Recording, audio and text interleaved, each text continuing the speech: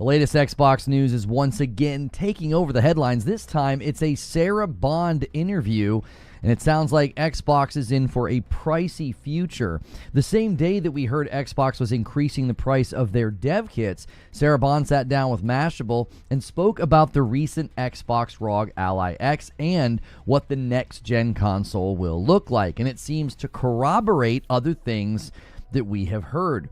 Many leakers and folks who get the scoop on hardware have said that the next Xbox console will be a console PC hybrid. They also said it would be a more powerful but also more expensive device compared to the PlayStation 6. Sarah Bond appears to confirm that as she tells an interview that, they're right if that's what they're looking for, that the next device will be very premium and very high-end curated experience. She used the word very twice, and I actually think the dev kit price increase, the Xbox developer kits that they send to people, I think that price increase and Sarah Bond's comments are actually related. Now, we're going to talk about that. We're going to watch the video in question. We're going to look at the clips. There's even a part of what she says that many people are passing over. They're not really catching the fact that she said more than that it'll just be very premium and very high-end. She said a little bit more that I think gives us an insight into how they're thinking about their future with respect to hardware. Now, I open up the show with a very brief sort of setting of the table like that. The actual talk that I've written will happen later in the show. I usually do that about an hour into the show, so look for timestamps below. That is when I do that. That is also then followed by a Q&A session. You want to be here early, and you want to be a subscriber on Purple or a member on YouTube so you can submit those questions. There's usually no questions in the queue, so you can jump in line and be a part of that content. That's a great reason to support what I do. It's a great reason to be here early. So good morning, good afternoon, and good evening to everybody. If you're watching this right now or later, you can hit that like button, and that will be a great way to get us started this morning. Try to get us to those first 100 likes. There's a lot to talk about here. I think it's more than just, the things that we've been seeing up to now. It's more than that. But I do have some people to thank already getting started over here. Han shot first, and so did you. Thank you, Jerry A., for gifting a member before I was even live over there on YouTube. And then Joker Quinn also gifted a member. And I've got a couple of resubscribes over here on Purple. Ant Got No Games using their Prime. Sci-Fi Nerd using their Prime. That's a 36 months for Sci-Fi Nerd. That's a long time. 16 months for Ant Got No Games. And 30 months for Ganks. So let's add those three to the total. Thank you, gentlemen. Wired Rope has reached a 3-stream streak. He says, I'm not positive. I thought the same thing, that the dev kit might have been raised because of the new Xbox. I actually think the dev kit price is being raised is because they won't be needed in the future. Yeah. I don't think... Sorry, my coffee's not in frame. My coffee's not in frame. There you go. We want to make sure and promote the coffee. And those of you that were panicking about the dark roast, don't worry. That will likely be the flavor we keep going forward. So no panicking, all right? We've looked into some things. The Frickmas and the light roast will probably not be available once we run out, which we have a ton of both, but once they run out, we'll probably just strip things down to dark. But if you guys are looking in the YouTube chat and you see what Pac-Man on a Bike just did, that is how you submit a question, and that will get added to the question queue for later. If Nightbot gives you an error, I guess just try again, Pac-Man. It didn't come through. Usually when it gives you an error, it still works. Try it again and see if it comes through. Nightbot's fine. It just says it pulled an error connecting to the server, so maybe... Try again. I think the dev kit prices going up are related. I don't think there will be dev kits in the future. You don't need dev kits if you are a PC hybrid. Does that make sense? There you go. First question in the queue. Thank you, Pac-Man. There you go. Fill that question queue up, boys. You'll be featured later, and you'll get a guaranteed, as long as it's on topic and not like a joke question, you get like a guaranteed answer. Great reason to be a member. It's a great reason to be here early when the shows start. Guys, if you haven't already, man, hit that like button. Try to get us our first 100 likes. I just paused the thing that nobody likes on YouTube And if you like that I paused that so we're not getting disrupted, hit that thumbs up button. You don't really need a dev kit in the future. If you're going to a PC hybrid, I think it also solves the problem of backwards compatibility going forward. Do you understand? Like, going forward. So let's say they launch this PC hybrid in 2027. And then in like 2032, they've got new hardware coming out. Guess what? You don't have to worry about backwards compatibility if you have basically just converted yourself into a Windows PC gaming platform. I mean, Sarah Bond said they want Windows to be the largest gaming platform. So, like, I don't think you need dev kits going forward. Okay, it looks like it doesn't like the Q command. Let me take a look at that and see why that might be happening. I believe it's the exact same. Yeah, it's the exact same thing. Let me edit the Q command and make sure it's the exact same. Yeah, it's the exact same. I don't know why the Q command's not working. Just use the question command. No, Fuzzy just did it, and Fuzzy's getting an error as well. Fuzzy got an error. I guess just keep trying. There must be some kind of a problem. It could be related to the AWS problems from the other day, because both Fuzzy and Joker. Guys, if you go to submit a question, you're gonna have to like copy it before you send it, because you might have to resubmit it. I'll monitor it and I'll let you know when your questions don't actually hit the form. I don't know why that's happening. Yeah. Okay, Buckeye Plays, yours got through. There you go. Yeah, you're just gonna have to keep trying, because Buckeye Plays just did it on Twitch and it worked.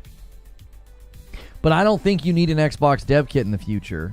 I think that's why they're raising the prices, because they know that it's on its way down. Not on its way down, but like it's not going to be needed anymore in the future. So you're going to increase the price of it because you don't need it anymore. Jaster, your question got through. There we go. Seems like it. Hopefully, maybe it snaps out of it. If I knew, I would have got some timestamps for Moore's Law is Dead and Digital Foundry. I watched the Moore's Law is Dead video. We can watch that segment where he talks about Magnus specs in his recent video. I watched it this morning. We could watch that segment. I mean, Moore's Law is Dead thinks that the Xbox Next Gen console will be like $1,000 to $1,500, according to what he's seeing, according to the specs that he's seeing. That's what he's guessing. The question doesn't work over here when I tried to do it yesterday. I mean, if you're looking at chat, Wolf Saints, Buckeye Plays just did it and it worked. So it does work. It just glitches sometimes. Personally, I think an Xbox PC hybrid console sounds like the perfect device for my living room, being able to play my Steam games natively, but with the tech of a console. Ease of software navigation sounds really fantastic. Yeah, Stone Spire's got through. Okay, hopefully it's done being persnickety. 1,500 go full PC then, says Hotshot. Yeah, Joker Quinn's is going to pull an error, I can already tell. Nope, Joker Quinn's got through. Okay, cool. I mean, the letter Q didn't work. Oh, I added it now, Wolf Saints. You can use the letter Q command on purple. I added it. Eugene says, price on device like that is directly connected to manufacturing costs that are dependent upon how many you think you can sell. They are not expecting large sales. Yo, Dan, thank you for renewing your gifted membership. Celebrate your milestones while you can, boys. This thing is not looking like a comet. Huh? Anyways, make sure you guys are on Member Plus or above on YouTube. The gifted member tier, you don't get into all the content. You don't get all of the stuff. The dev kits went up by $500. Eugene, if you watch the latest Moore's Law is Dead content, he says that the Xbox ROG Ally had like a very light, he's calling it a paper launch, almost like they barely sent any units. He said he spoke to a retailer that they got like less than like 1,000 units, and he said that they were basically saying that like a good percentage of the ones that were even made and sent were basically sent to reviewers. So like the whole like, oh, it's sold out thing, he was like, well, yeah, they barely made or shipped any of them.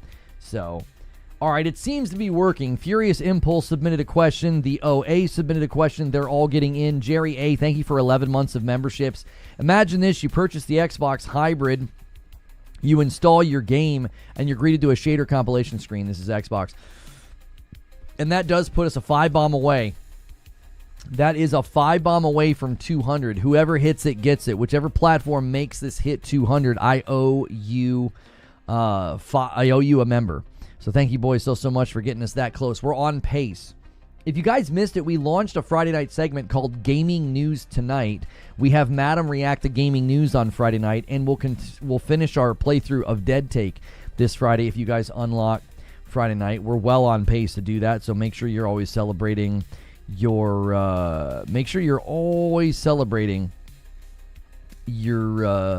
renewals.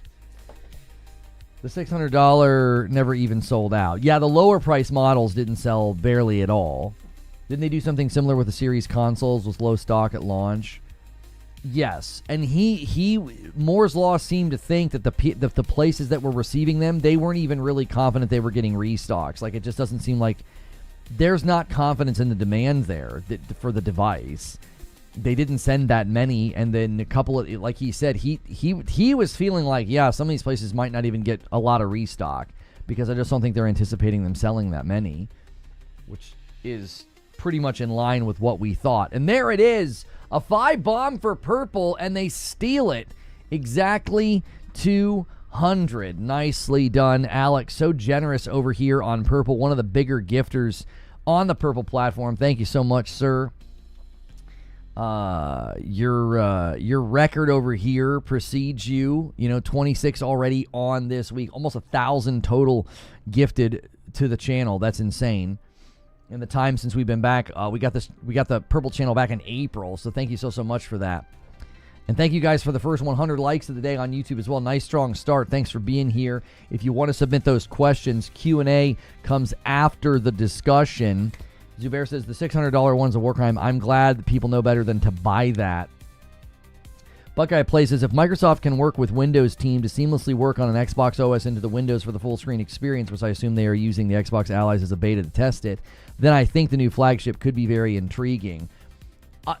Based on everything we've heard about the ROG Ally X, the Xbox ROG Ally X, it sounds like they've got work to do. They're like, okay, this is a nice start, but you guys have got work to do. This is basically just an application that runs inside of the gaming PC, the handheld gaming PC that you've purchased. So it seems they've got their work cut out for them. They're going to need to make it very, very Xboxy, or at the very least, very, very stripped down. I don't think people are going to want to boot up a system in their living room and have the experience that people were having on the Xbox ROG Ally X. Like, there was a guy that said it, like, he spent the day setting it up. And it's like, nobody wants to get home and do that. Like, plug it in their TV and, like, be interacting with Windows and, like, setting things up. Like, that's the last time. I'm sorry, not the last time. That's the last thing you want to be doing with your time. Yeah, like, dealing with updates and stuff. It looked like a very, very not great, runway to start your experience with a brand new device. Being like, well, here we go. Gotta update Windows. Gotta update all these applications. Like, if you do that with this PC hybrid, people are going to be like, what the heck did I buy? That you want to give them the function without the frustration. I think that's the way to approach it. You want to give them the function of the PC in their living room so they can, like, load up Steam, the Epic Store, or whatever. But like I said, I think that's why they raised the price of the dev kits. I don't think the dev kit price is going up at the same time she's doing this interview. I don't think that's an accident. I think they're signaling rather loudly, listen, our future device, our future platform is Windows. You're not going to need Xbox dev kits in the future. If you're developing your game, imagine right now that you're scoping out your game for 2030. Okay? You're scoping out your game for 2030, and you're going to develop for next gen only. You're only going to build for the PS6. You're only going to build for the PC, high-end PCs or this hybrid that Xbox has made. You don't need an Xbox dev kit then. You don't need one. You're developing for hardware, you're developing for PlayStation, and you're developing for PC. That's it. There's no Xbox dev kit needed anymore. Like, number one, I agree with Yanadid. That's probably a good thing because you're stripping down the amount of things that like a third-party developer has to build for within reason, right? Like, you're still going to want to build for the PC hybrids setup, like whatever its configurations are. And then you're also going to have to develop for, the litany of combinations of hardware you're going to get on PC. But the hope would be that you at least get well-optimized games for, PlayStation 6 and the hybrid, because if the hybrid is a set piece of hardware, you should be able to optimize well for it. You're not optimizing for... You're still, as a developer, you're still having to consider all the litany of combinations that people can have out there with graphics cards and everything else. But the hope would be that this could simplify things for third-party developers that are building for multiple platforms. What's good, Mike on the mic? Some of the pure console players that switch over to PC are going to have their hands full. If it's running Windows, it's just going to be treated like a PC configuration. I heard dev kits are free for certain people. I mean, I've heard a lot of things. I don't know if I've seen any. Have you seen a reliable source say that some companies get dev kits for free? Now, if you've got like a really, really big contract or deal with, I don't know, EA, I could see being like, yeah, we'll send them to you for free. I think the issue would maybe be like your AAAs and your indies are going to be like, oh, well, now that just got more expensive. Depending on how many dev kits you have to buy for your production to be, good. And an Agent of Chaos comes in from Joker Quinn, and he bumps the line by 1. We're sitting at 201. Moving it forward. Let me pause the thing that nobody likes so that you can hit the likes. Thank you guys so much for hitting the thumbs up button already. Ninja Gaiden 4 is hard AF. Oh, I tapped out yesterday, brother. I can't keep up. I am not fast enough. I'm not young enough. Man, I'm not good enough for that game. That game's out of my reach. I was like, yeah, I'm not doing this. I was like, dude, no. I felt like I was trying to play basketball against an NBA team. I was like, yeah, everybody's bigger, faster, and stronger than me. This is a waste of my time. I'm not going to get buckets, dude. No way. I'm going to get stuffed every time. Is there easy mode? You can turn it down. You can turn the difficulty down, but, dude, I was like, you know what? I was like, they're just games that you can tell aren't built for you. I'm like, this wasn't built for me. This was built for fans of the franchise, and it's built for people who play fighting games. It was hilarious watching you towards the end. I mean, I was just honest with people. I was like, y'all, I'm getting overwhelmed. I'm getting overwhelmed. It's too much. It's too much for my old man slow brain. I'm not a fan of constantly spawning ranged enemies in the arena. Like, I was a little critical of that, but by and large, the game's just not made for it. It's made for a very different type of player. In Hades 2, one of the endgame modifiers you can add speeds up the enemies by 20 or 40%. I couldn't keep up with the 40% faster. It felt like playing PvP against kids. Oh, yeah. Yeah. They kept spamming Lono with new abilities. Yeah, I'd like walk 2 feet, and they'd be like, now you can use your blood abilities to do an explosion. And then a couple seconds later, now when you're doing your blood abilities and you cause an explosion, you can do inner turmoil. Now when you do inner turmoil, you can meditate and you can see the future. I'm like, brother. I was like, there's so much going on. He had to read so much. I did. I had to read a lot. I had to read many words. It was a lot. It was a lot. I totally could see why people are enjoying it. I'm like, they really give you a lot to play with and a lot to, experiment with and build around. And I was like, dude, I'm wearing somebody else's pair of shoes here. This is, I am out of my depth,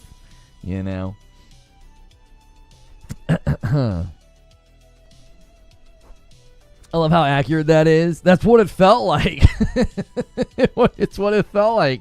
Every 10 feet, they were like, here's a new ability. And I was like, I barely used the one you just gave me. Oh. The other day, the ball game Lono was playing. That game's really fun. Yeah. Ball Pit's very, very fun. They've sold like 300,000 units. They're doing very, very well. Yeah. The power dynamic of the Xbox Hybrid will also have an effect on devs. So Jerry A is talking about the Xbox Magnus, or the Xbox Next Gen console.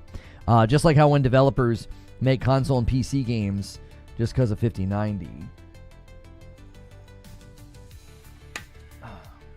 Yeah, I've seen rumors about that, Lushy. I don't really have much of a comment. That's way off. That's way off topic, and I don't like going well outside of topic when we're this early in the show. So I don't have much to say about the rumor about, Sucker Punch making something like that. The other gay. Oh, did I accidentally say the other gay? No, not the other gay. We have a handful of gay people here, Fuzzy. You're not the only one, all right? There can be only one, and we're going to have a gay off. That sounds really inappropriate. But what I mean is they're going to compete to be the only gay member of our community, okay? That is what I meant, all right? Please don't cancel me, all right? A dev told Colt that PlayStation and Xbox give out free dev kits to qualify people. I don't know if true. Well, I mean, again, the thing that I'm saying, 187, is it kind of doesn't matter, does it? It kind of doesn't matter. Like, I don't think there's Xbox dev kits in the future, brother. Just stop. I barely had my coffee.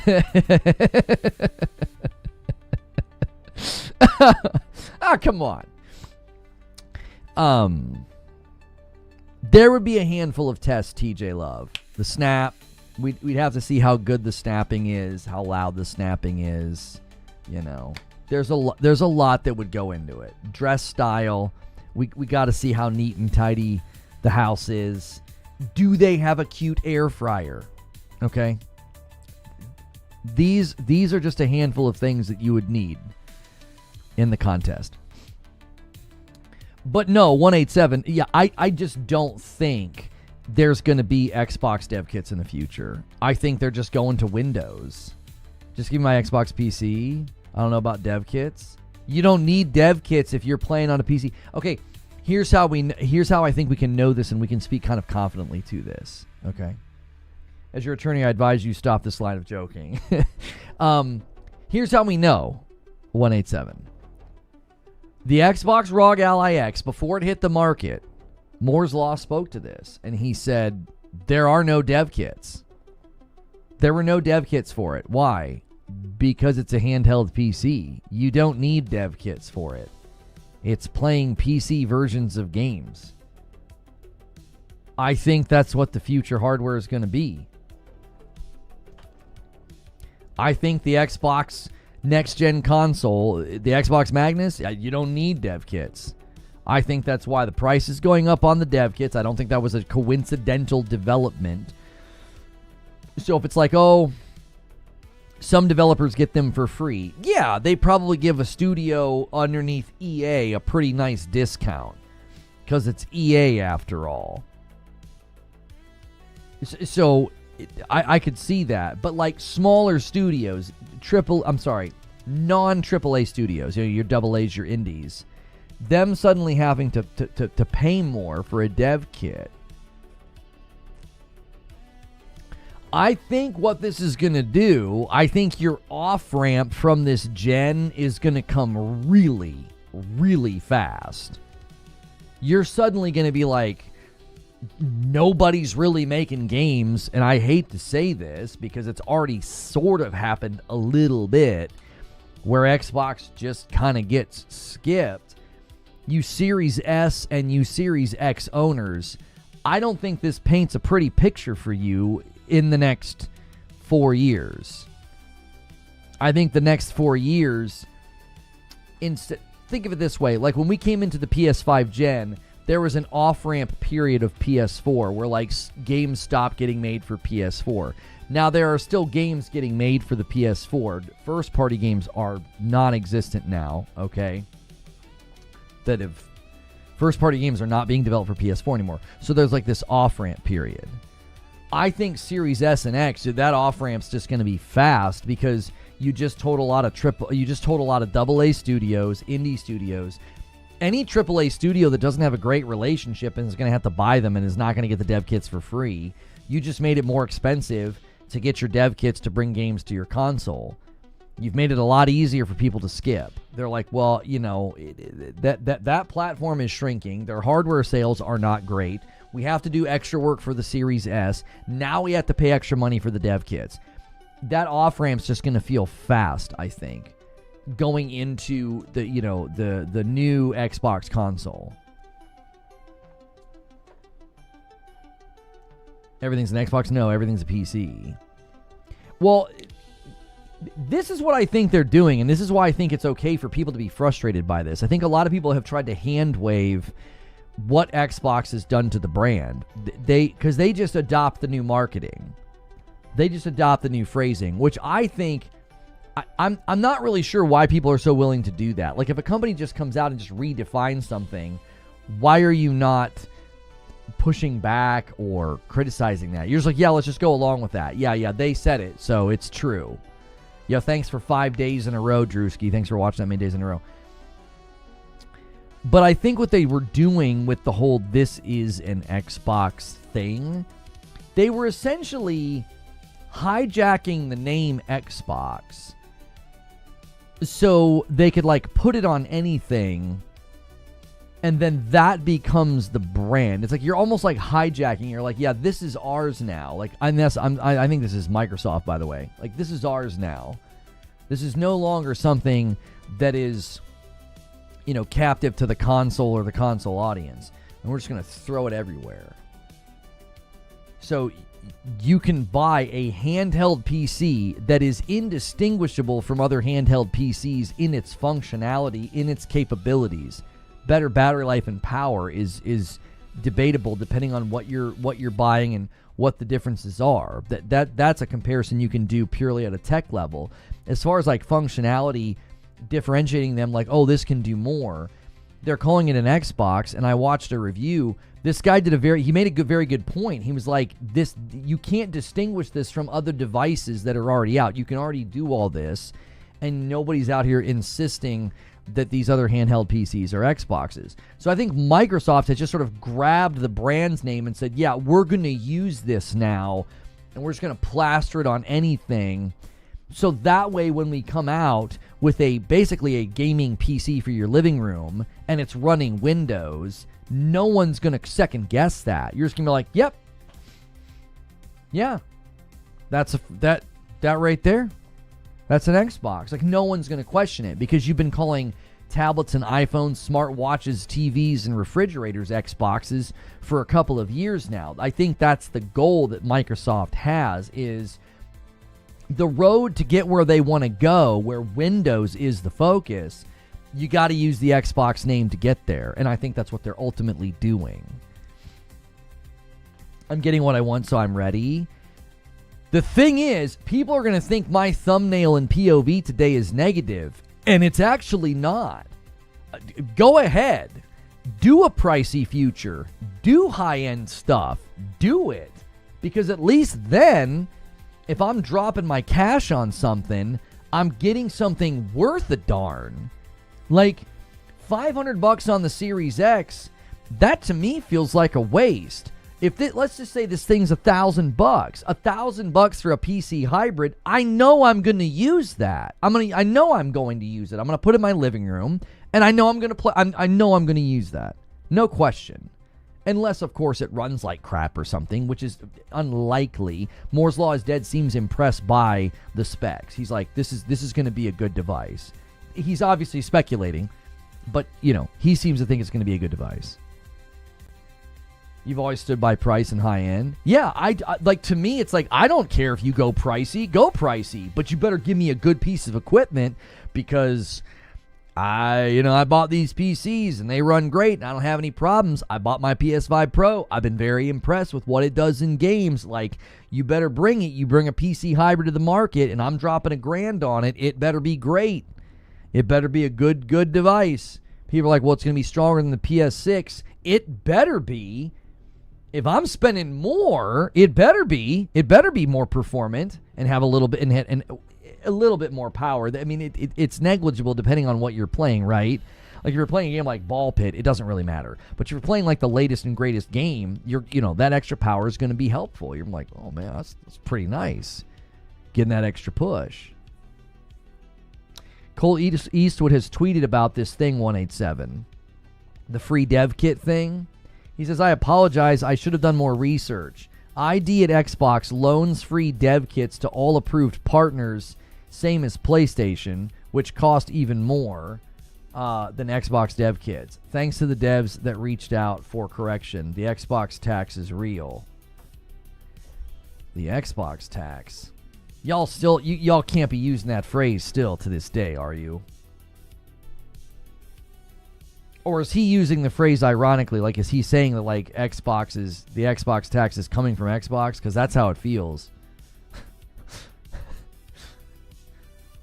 I mean, you guys kept talking about Xbox tax.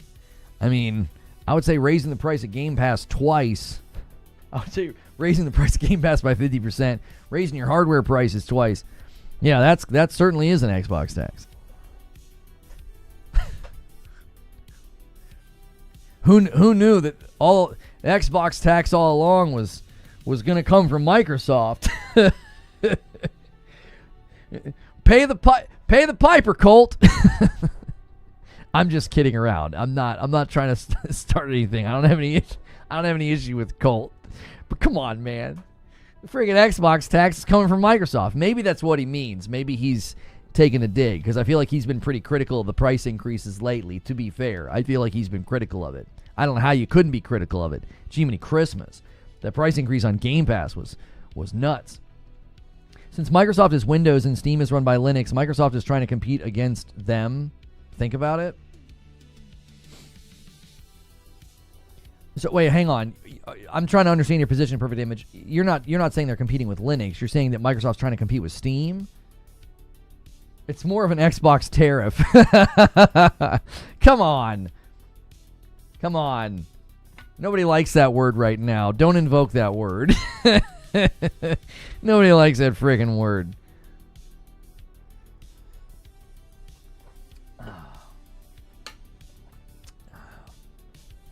He blocks everyone who calls him out. Who the frick cares? He can block whoever he wants. It's his account. He doesn't have to listen to you. He doesn't owe you anything. Nobody out there does. If somebody blocks you, get over it. After all the crap since Xbox One, I will never buy another Xbox product. Series X was the last one. If they're competing against Steam OS, they're already losing. Yeah, I'm going to tell you right now, if you're setting your sights on Steam, I got some questions for you. And the first one is, why? Why would you try to go against Steam? And secondly, my question is, no, don't.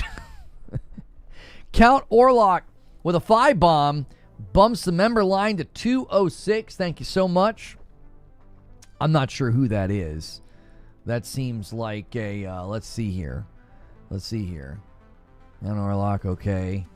Your account's barely a year old, not a member and gifting. Gee.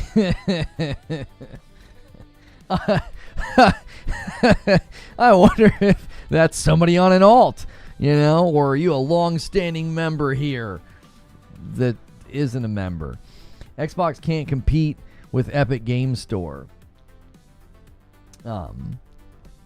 I appreciate the gifted members, but it's always a little strange when somebody I don't even know who you are, and your account's not even a year old barely. You're like, here's some members. Okay. It's coming. I knew it. They're not competing against Steam in a storefront. They're competing in the OS.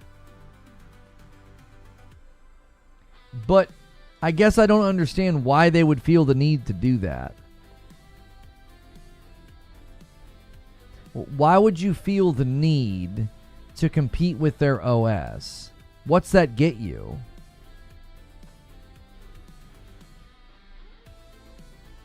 The Epic Game Store comments the meanest thing I've heard this year. What did somebody say about the Epic Game Store? Xbox can't even compete with the Epic Game Store. Come on, that is really mean. They can't scrape our data if we're running Linux. So you think Borderlands 4 was the best-selling game in September? Good for them. I figured it would do really well. Yo, what's good, Feed? I see you in the chat.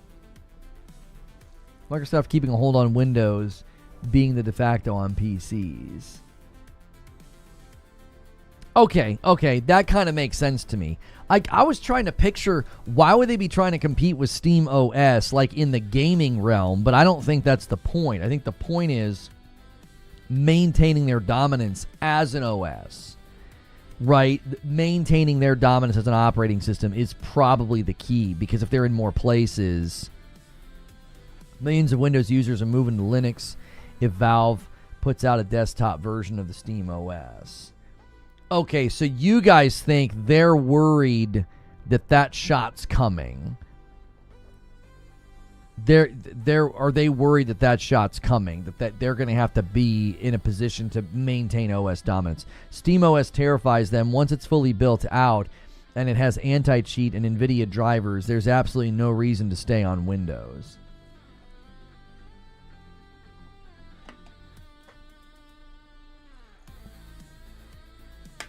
Make sure you guys are hitting the like button as you come in on YouTube. Make sure you're submitting questions. The question command, we've got, let's see here, 2, 4, 6. There are 7 questions already submitted. Use the Q command, the letter Q, exclamation point Q or exclamation point question to submit questions for Q&A that will happen later after I kind of read through my script. The shot from Steam OS is real. Okay. I mean, I'll be honest with you guys. I've never been a big fan of Windows. It's freaking annoying. Like, they push out updates that break stuff all the time. I've had all kind of weird things happening on my streaming rig, and you guys are like, oh, yeah, that's a Windows thing. And I go and try and troubleshoot it, and people are like, yeah, it happens like once every 2 weeks. And I'm like, that's really easy to troubleshoot. What the frick? Like, I hope SteamOS happens for PC. I don't know if Gabe has or is doing SteamOS for desktop.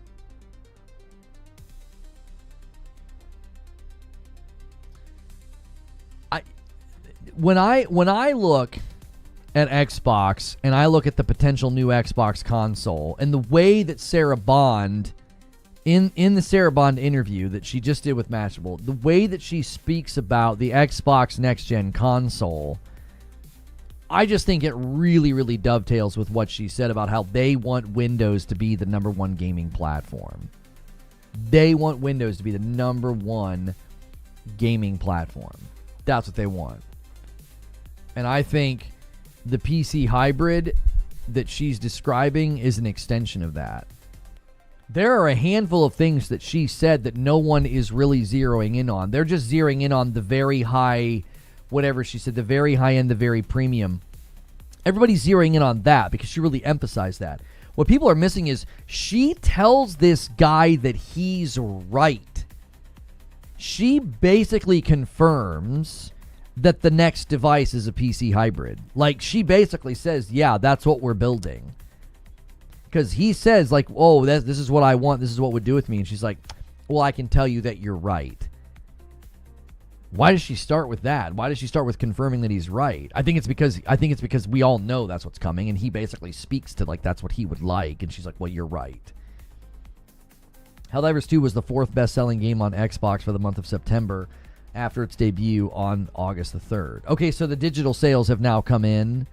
I tried to tell people that game was selling well over there. When the sales reports first came out, digital for Helldivers wasn't included for some reason. Yeah, I tried telling people that the player numbers internally on Helldivers only made sense if Xbox was buying it. Like, it had to be coming from there. We knew the numbers on Steam were pretty much in line with the last major update that they had done. We knew what PlayStation numbers typically look like whenever there was a surge. The rest of that player base surge had to come from Xbox. And it was like that. They're buying it. There's no way the number's going that high without them buying it. People were wanting to, run with their confetti to be like, haha, nobody bought it. But I kept trying to tell folks, y'all are celebrating way too early. The game sold well over there. Now, I guess the thing that people are probably going to push back on, which I think this is probably fair pushback, is being the 4th best-selling game on Xbox doesn't say much when you pit it against the other games.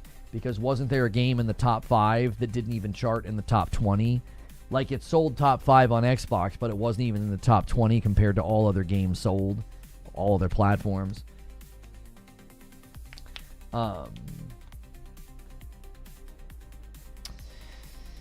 dumped Windows last year, and I've been on Linux. It's so fast and nice to the point that I don't buy games if they don't run on Linux. F Windows. Eugene says, okay, 3rd and 4th best-selling game doesn't mean crap on that platform. Sorry, Eugene, I beat you to it. I knew people were going to bring that up because I think there was like a Final Fantasy or something that really did well over there, but then compared to other games, it didn't. Yo, Orphan Twin coming in with a 10 bomb. A big one out of nowhere puts us at 216. We're basically a 10 bomb away from the next milestone where I will owe you guys a member. Thank you so much, sir. Microsoft needs to develop gaming OS for Windows. It seems like that's what they're doing. If you guys are looking at YouTube chat right now and you see what the OA did, he submitted a question and Nightbot received the question. You'll notice there's 9 questions in the queue. This is your opportunity. This opening hour is just for members. Only members can talk. This is basically morning coffee. This is our time to kind of vibe, chill, and warm up the fires of conversation. You can submit questions right now for Q&A later. You want to be here early so that you're early in line. Love you, homie. Appreciate you, man. Love you, too. Thank you for the support, my man. I really don't understand calling it a hybrid because it's just going to be a Windows with an overlay at best. I think they're calling it a hybrid because they're wanting it to be a PC that makes you feel like you're booting up a console. Why didn't I tell you the fight on top of the mountain was going to be so tough? Because I'm scared of him and haven't done it yet. I'm really beefing up my character before I go up there, okay? So, I'm sorry. I'm sorry. Sorry for your trauma. Guys, I just paused the thing that nobody likes on YouTube, so give me some likes on YouTube. Hit that like button. Try to get us to 200 likes. I'm more interested if Microsoft can release a version of Windows that's stripped of all the bloatware and specifically targets gaming. Eugene says they wanted to have a spot on your entertainment center. Right, they want to maintain that fixture in the living room, right? Like, it's not going to look like a PC where you look at the back of it and there's like all these ports. And you're like, what is all of this? I got a spot for my keyboard. I got a spot for my mouse. I got all these different ports for my monitors on the video card. I have all these vents, these lights. Like, it's going to give that feel of like, no, just plug and play. Just plug it into your TV, plug it into Ethernet, or use Wi-Fi, and you're good to go.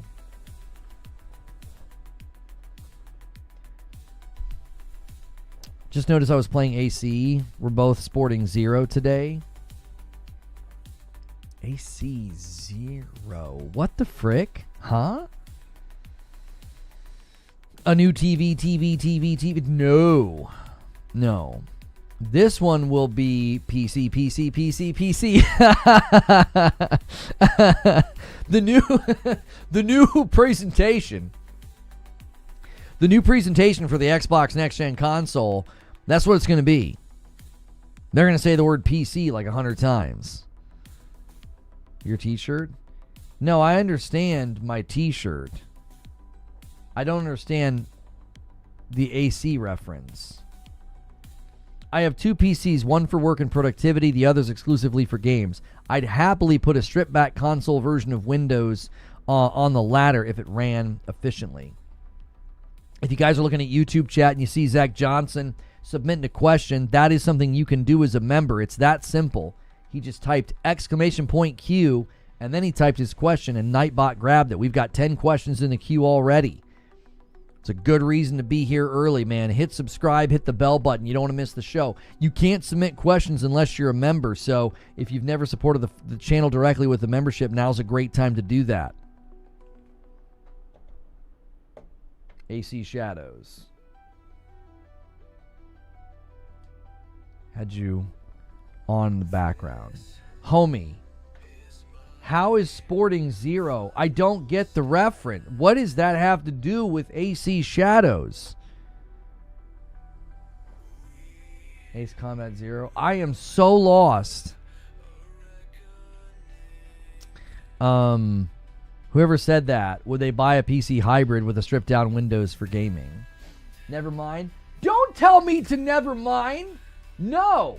You do not get to leave me in mystery on this. Explain yourself, sir. What did you mean? What did you mean? You said both Sporting Zero today. What did you mean? We will get to the bottom of this, okay? You will explain it.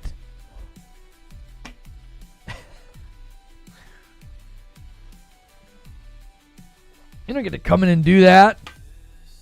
Like that frickin' guy that came in and talked about losing a finger and then he never came back. And we were like, what? How did you lose a finger? And why did you bring that up? How did it involve your neighbor? And he never came back. And to this day, it bothers me because we don't know what happened.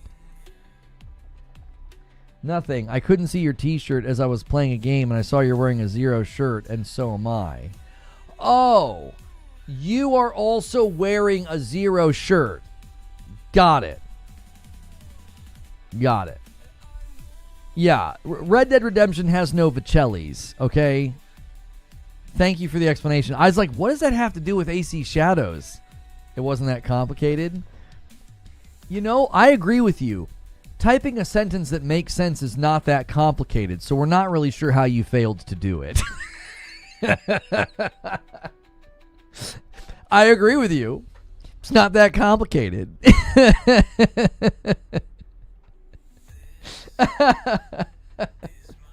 He clearly put his finger where it didn't belong. We just wanted to know what happened.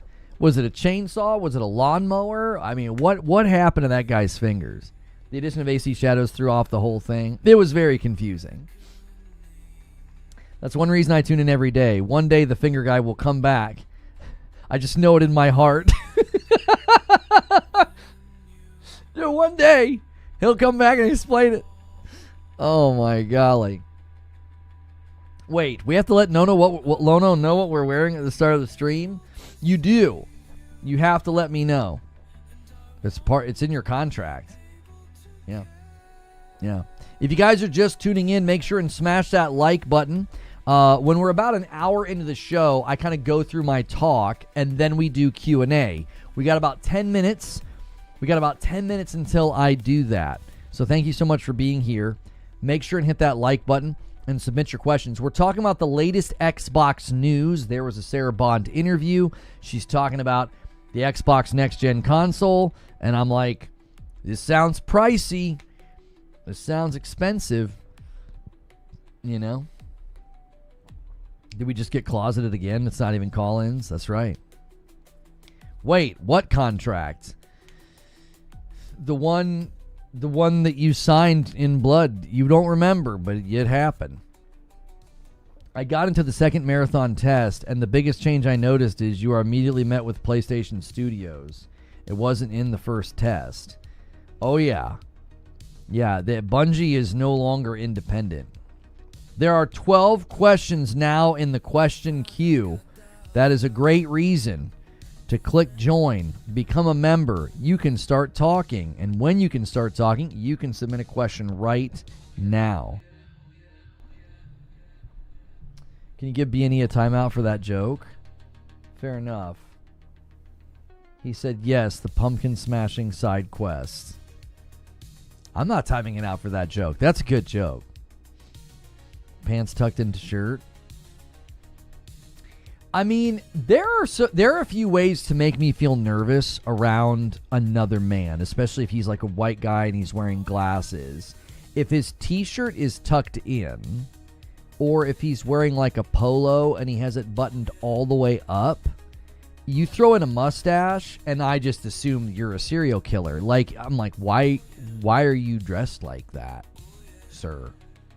What are you doing? Why are you eating Chipotle by yourself without a drink? Like, what's going on here?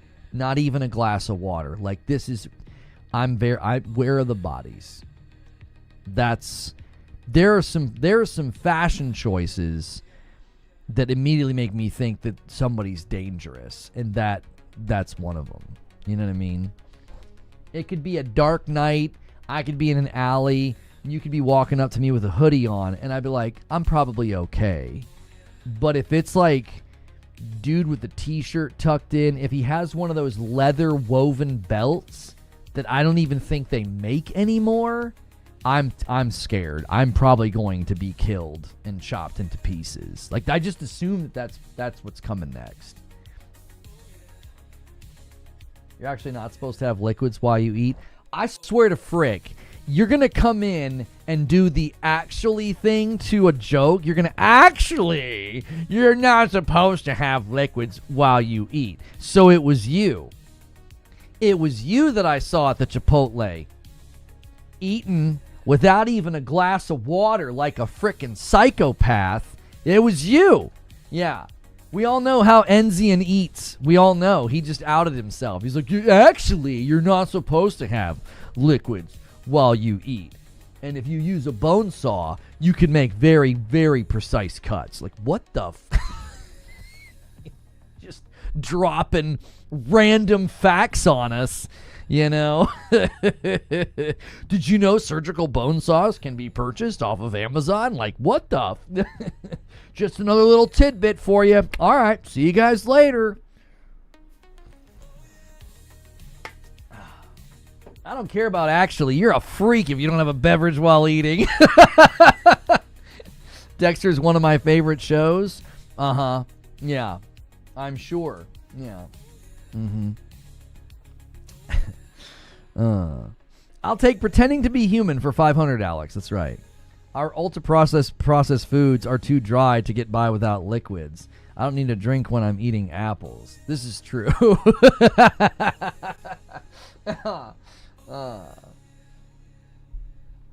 Don't buy off of Amazon, freaking paper trail, you amateur. This is true. This is true. All right, I'm gonna give my little talk here in about 7 minutes. We're gonna be talking about. I've got a little script wrote up here about the Xbox Next Gen console. It sounds expensive, or for some of you, it sounds expensive. So I try to make sure the show's relevant to lots of cultures. Okay, it sounds expensive. Yeah. If there are any children here, well, not children. If there's any people like under the age of 20, this thing will not be like a 6-7 when it comes to price. So that I'm just trying to hit a lot of demographics here with how I communicate. Yes, it will be pricey. Yeah. Anyway, so we're going to be talking about that. So you can submit your questions right now. You can submit your questions right now for Q&A, and we will be getting to that. We'll be getting to that shortly. Lono, stop. I mean, I'm just trying to be relevant, you know? I'm trying to maintain my status with the young ones out there. I'm sure they like being called young ones. Did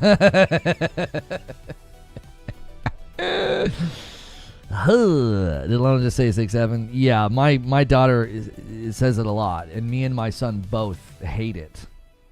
Yes. Yeah. Unsubbing, that was cringe. Listen, if all it takes to unsub is to be cringe, then we're in big trouble. We're in big trouble. Gaming side note: the Torch 25 was everything I hoped it would be, says Stone. I drank it all. Oh, but I was very relaxed and had a great evening. I even slept better. I'm telling you, it is a wonderful replacement if you're trying to get the booze out of the house, or at least out of your daily routine, because it's easy to do. It's easy to do. I'm telling you, use that Torch command, y'all. Stonespire liked it. Genks liked it. Take it easy if you're inexperienced. Take it easy, y'all. Take it easy. I wonder if they found a way to bring their native library to PC. Well, we'll talk about that in a moment. I've got that in my script. I think we have early signs of what they're hoping to do. I think we've already sort of heard some things about like what they're planning with respect to how they're going to manage, like, what do you do with someone who has this huge library and then you hand them basically a frickin' PC? Like, think about it. Right now, if you've got somebody who's decided to switch to PC, their stuff's not coming with them. It isn't. Do it right now. Do it. Get rid of your Xbox Series X and buy a PC and see how much comes with you. Very little does. This is a concern, right? They've got a pretty large audience. I mean, it's a shrinking audience, but it's still a lot of people that they're going to hope are going to want this thing. And they got to figure out a way for your stuff to come with you. Imperial Shroom with 27 months. Good morning. Sorry to change subjects, but I just got here. What are your thoughts on the game Dispatch? I feel it came out of nowhere. It was in a bunch of the showcases and stuff. It actually didn't come out of nowhere. I just don't think they marketed it at like all, and all of a sudden the reviews dropped. Usually the week leading up, month leading up, or 2 weeks leading up, whatever, a game really starts to market itself. I didn't see anything for Dispatch, and then all of a sudden I saw, rave reviews. Dispatch actually showed up a couple of times during events and showcases and stuff. Yeah. It's not my kind of game. I'm not going to play it, but it looks like it's getting good scores. People seem to be liking it. Even Keeper? Yeah, I don't know why they did that to Keeper. Keeper's been getting great scores and reviews. It was one of the reasons I was like, I'm not playing that. No, nobody's talking about it. It has no volume. And like, we're in sort of a vulnerable position right now, given everything YouTube did this year. It's like, I can't take those risks. I can't do a stream of something that's like very, very low on interest level. And there was like no marketing for Keeper. And I was like, everybody seems to be liking it. It's possible that game companies are, saving their marketing budgets to try to be, more effective when they finally do spend. I don't know. Anthony says more expensive than the PS6. Yes. According to everything we have heard, and I would even say Sarah Bond's comments back this up, the Xbox next-gen console or the Xbox Magnus, it'll be more expensive than the PlayStation 6. It will also be more powerful than the PlayStation 6 because it's going to be basically a PC hybrid and will, I think, out of necessity, have to come with more raw power because of what it's going to be offering you as a value proposition. It'll have to have more raw power because of what it's going to need to be able to do. Think about it. Android is run on Linux. This is why Microsoft is trying to beat Steam. I don't know enough to comment. I can only be a sounding board and be like, okay, cool, you guys think that. Let me switch the chat over there on purple. I'll be switching the chat over here on YouTube. Let me switch the lights. We're going to get into the real show now. It's time for the real show. We've been live for an hour. Great turnout. Hit like. Try to get me to 200 likes. Hit like for me changing the lights. This is some really high-tech stuff here. Watch. You ready? Look at this. Now that's the level of production that I bring, okay? You're not getting this anywhere else, okay? Lot of guys will just sit there, and they have like a switch thing on the desk. I slide back. I slide all the way back in the studio. I really do the work for you guys. It's the sacrifice I'm willing to make to just give you a good show. That was took a lot of energy to do that. Microsoft's trying to lose money on console. Though they're not trying to lose money on consoles anymore. Price high, get your audience.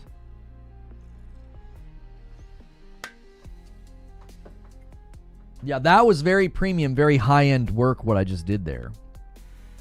So let me switch the chat as well. I'm going to make it so everybody can talk. If the last hour you were like, man, I couldn't talk. Yeah. If you hit join and pick Member Plus for $6 a month, you get into all the good stuff. You get to be a part of all the fun stuff. Hit that like button. Let's get into this. Let me see if I can't pull up something. We need like a video or something to run in the background here. Let's see here. What should we run? We just need some like B-roll here. Mag show. This is the variety of content that shows up on my homepage right now, y'all. Hang on one second. Let me fix that. That's not right. There we go. I got Mighty Keith. I got Brett Cooper. She's like so stinking adorable. And then I got Mag, who's equally adorable and very handsome. Look how dapper he's looking here in that suit. You know, this is my my content funnel is all over the place. I got Tony the Pony. I got Zach. I got Zach talking about Emmy. I got Co. I got That's a Bad Idea comedy skit guys. I got it all. I got it all. My homepage is very diverse. Let's see here. What do we got? Can we get like an Xbox Game Pass? No. Xbox. Let's get that hardware trailer Sarah Bond. Wasn't there like a hardware trailer thing that they put out? I mean, we could just loop the interview, I guess. There's not, well, no, looping an interview doesn't make sense. Because there's nothing going on. Here we go. AMD powering the next gen. We'll loop this. I think this makes the most sense to loop here for this little segment. Brett Cooper is a gem. I like watching people like that because I may not agree with everything they say, but I mean, and when you have such great eyebrows, it's hard not to watch. And good for her, you know, doing her own thing after everything that happened, you know. Okay. A still of Sarah Bond works. Hey, I worked really, really hard on that thumbnail this morning. Here, hang on. I'm going to do the thing. We have to do like the test run. Twitch, you're the fastest on latency. I'm going to hit record, and we're going to make sure that the audio is not messing up. I think we fixed what happened. I think it was like something with my camera's frame rate, and then some audio devices that I went and disabled. Circana reported Yote charting for both the month and the year off of 3 days of retail sales data. I mean, but go woke, go broke, I thought. And I thought Atsu was gay and that the game was terrible. Man, it'd be a shame if you actually didn't listen to people who lie about the game and just, you know, played the game instead. Yote, crushing dreams. Okay. All right. Let's get into this. Wait, why is that all the way up there? Hang on. There's like an annotation just floating. YouTube updated the UI and it's really messing with stuff. You spent a long time on that thumb, couldn't tell. I was just going to go with her. She was standing in front of like this wall of just Xbox logos. And I was just going to go with her because, I mean, you know. But I thought we need to get the handheld and like an Xbox PC on there. And then when I did that, I had to remove all the logos because it was just too busy. So it took a little bit of time to do some masking and stuff, but it worked out. Yeah. Ghost of Yoge. That's right. I love that they were just spreading the lie that like she ends up with the woman at the end of the game. Like, if you're actually playing the game, that's kind of gross, but we'll just leave it at that, considering the age differences between the characters. Like, dude's like unintentional. Well, not unintentional. Well, yeah, it's unintentional. No, they're gross, and then they're also being extra gross. Just spreading that lie.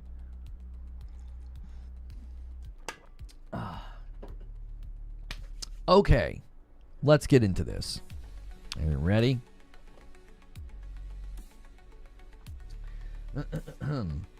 Let's get that rating thing off there. Yeah, I guess we'll just start here.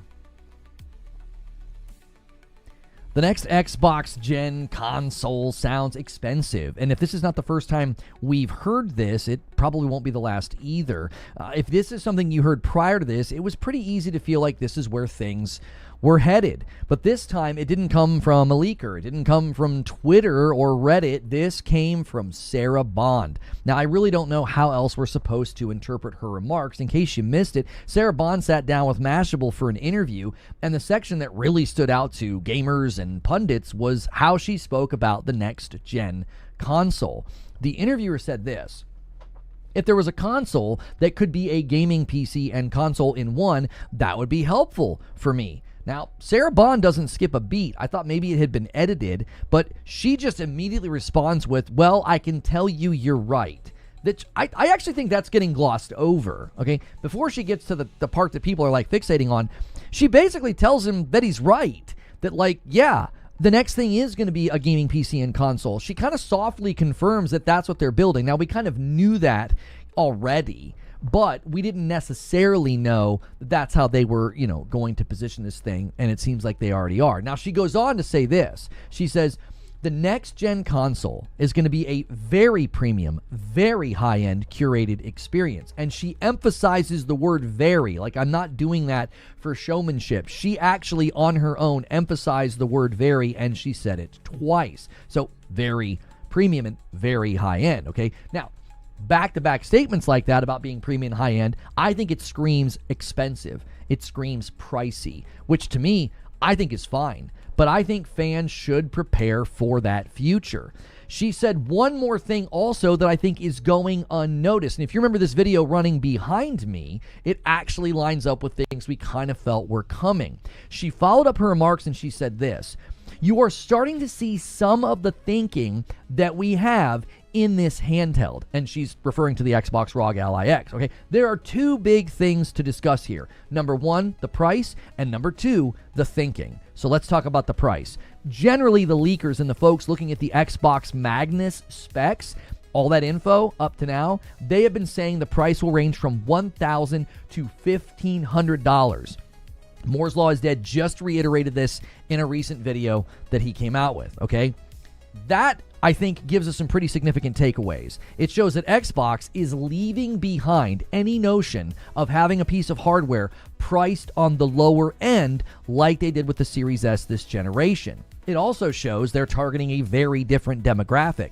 Phil Spencer famously said they weren't going to grow the console market with the $1,000 console. It was a bit of a dig at the PS5 Pro, which launched at $700. Well, it seems they've left that notion behind.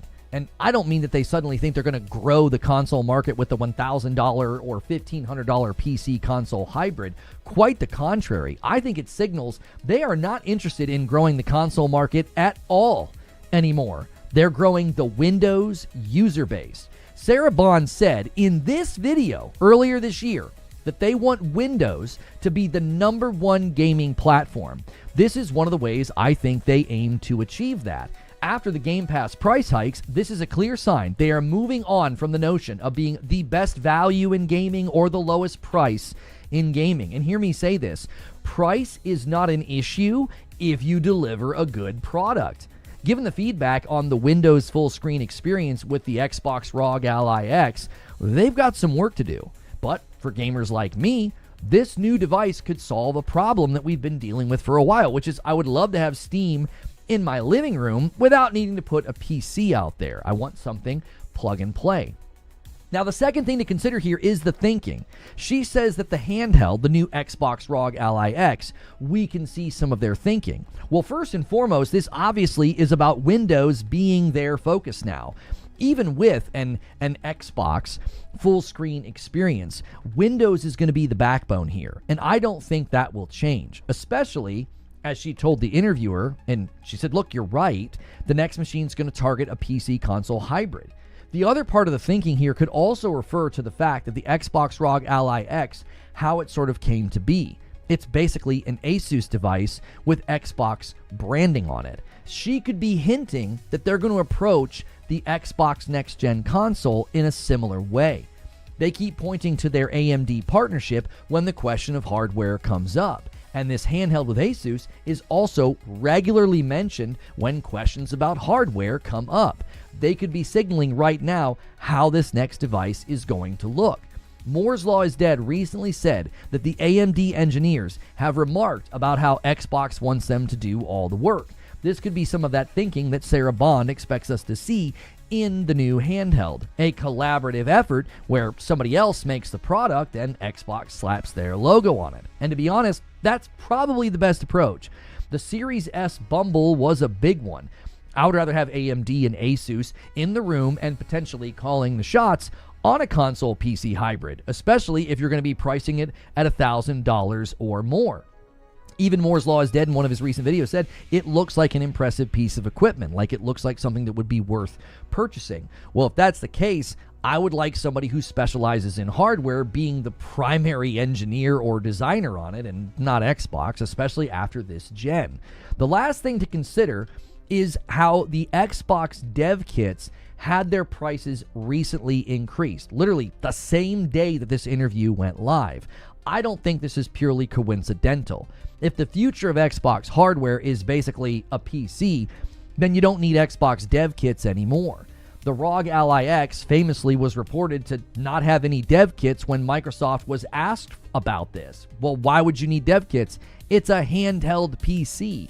This is one more piece of thinking that Sarah Bond could be hinting at. The future of Xbox hardware is Windows, with other launchers and storefronts built in, or accessible, I should say. If that's the case, some of the pitfalls of the latest sort of this is an Xbox marketing for the ROG Ally X, well, some of those pitfalls start to disappear with time. All future games will be playable because they're just going to be PC games.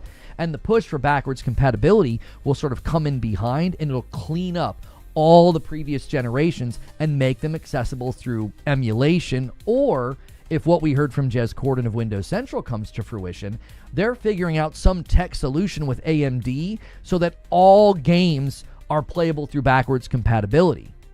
This sounds an awful lot like a future for Xbox that is Windows, and it also sounds expensive. Now, there's nothing wrong with going a more pricey route. I've always said I don't mind paying a premium price for something. I didn't mind paying premium price for the Series X, my PS5 as an early adopter, my PS5 Pro. I've got some nice pre-built PCs in the room with me right now. I don't mind paying for good equipment. If they can nail this and launch it in 2027, which is what we're hearing, that's 2 years from now, and it is more performant than the PlayStation 6, and it is more expensive than the PlayStation 6, it will appeal to a subset of the market. It will solve a problem for folks like myself who like Steam but don't really feel like setting up a PC in the living room. So, while this is a future that does sort of take the Xbox out of Xbox and puts Windows in there, I also think this is a future that's going to be a bit more expensive than the place that we've come from. But those are just my thoughts. I'd love to hear your thoughts.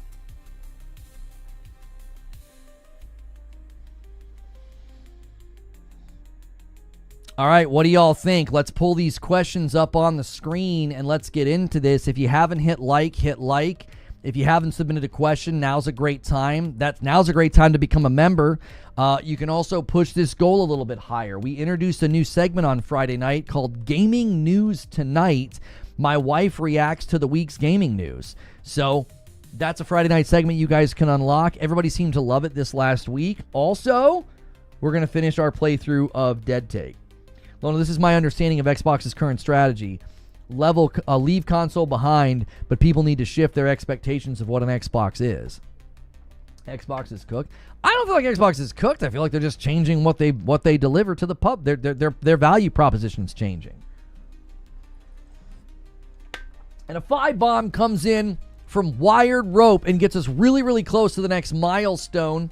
When this hits 225, I will owe you guys a member. Platform Wars. I don't think it's a platform war at all. I don't think they're even remotely competing. I don't. If you go to the store in 2027 and you're thinking about a PlayStation 6 or an Xbox PC console hybrid, the Xbox Magnus versus the PlayStation 6 or the PS6, I don't think they're even in the same hemisphere of appeal. They're very, very different offers. I don't think there's a platform war. I don't think there's any contrast here at all. I'm going to be honest with y'all. I like this because it will, I think, make it really, really hard to console war or to platform war. I think a lot of that will just fizzle out and die. Because how do you do that? How do you do that? How do you platform a console war if you just have good devices that people can buy and like? If they're not in direct competition anymore. Is Paris in the chat? I don't think so. If he is, I've not seen him say anything. I think the last time he stopped by the show was like back in April. I don't think there's a console war here. I don't think there's a platform war here. So, yeah, my hardware is better than yours. Like that's I don't know. I just don't.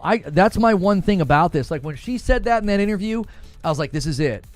This is how we get out of this. This is how we get out of this stupid nonsense storm and fighting about like, oh, it's console war. Nope. Very different companies, very different offers. I'm going to have both.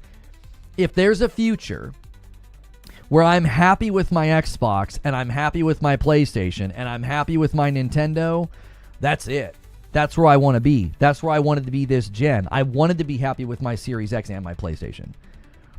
I love my Switch 2 right now. I love my PS5 Pro. I love my high-end rig when I go to use it and don't have any issues or problems. That's a great thing for me.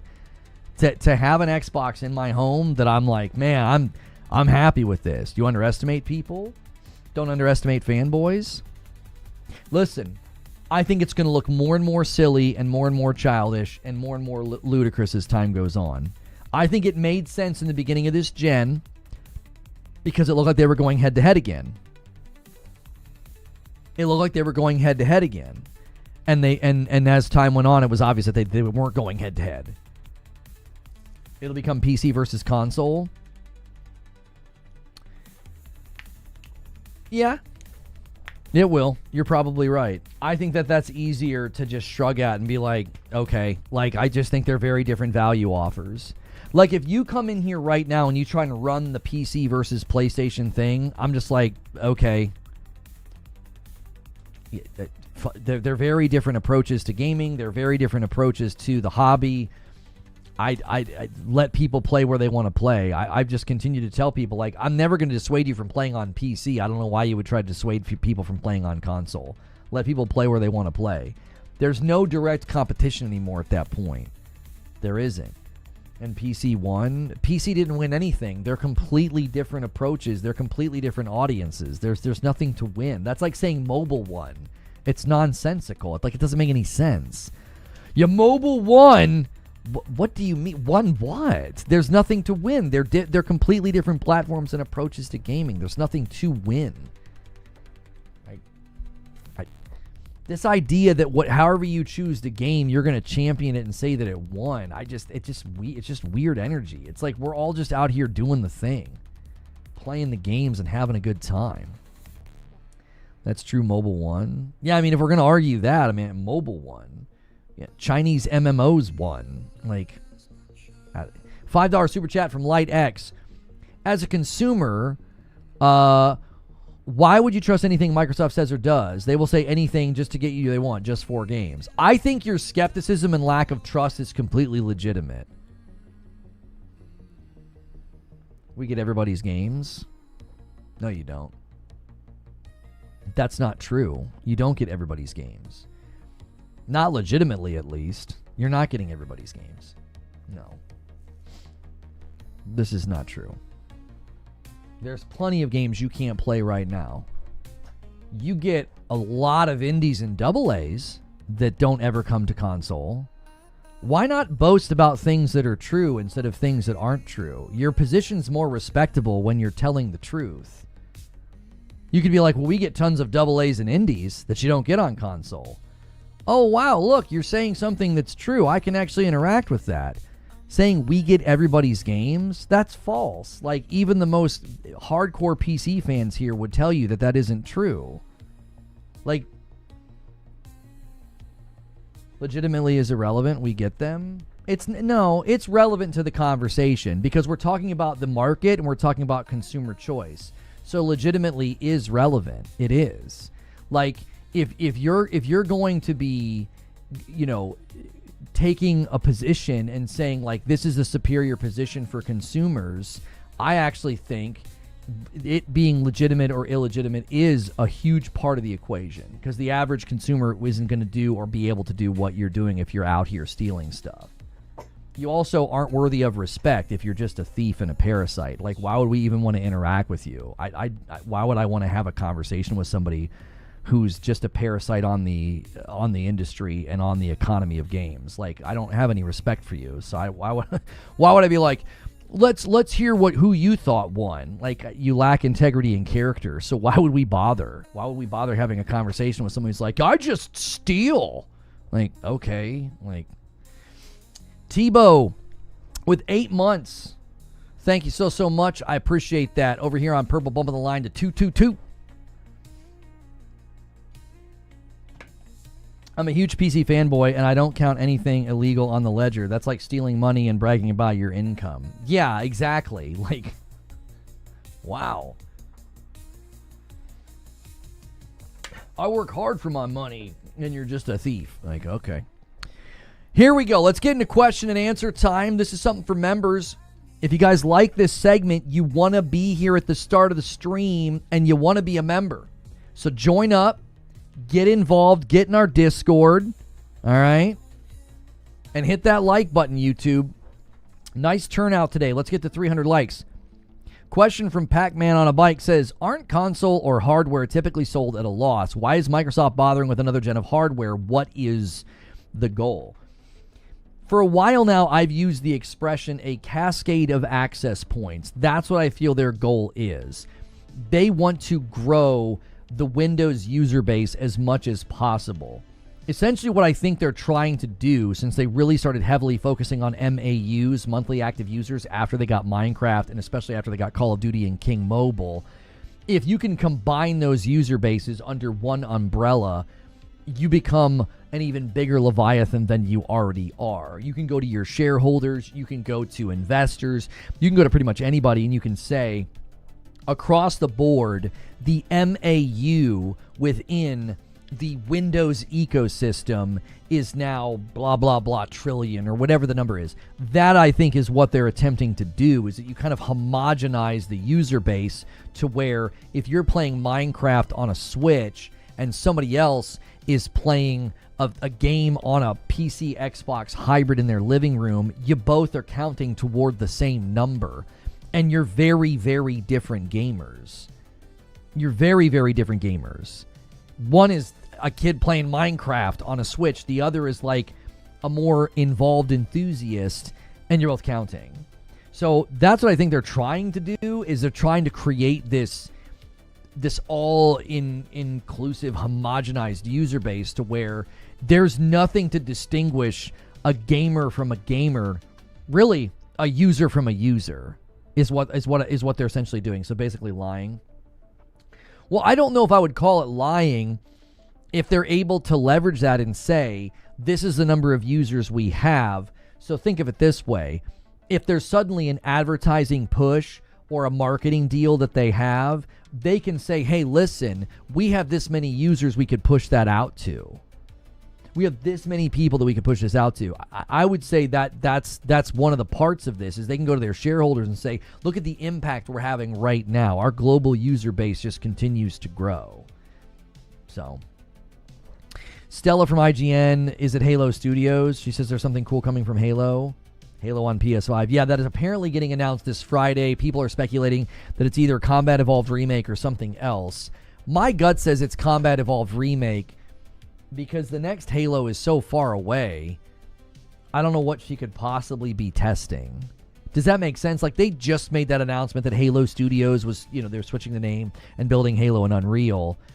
unless they're going to push out what Certain Affinity has built as its own thing early or something, I would imagine it's probably just Combat Evolved remake or remaster or whatever it is.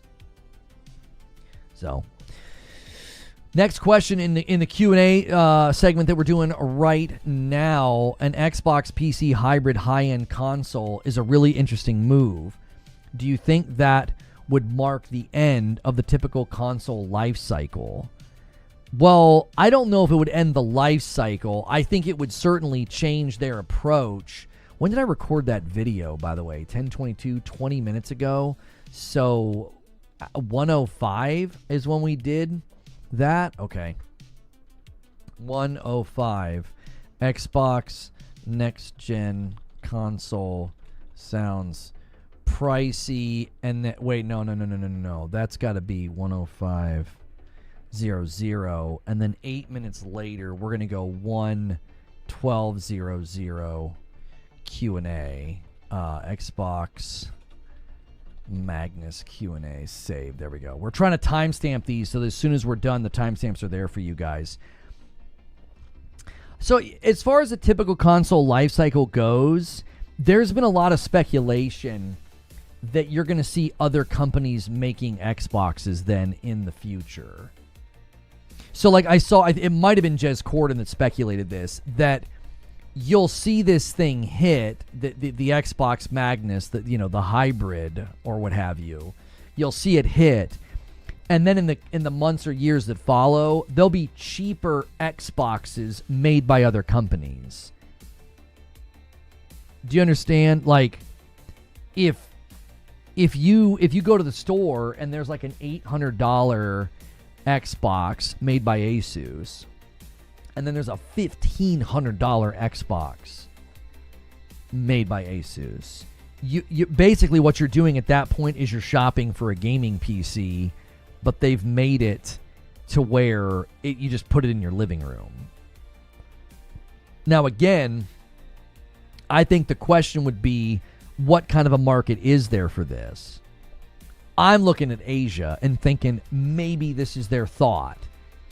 Because Phil made remarks in the past that like Xbox's future and the future of gaming in general is just heavily dependent upon Asia. Japan, China, Korea. China especially is a huge untapped market for a Western company especially. If you guys have seen some of the videos, there's an enormous PlayStation marketing push in China right now with like Astrobot, and they're opening up places for people to come play the PlayStation. PlayStation is pushing hard into China right now, and they know that they could make a ton of money there. So it wouldn't surprise me at all if maybe Xbox is saying, we are way more likely to get a foothold, sales, or traction or attention in a market like China if we have a PC. Does that make sense? So like I think they're going to try, and again, I don't think this is the only thing they're focused on. This could be one of the things they're focused on. One of the things they're focused on is maybe we can get over that hurdle of, American stigma, a Western American company stigma, that a Chinese consumer might have. Maybe you can get past that stigma if it's a PC. And they're like, well, I wanted to get a PC, and this is actually not that bad in the realm of PC pricing, and it's pretty performant. So the way he spoke about how like Xbox Game Pass can grow on PC in the Asian market, that's where they were seeing most of their growth. That's where they see a lot of their future. I didn't set a super chat goal. I've not done this in a really long time. And we've got a new UI on YouTube. I will gift a member. I know some of you guys prefer super chatting, so I'm going to put that goal at the top of the chat. There you go. Every 5 super chats, I'll do that. So yeah, I think that could be a part of the process here, which could mean, to answer your question, Buckeye Plays, you're not going to see a traditional console cycle because they can come out whenever. If they're doing like other manufacturers, if other manufacturers are building it, that could come out whenever. You could have those coming out every year or two, honestly. Fuzzy says, with Bond's comments, I'm concerned that Xbox might be looking to be the Ferrari, Porsche, ETC versus the Lexus, Cadillac, PC versus the Sony, Nintendo, Mazda, Chevy, and the brand loyalists will eat it up. Does it matter if it's a good product and they feel like they got their money's worth? I don't think it matters. If brand loyalists eat it up, who cares? If consumers buy it and they feel like they got a good device, I don't care at all. I think this is a better future than whatever we did this gen. Whatever Xbox did this gen, I would much rather than be like, no, yeah, we got a pricey high-end device. It's $1,000. This is everything it can do. Sweet. Bring it. Bring something dope to the market. Don't do this half-measure, half-baked crap. Like, this gen was so frustrating for that reason. It was like, what is this? Why'd you guys do this? Very frustrating. Jack Garland with a $5 super chat. Lono, I don't address the haters. I'm too mature for that. Also, Lono, little dangler. Huh? Ha ha ha ha ha. Little dangler. What are you talking about? Isn't that from somebody used that name during Jackbox? Yeah, I don't have a problem with this. Cobra says, Xbox is filling the niche of people wanting to switch to PC but don't want to tinker. Yeah. We got a lot of questions in the queue, so let me go to the next question. If you guys are enjoying this, excuse me, if you guys are enjoying this live show and this Q&A section, be sure to hit subscribe and hit the bell button. You don't want to miss the show. When it starts in the morning, you want to be here, especially if you're a member. You don't want to miss out on getting those questions submitted first. It's first come, first serve, all right? And we got a lot of questions in the queue. And if you see things in the news feeds and things that happen, it's great to be in our Discord for that. You can submit those things there and be involved there and have articles ready to be interacted with there as well. Okay. Oh, and somebody said, I'm not sure if you meant to do this on YouTube. Members, chat was set to members only. Yeah, the first hour is just for members. We can't create members-only content anymore. It's terrible. Like, even big YouTubers aren't doing it. So we've switched to doing a members-only chat for the first hour of the show. Jaster submits a question and says, why PC hybrid? It's going to run the PC versions of their games, or did I miss something? Yeah, I think this got discussed in the chat, but I'll answer it again for the sake of everybody that's here right now. They're calling it this a PC hybrid because it'll be a PC, but it will also be a console in how you like set it up and plug it in. Right now, if you go to the store and you're like, I want a PC and I want to put it in my living room, you're going to have to do a lot of things that aren't necessarily as easy as just plugging in a console. I'm not saying it's difficult. I'm just saying it's not as easy. You're probably going to want to invest in a wireless keyboard and mouse. You're going to want to make sure you've got a spot for the tower because, you know, they're even on the smaller size, they're about 2 to 3 times larger than a console. It's got a lot more cables coming out of the back of it. You're going to have to make sure that you get an HDMI cable that, you know, and make sure the video card has an HDMI port and not all of the, what are the other ones called? The DP ones or whatever. There's all these things you got to make sure you're equipped to do and understand how to do it. This would be a box with a power cable, probably some USB ports, HDMI, and an Ethernet port. And that's it. And you're going to control it with a controller. That's what makes it a PC console hybrid. Like, it's going to be both. It's kind of like putting the guts and the functionality and the ability of a PC. Imagine if you just like ripped everything out of a Series X right now and you shoved all this into it and you just kept it plugged into your TV and you took your Xbox controller and you're like, doop boop, and you're like, display port, thank you. You know, you're like, doop boop, and it turns on and you're like, oh, cool. I'm kind of in Windows, but kind of not. Oh, there's Steam. Oh, there's the Epic Store. There's GOG. Like, you're going to have access to all those things that you currently don't have access to. That's essentially, I think, what their goal is. Yes, it sounds like it's going to be more of a PC than a console, but that doesn't really matter.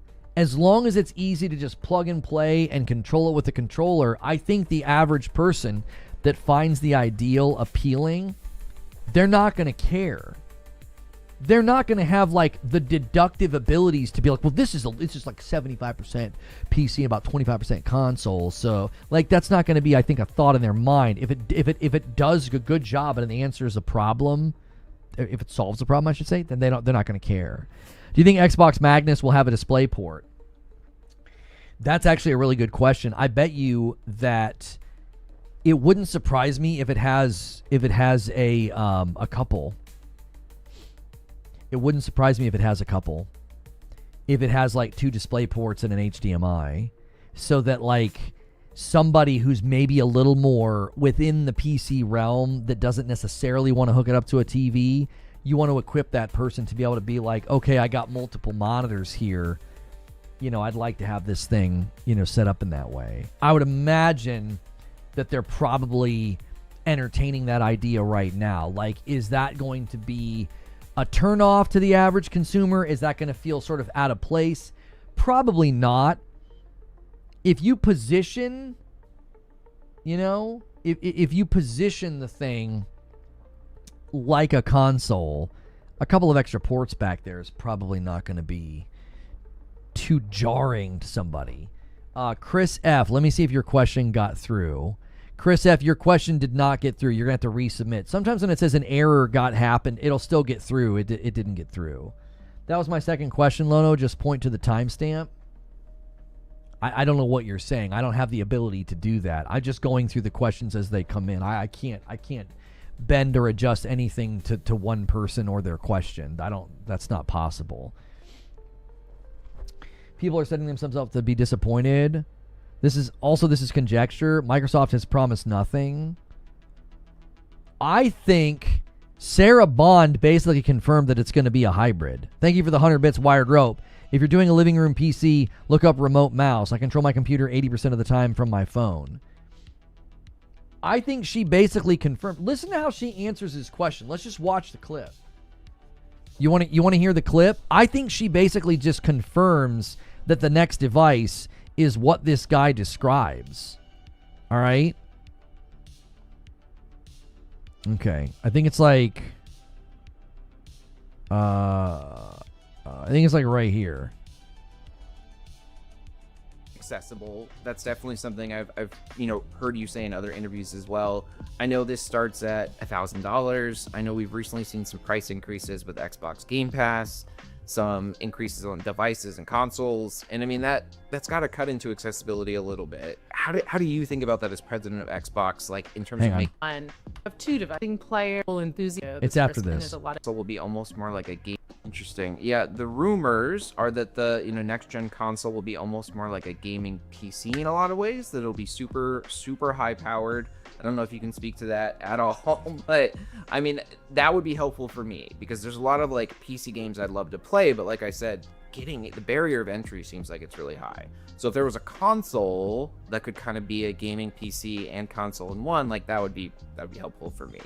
I don't know what you can tell us about the next gen console. Any? Well, I can tell you you're right that the next gen console is going to. Did you see her face? She has an immaculate jawline. Yes, we all know she's very fetching. She's a beautiful person. And yes, I'm a fan of jawlines. She's got a really fabulous jawline. Listen, watch her face when she answers this question. Watch her eyes. Next gen console? Any? Well, I can tell you you're right that the next gen console. She's like, I can tell you that you're right. Also, I'm not a body language expert. Watch her mouth when he says the thing about it being a hybrid. And console in one, like that would be. Do you see? That's a physical reaction to what he said. It's almost like a smirk. She actually suppresses a smirk. I'm not trying to be that guy here and like analyze body language. She reacts to him saying PC, basically a PC hybrid. Console that could kind of be a gaming PC and console in one, like that would be. Do you see? I'm telling you. And then she tells him, "You're right. You're right. It's a prepped question. It's 100% a prepped question." It's a prepped question. I'm telling you, she basically confirms right there what we've been hearing. She tries not to smirk when he says it, and then her eyes get really big. She's like, I can tell you that you're right. Like, you're right. That's what we're going to do. That's what we're doing. Are you FBI? Are you? I'm serious. I think that she basically confirmed it right then and there. I think she's basically saying, hey, this is where we're going. You have been hearing it's a hybrid. There's been rumors it's a hybrid from people that actually have leaks, verifiable leaks, concrete leaks. And they're like, it's going to be a hybrid. I'm here to tell you. She basically confirms it right there in the video. Also, listen to how she says very. I did this in my monologue. She emphasizes very. Listen how she speaks about it. Be helpful for me. I don't know what you can tell us about the next gen console. Any? Well, I can tell you're right that the next gen console is going to be a very premium, very high-end curated experience. Console is going to be a very premium, very high-end curated experience. You're starting to see some of the thinking that we have in this handheld, but I don't want to give it all away. I'm telling you, like, she stresses very. I mean, I think the way that her comments are being interpreted are right on the money. I think the way that people are interpreting her comments, I'm not the only one. I think everybody's got it. We're right on the money. Going to be a PC console hybrid. It's going to be expensive. She's not trying to beat around the bush. This doesn't sound like slick. This doesn't sound like slick PR marketing to me. It sounds like being honest about, like, yeah, we're going high end. Next round. It's not going to be cheap, is basically what she's saying. Yo, Easy Tone with a $10 super chat says, why does Microsoft keep creating devices for markets that don't exist? 27 people might buy the Magnus, but console people want plug and play, not premium, and premium gamers want full PC tinkering. I don't agree with this. Thank you for the super chat. Thank you for the gifted member, Joker Quinn. Joker Quinn's poking the line. We're 2 away from me owing you guys a member. Who's going to hit the milestone? I actually think there is a market within gaming for people that want a premium device that are going to be like, no, that sounds awesome. I think that there are people that will be willing to buy this. I don't think the gaming market has proven that, like, yeah, we don't want to spend premium. We don't want to buy good stuff. I don't think that's the case at all. If you guys have not hit the like button yet, do me a favor and hit the like button. We're going through a Q&A segment. If you're a member, you can do this right here and have your questions pop up on the screen, and I'm working my way through the Q&A. I'm not saying it won't be niche, but what I'm saying is the gaming market has proven that they are willing to pay premium. And 2 single gifteds come in from Johnny Always on Twitch, and they get the $2.25. I now owe Twitch a member. They keep beating you to the punch, YouTube. Thank you so much for doing that. Johnny Always. I gift 1 member back every 25, so thank you guys so much for doing that. We have zero clue if it's worth it yet or not. Okay, I think it's fair for the sake of the discussion, Jake. Unless you would like, do you want to just shut down the discussion? Should we talk about what you want to talk about instead? Okay, should we do that? Jake, what's on your mind? Seriously, this is, I think, a fair thing to do. If a company comes out and says, we're going to do a high-end premium device, I think it's fair to presume that it'll be worth buying. Like, if you come out with $1,000 PC console hybrid, I think it's fair for the sake of the discussion to be like, yeah, it'll be worth buying. Like, we have to have some level of presumption in our conversation, or we can't talk about anything. We have to be able to say, yeah, if they bring a high-end thing to the market that's basically something that's never existed before, a console PC hybrid, I think people will buy it and as long as it does what they're saying it's going to do, they'll be satisfied with it. You know what I'm saying? Like, I don't think there's anything wrong with that presumption at all. Yo, Sean Torius, thank you so much. 2 months on Twitch. I appreciate it, dude. Like, do you know what I'm saying, Jake? You're like if we don't, we have zero clue if it's worth it yet or not. Sure, but we can presume that it'll be worth it. They're not. I wouldn't imagine they're gonna work with Asus and AMD and be like, here is a $1,000 console PC hybrid and it's crap. It has existed before. Let's be clear on that. Well, okay, but okay, so yes, it's existed before. Fair. This has been attempted and failed already. not from a brand that's considered like a mainstay in the market and that also has the capital and the cash to push this into places and market it in places where they could probably see good returns. Like, I don't think the past failures of an attempt to do this are indicative of future failures. I don't think that that's true. I don't think that's how things like this work. I think sometimes you can have somebody come back around and do something that failed in the past and have it be very successful in the present. There are probably examples of this.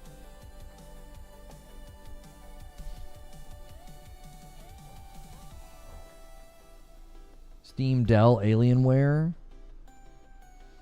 Yeah, I don't think any of them were known within like the console gaming market to get leverage. Xbox is known in that market. They're trying to kind of bridge the gap. Xbox and Microsoft are known both in the console gaming market as well as in the PC market, and they're basically saying we're going to come with something sort of in between. You know, I'm not saying this thing's going to sell 80 million units and rival a PlayStation or a Nintendo. I'm not saying that. I'm saying I think there will be a market for this. I think there will be people that want it.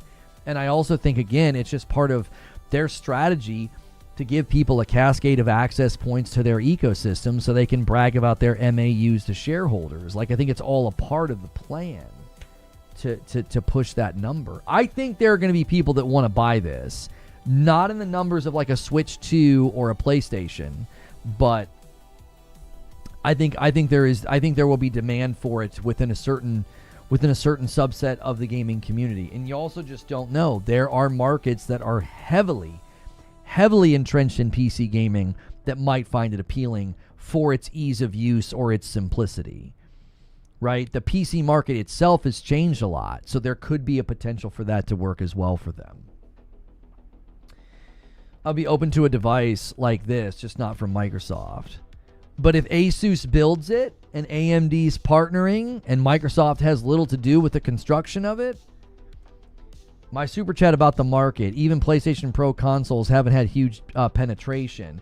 12% of PS4 owners had a Pro.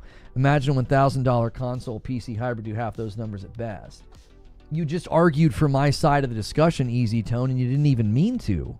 You just said a percentage of the market bought a premium console, which means a percentage of the market will buy a premium console PC hybrid. Do you know what I'm saying?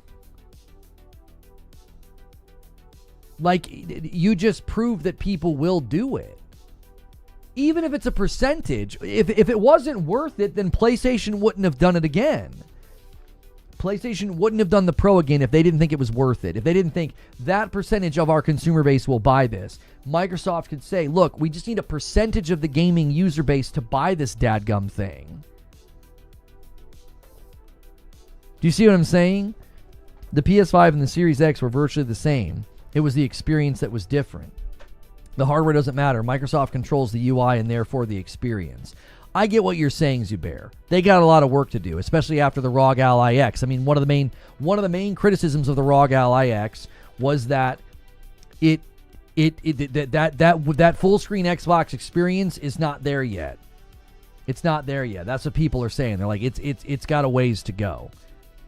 And thank you guys for coming in and supporting the show today. Most of you are coming from your homepage, or you found me on a suggested video. If you clicked on today's video and you came in for the first time, do me a favor and hit subscribe. I do a Safe for Work broadcast Monday through Friday.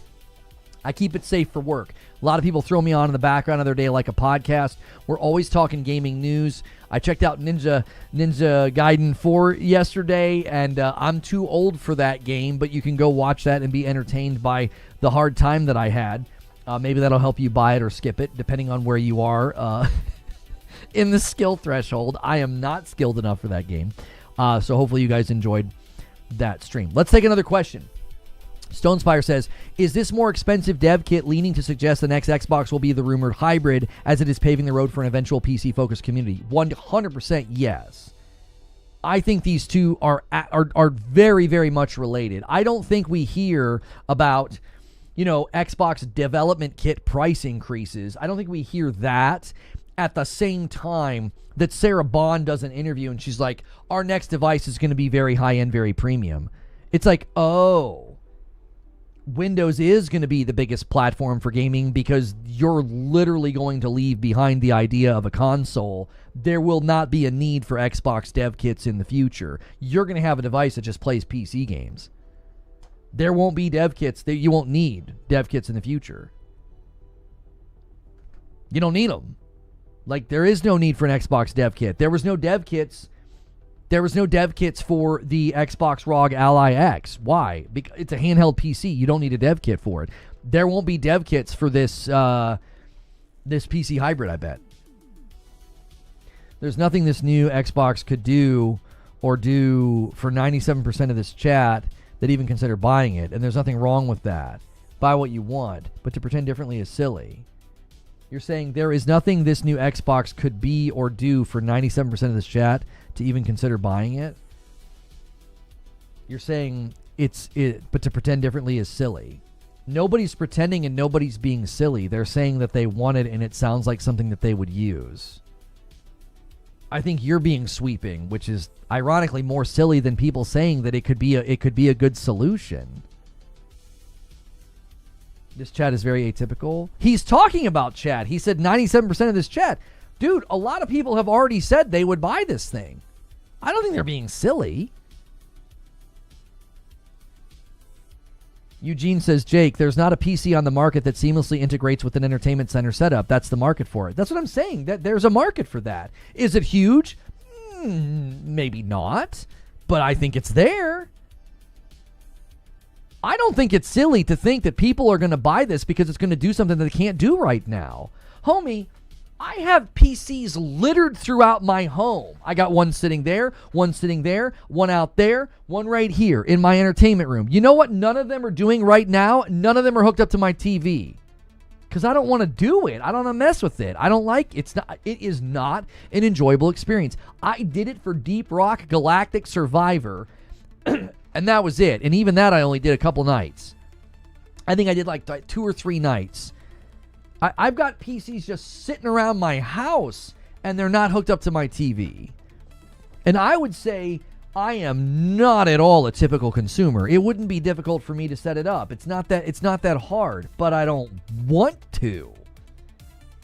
I'm telling you, people will buy this. They'll find it appealing. Price point, it will be a barrier, but I'm telling you, there's a market for this thing. Size of the market is the debate. The existence of the market for this is not in question. I think that can be presumed. That there's a market for this thing. What's good, Snow? Always good to see you.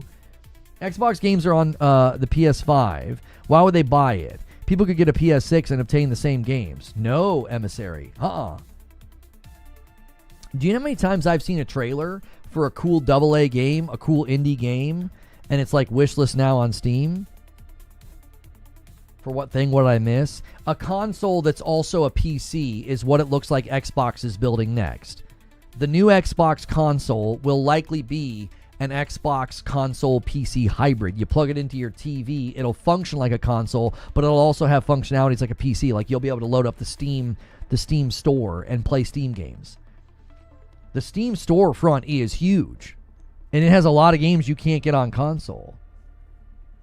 It happened with Deep Rock Galactic Survivor. There was a game recently we saw a trailer for, and I was super bummed that it wasn't coming to console. I was like, that looks really fun. I can't remember the name of it now. Easy Tone with a $10 super chat. I was being hyperbolic, obviously. I guess my question is, Microsoft treated the entire Xbox hardware division like a rounding error, so why would they care about a single-digit % of the market? Okay. Fair question, Easy Tone, and thank you for the super chat. We're 2 super chats away from making confetto. I've been forgetting to set the super chat goal. Okay, here's the thing. Yeah, Mega Bonk, Escape from Duck Off. Those are 2 recent games that popped up that they're PC only when Repo was popping off and everybody was loving playing Repo. Schedule 1 was popping off and everybody was playing Schedule 1. You couldn't play those games on console, okay? So I get why you might think, oh, all the console boys are just going to flock to PlayStation. I think a lot of people are flocking to PlayStation. Their new user acquisition is very impressive this generation. But to act like this thing isn't going to solve problems that a PlayStation can't solve, it will definitely solve problems that a PlayStation can't solve. And it can play PlayStation games as well that have been ported to PC. Now it can't play Demon's Souls Remake. It can't play Gran Turismo 7. If it existed right now, you couldn't play Yote or Death Stranding 2 on it. You'd have to wait. But a lot of people are fine waiting because there's so many games they can play anyway. We haven't heard any agreements with Sony with Steam. So far we have Sony games on Steam. Couldn't Sony do the same? Steam is their own entity. I'm not sure I understand the question, Emissary. Okay, Easy Tone, let me answer your question. I forgot to answer your question, the Super Chat question. Why would they do this for single digits of the market? Fair question. Microsoft is looking at like a multi-pronged approach. You can access their ecosystem through a smart TV, iPhone, tablet, PC, laptop. They want a cascade of access points. Every percent adds up. So let's say this thing comes out, this PC hybrid comes out, and they sell somewhere between 10 and 20 million after it's all said and done, like lifetime. It'll be diminished. They're not going to sell as many consoles as they sold this gen. What are they, like 30 million or whatever? You know, they'll sell 10 or 20 million. Homie, that's 10 or 20 million people within their MAU, within the Windows ecosystem that they're building, that they get to add to the total. That's, 10 or 20 million people you just get to add to the total. So you get to add in all the people playing Minecraft. You get to add in all the people playing King mobile games. You get to add in all the people playing on this hybrid. It's like I've been saying for ages, says Zubair. If you have people willing to pay for a premium Xbox product, you make one and you sell it to them. Yeah. You don't think they're going to make 20 million of these? I was just throwing out a number. Lifetime, it sells somewhere between, I'm just throwing out a number, somewhere between 10 and 20 million. Guys, if you haven't hit the like button yet, do me a favor on YouTube and hit the like button. Try to get me to 300 likes on this video. That would be amazing. Thank you so much for the huge support today. A lot of folks are clicking on this new thumbnail that we're running with. It seems like you guys like it. Appreciate that. Joker Quinn with a question. With how expensive the new hardware will be, as well as increasing Game Pass prices, how much of an audience will actually be whatever's next? It's very relevant to the question that we just sort of were engaging with. How many are they going to sell? 10 to 20 million sounds very optimistic, but I hear you about percentages adding up. Okay, you're saying it's very optimistic. I'm saying 1/3 to upwards of 2/3 of the existing console user base for Xbox might buy this thing. I don't think that's all that optimistic. 1/3? So 1 in every 3 people who right now are rocking like a Series X or a Series S would be like, yeah, I think I might get that thing. 1/3? You think that's optimistic? Maybe it is. Maybe you're right. Maybe I am being too optimistic. Maybe they've really damaged their reputation with people this gen. Maybe 1/3 of the 30 million are like, no, I'm good. I don't know. A lot of those 10 to 20 million people will be coming from the series, so they aren't adding 10 to 20 million. Yes, they are. They're adding it to the Windows number that they're trying to drive. I think you're missing a key point of what I'm saying, and that could be on me. Let me make this a little bit more clear. I think when Sarah Bond says we want Windows to be the biggest gaming platform, this is one of the ways they get there. They are going to be counting anybody using this new OS as one of their monthly active users. That's what they're doing. This new operating system is going to be Windows. They're going to make it look like Xbox. It's going to be Windows. I think they want to be able to go to shareholders and say, our monthly active user number, our MAU number, has gone up. You got Minecraft, you got King Mobile, you got this Windows Xbox ecosystem thing they're building. Like, that's what I think they're trying to do. They're trying to build a bridge so that the people that use Windows for gaming and use Xbox for gaming get smashed together and get counted in that total. Then they can market things to you. You open up that experience, that Xbox OS, that Windows Xbox OS, they can have advertisements running. They can be pushing a sub-service to you. They can have some bundle deal with Netflix. Who the frick knows? They want you in that ecosystem. The future is MAUs. Everybody's tracking that now, because if you can track MAUs, you can give them things to spend money on. PlayStation's tracking MAUs now. Why? We're in the second half of the gen. We're in the second half of the gen of the hardware. Now it's time to start looking at your MAUs and how much money they're spending. That's what I think this is all about. So if they can get 10 million people to buy it out of their 30-something million console owners that they have right now, they can get about 10 million people to buy it. That's people in their Windows gaming ecosystem that they're keeping instead of letting them wander off to PlayStation or wander off to Steam. Do you see what I'm saying? Like, I feel like that makes sense to me. Maybe I'm not making it make sense to y'all. That makes sense to me. Because right now, they have a loyal base of people that aren't necessarily jumping ship. They've still got their consoles. They've still got Game Pass. You don't want that revenue stream and that customer base to just evaporate with time as Series X's and S's get less and less support. You know, that just happens. That's normal. I'm not saying anything bad about those consoles. That's just normal. With time, they'll get less and less support. As that's happening, you just don't want those people just drifting into the ether. You give them something to buy. Now, maybe it's too expensive. Maybe you price them out of your ecosystem and they go to PlayStation.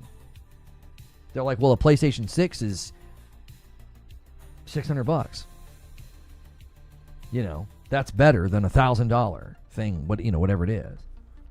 They will let me be clear too. I got to go to the next question. Let me be clear about something. They're going to price people right out of their consumer base with this decision. They will. They're going to price people right out of their ecosystem.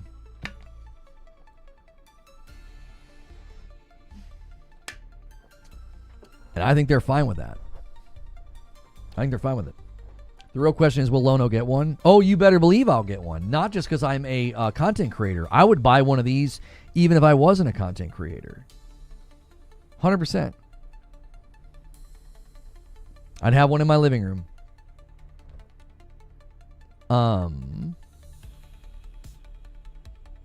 I would have one in my living room because there's so many games that I've seen on Steam, so many trailers that I've seen, and I'm like, I can't play that. You know? I can't play that. I gotta wait. Do you have data to prove this statement? Answer no. Do I have data to prove what statement? Are you talking to me or are you talking to somebody in chat? What statement are you taking issue with? Just for the record, I'd still call you a peasant. You should know that going in. Zubair, is my gaming rig stronger than yours?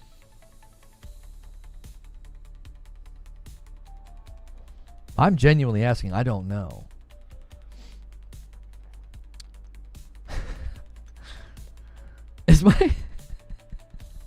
Is my gaming rig stronger than yours?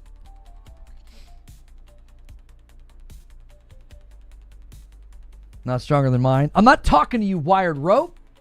I'm talking to Zubair. Is it? My backup gaming rig is stronger than yours. My main rig eats your rig's lunch. Okay, fine.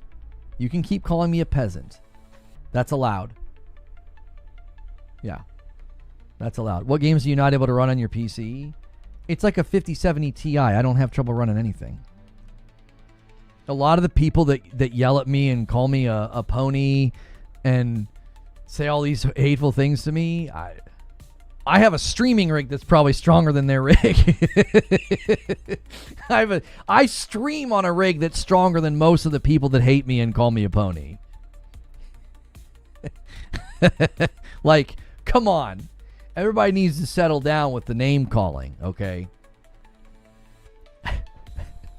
They call me a tourist, and I was playing Wolfenstein 3D when they probably weren't even alive yet. But, you know, I'm a tourist. I was there when the old magic was written. These young bloods think they know. All right, Furious Impulse says, we know the average PC is pretty weak compared to the Pro. What he is saying there is based off of like Steam data reports where the average person doesn't have a rig at that power. Oh, hang on. Gen X Gamer answered me. You're saying the consumer base can't afford it when they literally just bought a $1,000 Xbox PC handheld. Okay, I never said the consumer base can't afford it. I said they're going to price people out of their consumer base. You're misrepresenting what I said. I did not say that they can't afford it. I said they're going to price people out of their consumer base. And guess what?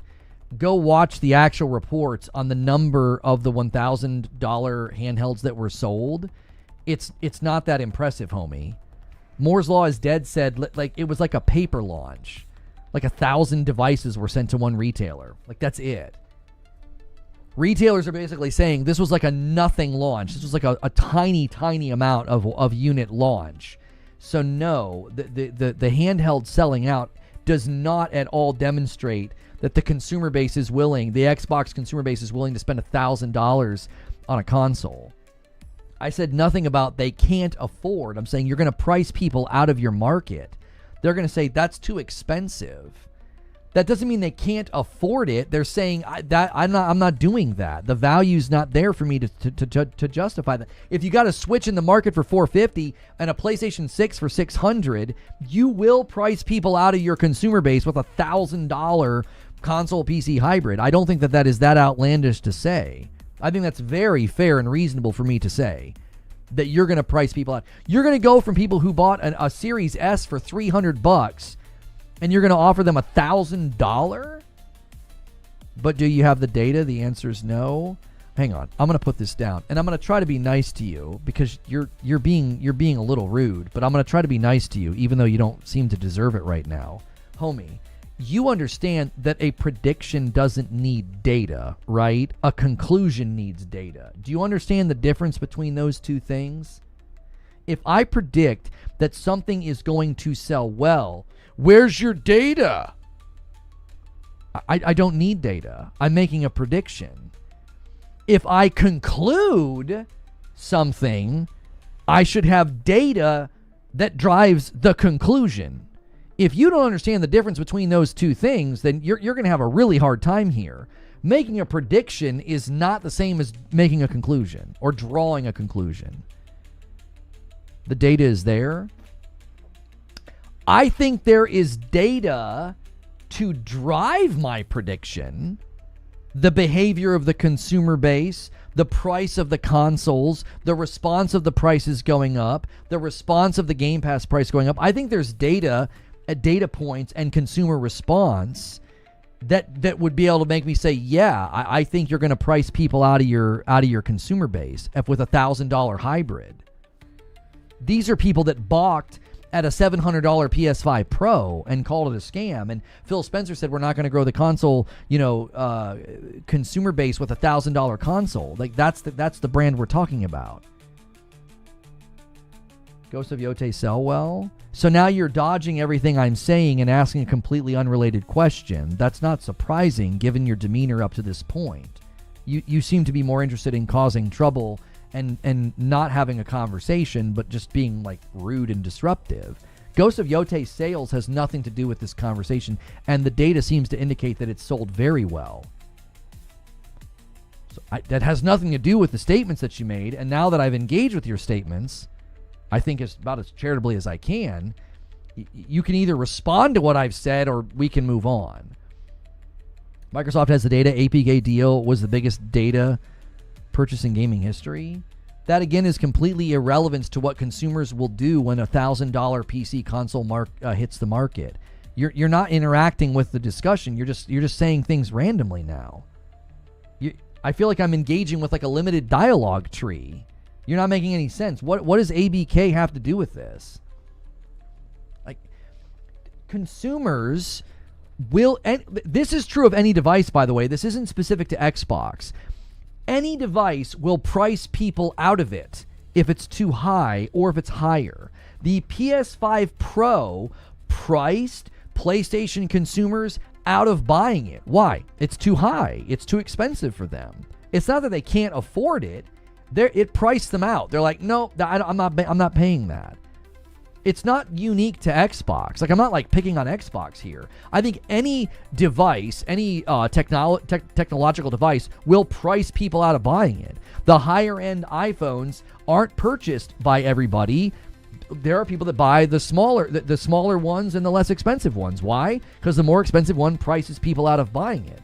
I feel like you don't understand like basic like nomenclature. You don't understand like basic nomenclature within this environment. When I say priced out of the device, it's not an insult. I'm not saying they can't afford it. I'm saying that's naturally what happens when you bring a premium high dollar product to the market. You will price people out of buying it. That's just normal. There's nothing scandalous in me saying that at all. I think it's a very fair thing to say. I think sometimes the Xbox crowd, you guys get a little wailed on. People are kind of uncharitable and talk about how you're cheap and can't afford this and da da da da.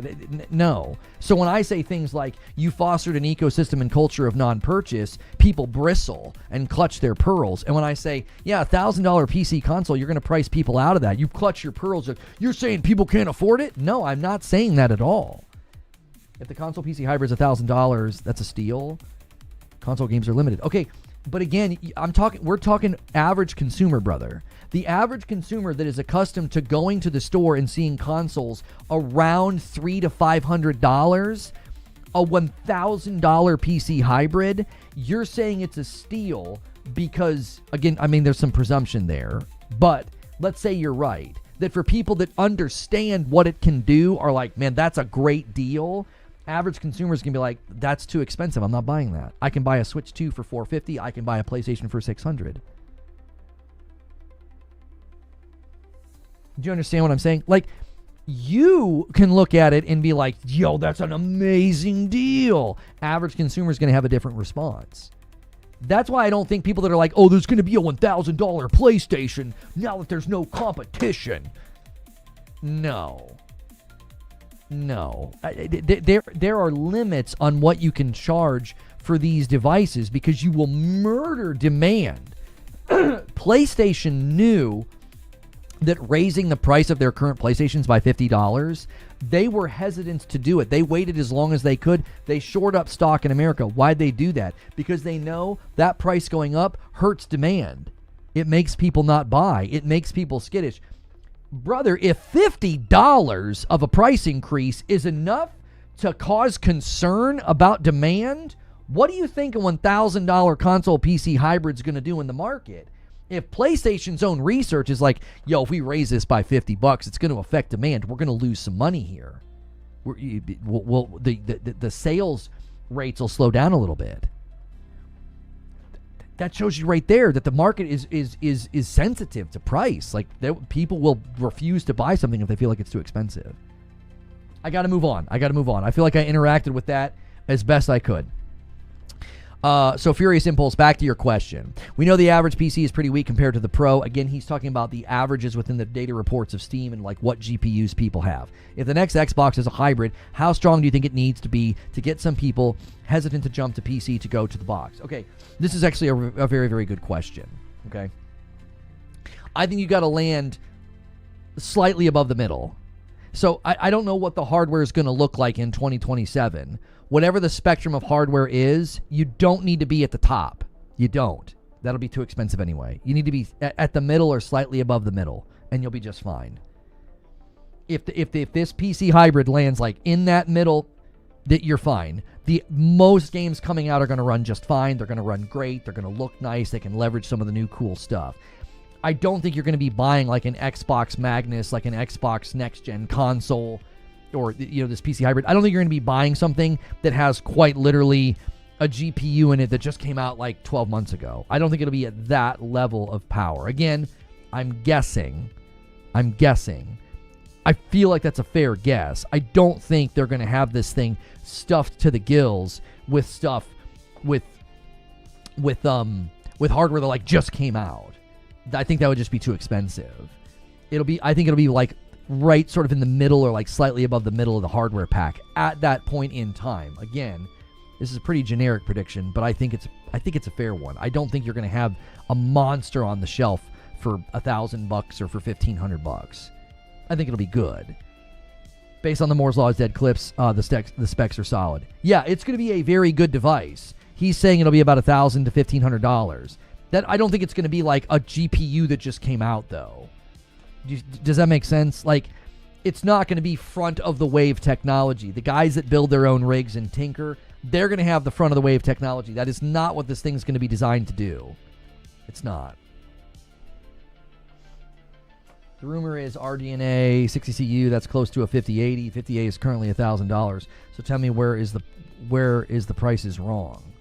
Oh, I'm not saying the price is wrong. I think Moore's Law is Dead's price sounds accurate to me, $1,000 to $1,500. Because if it comes out in 2 years, that sounds about right.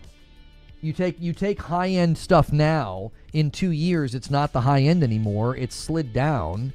Like I said, at the middle or slightly above the middle. I would imagine in 2027, something of that power will be considered above the middle, but it'll also have gone down in price. So I feel like that sounds right to me. Buckeye Play says Microsoft is working with AMD to have Windows OS upscaling for games to increase frame rate and upscale to higher resolution. If it's coming to the Xbox Ally X via the NPU early 2026, I would bet that they have the same functionality in the new console. Yeah, I think a lot of the upscaling technology is going to assist with this type of thing. Yes. Can we get 10 more likes on YouTube? Super close to 300 likes. We're sort of on pace. This has to hit 500 by the end of the week. We launched a new segment on Friday nights. It's called Gaming News Tonight. My wife joins me and she reacts to gaming news. Everybody can watch, only members can talk. So renew your memberships, give some memberships, do all the things. Let's keep that going. Let's take some more questions that, again, only members can submit. The OA says, considering the possibility of Steam releasing their own console, how risky is this move by Xbox? It's not risky at all.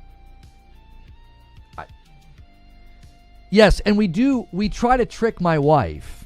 We add one fake news story to see if she can pick out the fake news story. It's really fun. If you guys missed the launch of that new segment, we did it last week, and people seem to really like it. You're missing out if you're not here on Friday nights. We'll also continue our playthrough of Dead Take. I don't think it's a risk at all. Kepler saying it's going to be 1,300. That's in the same threshold that Moore's Law is Dead is saying. I don't think it's a risk at all. Because, and this is a little bit of a concern, but Microsoft will just kill something if it's not doing a good job. That's why it's not a risk for them. Microsoft has no problem getting out the pen and getting out the checkbook, writing a check and saying, yeah, go ahead, go build that thing. Doesn't sell well, doesn't do well, they'll be like, okay, kill it. Also, consider this. They might not even be building this thing primarily. They may be collaborating. They may be helping. They may be collaborating, but like they might not even have a lot of skin in the production line. They might be having like Asus do it. They might have other manufacturers build these things. That also... Blip? Oh, big blip. Holy mackerel. That was a big blip. Yeah. Yep, that was a big one. Hang on. We switched to ingest servers. Okay. When that happens, Twitch, you guys are fine. You didn't get blipped at all. When we switch ingest servers, we lose a lot of people. I need your help. We're going to get murdered by YouTube for that. YouTube will think that I did something when I didn't. It'll think that people left, and they didn't, that the stream just messed up.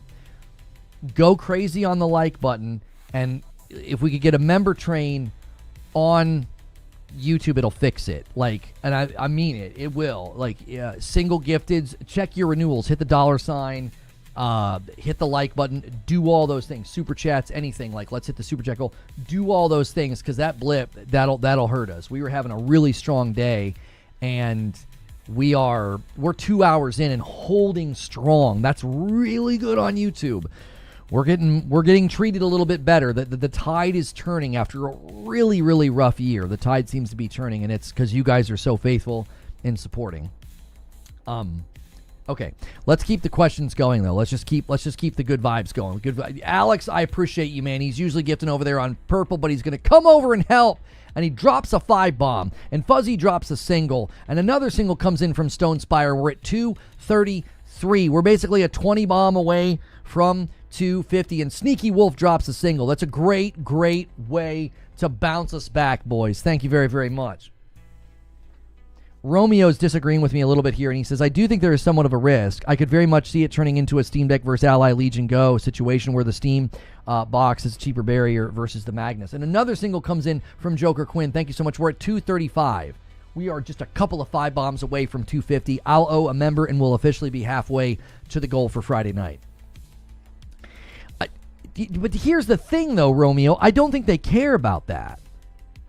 Here's some more. The OA gifts a single. James MC gifts a single. We are rallying to fix this. Thank you, boys. Team Mangrove renews a 15-month membership over there on Purple. Thank you so much, Team Mangrove. I appreciate that. Sean Torius, did I thank you for 2 months on Purple? Did I add that one to the total? You guys that are paying for Amazon Prime, make sure you're using your Primes over there. Team Mangrove is double dipping as well and renewing on YouTube. Look at that, 239. This device isn't trying to win the console war. It's just a product sold for profit. Zubair's going where my mind was going, Romeo. I don't think the goal here is to, like, beat Legion, the Lenovo Go. Its goal is not to beat Steam Deck. And Paul tees up a 10-bomb dunker with his renewal. We're at 240, and a single comes in from Catwalk. Thank you so much, Catwalk. If you guys have been gifted a member, you can now submit questions during morning coffee when the stream starts. Another single comes in from XCal. Another single comes in from Stone Spire, and we're at 243. Thank you so much. We are shouting out these members like I'm a dadgum auctioneer. Thank you, boys. And thank you, everybody who's also hitting the like button. If you're like, man, I can't gift, likes also help. And a 5-bomb comes in from Siege Master to get us a 248. Whoever hits it gets it. I owe a member at 250. Twitch has stolen both of them today. We will see who decides to make this thing roll up to 250. Thank you guys so much. You did thank me? I'm Sean. Okay, thank you, Sean. I wasn't sure if I did or not. I appreciate that.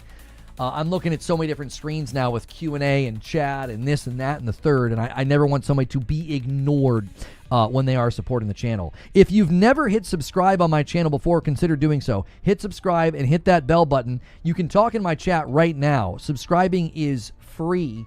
Membership is $5 a month. C. Lou comes in with 30 months and a member plus. Thank you so much. We're at 249.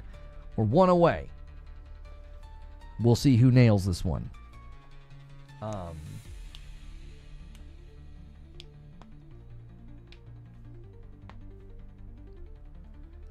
I'm watching to see who hits it. I'm watching. And there it is. Stone Spire lands the plane at 250. Boom. And I owe a member to YouTube. I appreciate you guys so much. Let me do that right now. Let me make sure I have the PC muted, though. I don't need to be giving you guys, like, my voice double time. That's always a bit much. And a single comes in from C. Lou, and I'm the Crow renews member plus and says Geo. And thank you so much for doing that. Boom, boom. 2 more coming in. And there's one from me as well. Thank you guys so much for the support today. It really does mean a lot. It's been a tough year. It's been a tough year, and you guys have stayed faithful, and that's going to be the difference. We're going to be able to weather some of the storm here that YouTube dumped in our lap, and we've made it. We've made it because of you guys, man. It would have been a very different story without y'all. Okay, let me keep going through these questions here. I'm not making good stream. Thank you so much. I'm not making good time on the questions. Lushy says, I guess something we should ask is, if it's going to be more powerful than the PS6, what will devs think about it? Of course it's going to get leaked, but if devs praise it as if there's ease, does it say a lot? Well, here's the thing. Thank you, GC Plugs, for 38 months. Morning, Lono. Always appreciate your videos and your work. I haven't been here for the live shows due to work schedule, but I support when I can. I really appreciate that, GC Plugs. Make sure you guys are at Member Plus or above on YouTube. We're trying to get that number to 600. We've slipped a little bit because we had to make a lot of changes. It wasn't our fault. Spotify playback pause while transmitting audio. What is this? Why is it saying this? Spotify playback? I don't know what that is. I thought I was able to play Spotify for you guys in the Discord. It's saying that, I don't know why that popped up. Yeah, we've had to make some changes, and I get it, but now if you're at Member Plus and above, you can get into all the extra content, the green room, and all the stuff, so consider doing that. And then I got a renewal over here on Purple from Anubis using their Prime. Thank you so much. It's 15 months. You guys got to manually do the Primes every month, and thank you for doing that. We've already had PCs stronger than consoles. That's not something new for devs. Yeah, so to go back to the question here from Lushy, here's the thing. I don't think this is going to be an issue because they're already accustomed to this. If anything, I'll be honest with y'all, I think developers are going to be happy that they don't have to develop for another dev kit. I'm being very careful in how I phrase this because people love to rip things from context. I think they're going to be happy at one less dev kit. If they're deving for PS6, PS5, and then they're deving for PC, no more Xbox dev kit, that simplifies things for them. AOZ says, just because it's more expensive doesn't mean it'll be more powerful. It's not subsidized, and the price point puts it at a weak PC. Well, AOZ, the more powerful thing is coming from the guys leaking the specs. They're saying it's going to be more powerful than... They're saying, oh yeah, it's going to be more powerful than the PS6. That's where that narrative's coming from. I don't think people are running with like a false narrative or like a fanboy narrative. That's coming like directly from the source. That's coming directly from the people who are like leaking the hardware specs. So yeah, I would say we're in a good place to say that concretely. Now again, that doesn't mean it's going to like blow the PS6 out of the water, because developers can do a better job with optimization and development when you're building for bespoke hardware. However, there could be ground to say that's what this will be just in PC land. You see? Like, there might be devs who say, hey, we can actually optimize really well for the Magnus. We know what's in it. It's not like you can have some different GPU than the guy next to you and this guy over here's got more or less memory than you. It's not like that. They're going to know what's in it. I think that's going to be a potential difference maker where devs will be able to say, we can really kind of make sure that things run well on that. It's a PC that we know the parts about. We know what the parts are.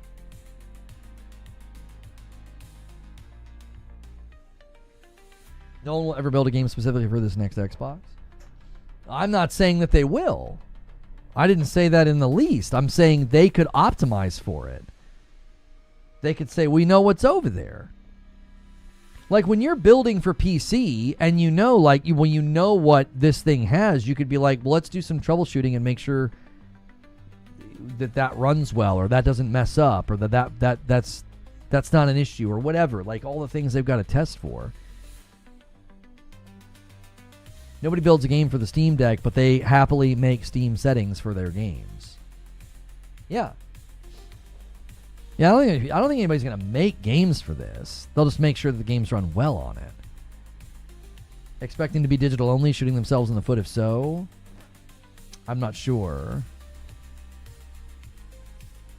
The PS6 will be just fine. Zero doubt it won't be top tier tech. The PS6 will have the advantage of being an all-in-one unit. Like we've spoken to this before, and developers have spoken to this before. You can get a lot more out of a device that's preset. You know what I'm saying? You can get a lot more out of it. People conceded this when games like Ratchet and Horizon and other PlayStation games were just naturally running better on a PlayStation 5 and a PlayStation 5 Pro because they're built for it. Will they make use of the power? That's the question. We got better innovation in PS3, Xbox 360 era. This generation is literally XX and Pro. I think it's subjective whether or not you think the innovation was better during PS3 and 360 era. I think the innovation this gen has been great, and I think people downplay it. I commonly hear this invoked. This is commonly invoked. This gen's been really disappointing. And then you cite all of the great games and all the nice things we've got from, PlayStation Studios and PS5. And it's all downplayed. Yeah, it's not that much better. What? Like, I'm not going to sit here and try and convince you. If that's your general conclusion, fine. But having double the frame rates of the previous gen with really good-looking graphics and lighting, I don't know what people expected. I'm going to be honest with you. I look at the fidelity and the performance and how good games like Kingdom Come Deliverance 2 looks and how AC Shadows looks with ray tracing GI turned on, how good Death Stranding 2 looks, how good Yote looks, how good Spider-Man 2 looks. I'm like, I don't know what y'all were expecting. These games look and run amazing. Like, what?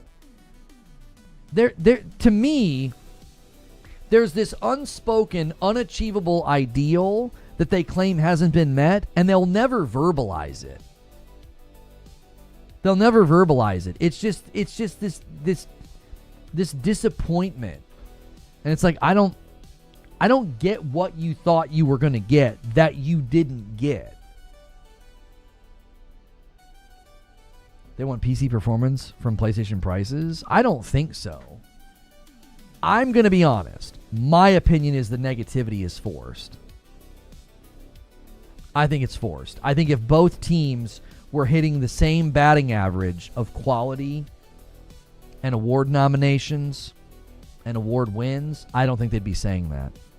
I think it's forced. It's my team did poorly, so I'm going to claim all teams did poorly. That's what it feels like to me. Every time it's stated, I'm like, it seemingly always comes from the same side, and it seemingly feels very forced. It's like you're really ignoring the level of quality that this company over here has delivered. We've even had people come to this chat and say, I finally played some of those games. Goodness gracious, I feel like I've been lied to. These games are amazing. It feels very forced. The whole this gen has been disappointing thing, I've never been compelled. It always feels like this. We're going to dismiss all the advances. We're going to dismiss all of the achievements and be like, I just expected more. Okay. Can you verbalize what you expected? Doubling frame rates, better lighting, better textures, better resolutions, almost zero load times in games. If that's not good enough, I don't know what you expected from this gen. I'd love to get PC performance for PlayStation prices. PC performance for PC prices is expensive. Yeah, but I think even you would admit, Zubair, that's not reasonable. It's not reasonable. I don't know how anybody can turn around on the last 5 years and be like, yep, both gens have been equally disappointing.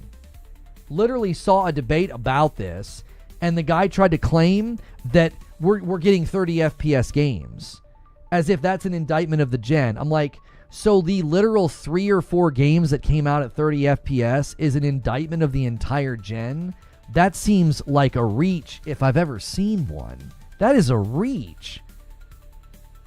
Like, what? Gotham Knights doesn't indict the entire gen. That was a choice that they made. That has no bearing on how good Kingdom Come Deliverance 2 and AC Shadows and Yote and Death Stranding 2 and all these games have been so good and look so good and run so well. 3, maybe 4 30 FPS games is not an indictment of the gen. If you've got to run to the exception, you're proving that the position's not very strong. It's like a teeny tiny handful of 30 FPS games.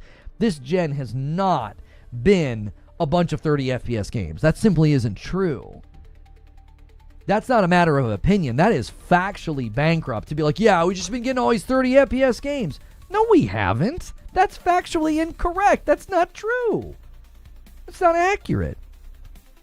If you don't like the games that have come out, again, that's not an indictment of the gen. That's you not enjoying the games, which that's fine. If you were like, I thought Returnal was no good. I thought Ratchet was no good. I thought God of War and Horizon and Gran Turismo 7 and Spider-Man 2 and Astro Bot. I thought these were no good. I just didn't like them. Okay. All right. I mean, I'm not going to try and tell you that. I'm not going to try and convince you to like them. But to be like, I didn't like basically anything that came out, and then that makes me conclude that this gen has been bad. That sounds like a you problem. Why are you defending the game so much? What games am I defending? What are you talking about? What are you hearing that makes me defend games?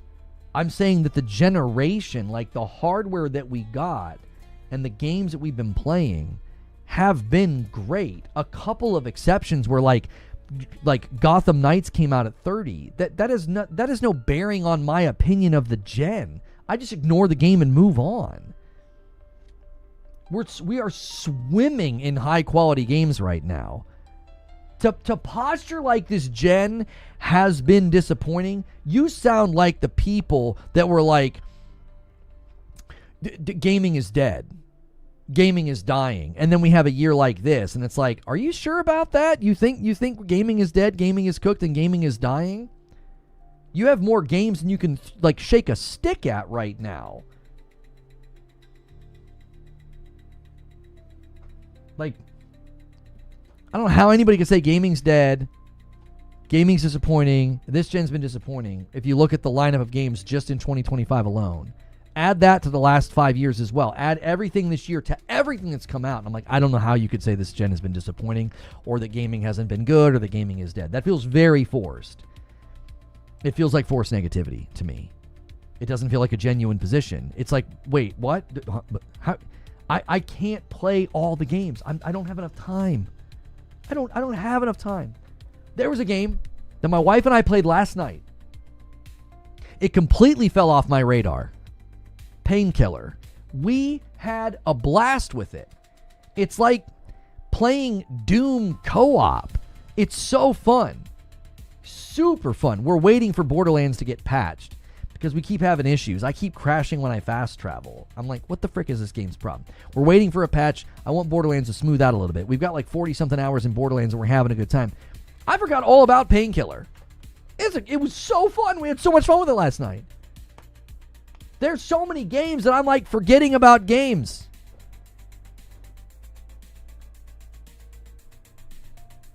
I don't think this gen's been disappointing. I think that narrative is forced.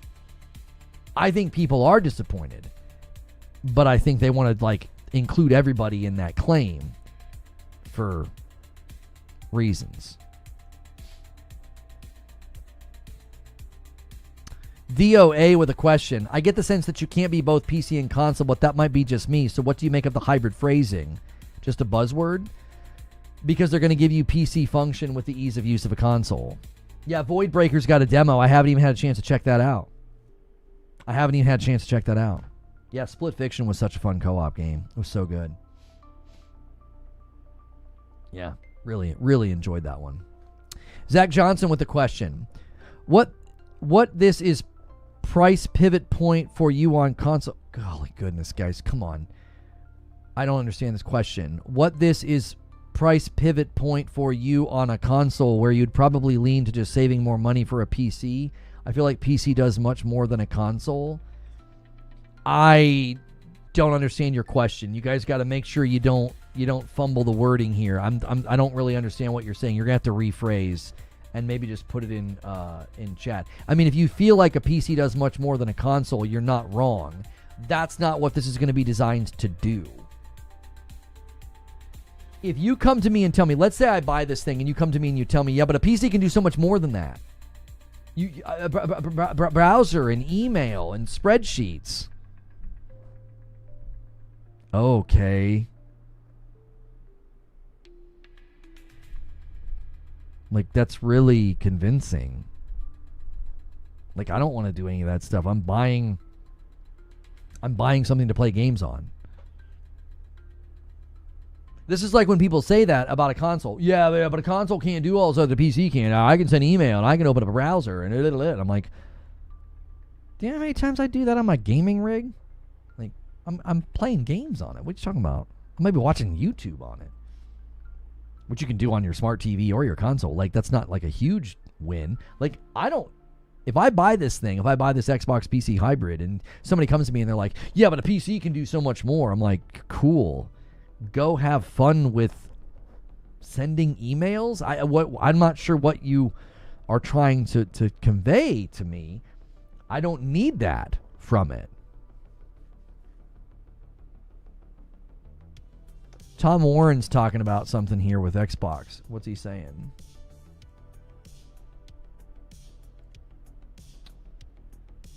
Microsoft's "This is an Xbox" marketing campaign has evolved. The latest spot makes a lot more sense and better explains how other devices can be part of the Xbox ecosystem.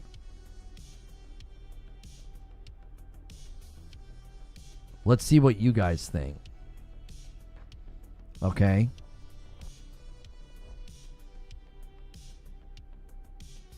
Uh-huh.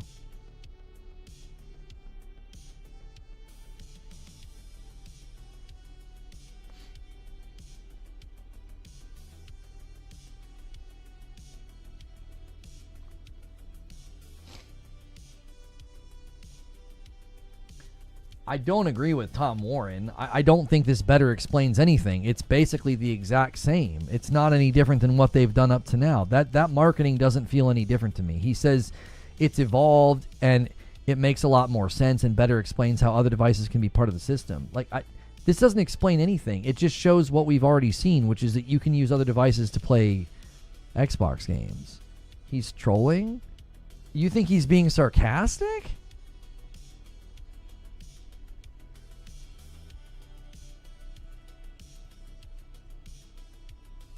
I don't think he's being sarcastic. I also don't think that doesn't look any different to the other marketing is the point that I'm making. That doesn't seem like a different piece of marketing. That seems like the exact same thing that they've been saying. I'm not being critical of that trailer. I'm saying I don't see anything different. That seems like the exact same thing that they did last time. Zach Johnson says, I just feel like if there's a $1,200 gaming console, I feel like I'd be better off. I feel like I'd get better value from a $1,500 PC, but that's just me.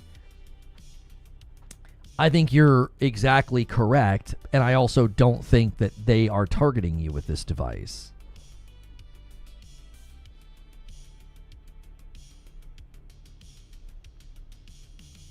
I don't think they're targeting you with the device. The point of this device is not to be like, hey, super plugged in, willing to buy a pre-built PC person, do you want this thing? I think they're trying to appeal to people that are within console gaming enthusiasts where they would be like, yes, I want this thing. Yes, I primarily game in my living room. Yes, I am aware of Steam and I would like to play those games. Like, I don't think you're the target if that's how you're going to look at this. If you're going to say, yeah, I that doesn't appeal to me, I'll just buy a PC. Yo, what's good, cowboy? Sorry it's been so long. Over the last 2 years, I've got a new job and moved to Florida, but I tune in sometimes and check you out on X. I've been trying to donate, and it won't go through. Oh, you've been trying to do a super chat? No worries, brother. You can always use the tip command and tip me directly to get, if you'd rather, that goes directly to me as opposed to getting, pushed through that split with the platform. You can always use the tip command if you guys want to tip me directly if super chats aren't working. Sirius says, what is the alternative for an Xbox gamer who doesn't want to drop $1,200 plus just to play games they already have access to now? Okay, hang on. What's the alternative for an Xbox gamer who doesn't want to drop $1,200? I mean, there's not. There's not. I mean, listen, I'm be honest with you guys. This is a tough decision for the Xbox loyalist who doesn't want to drop that much money.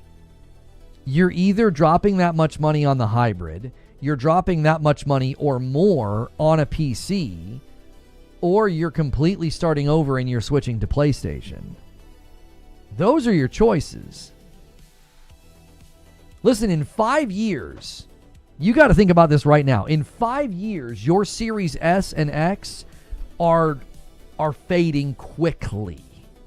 Nobody's making games for them.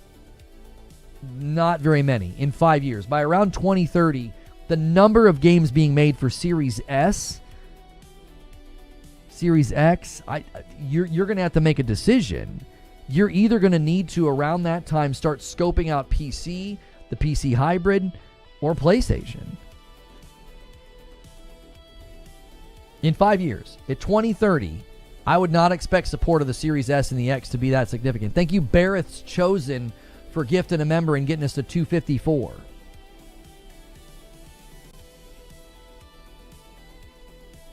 This is why I think it's good for them to come out right now with the strong language.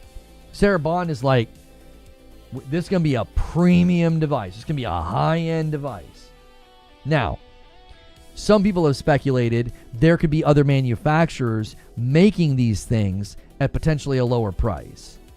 Like maybe there's a $600, $700 version or something.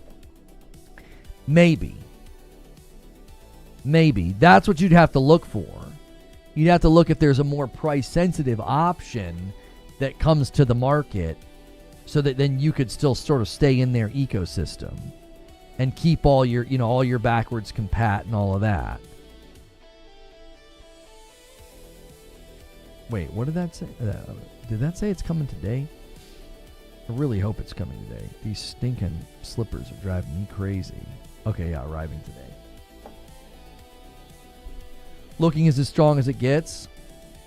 I did find it interesting that in her one interview, she did soften on the language. She's like, oh, we're looking into it. We're looking at new stuff. And it's like, it does sort of start to sound like, yeah, they're going to have other people making their hardware going forward. We just saw an ad, says Alapark, that they can use their phone. That's the alternative.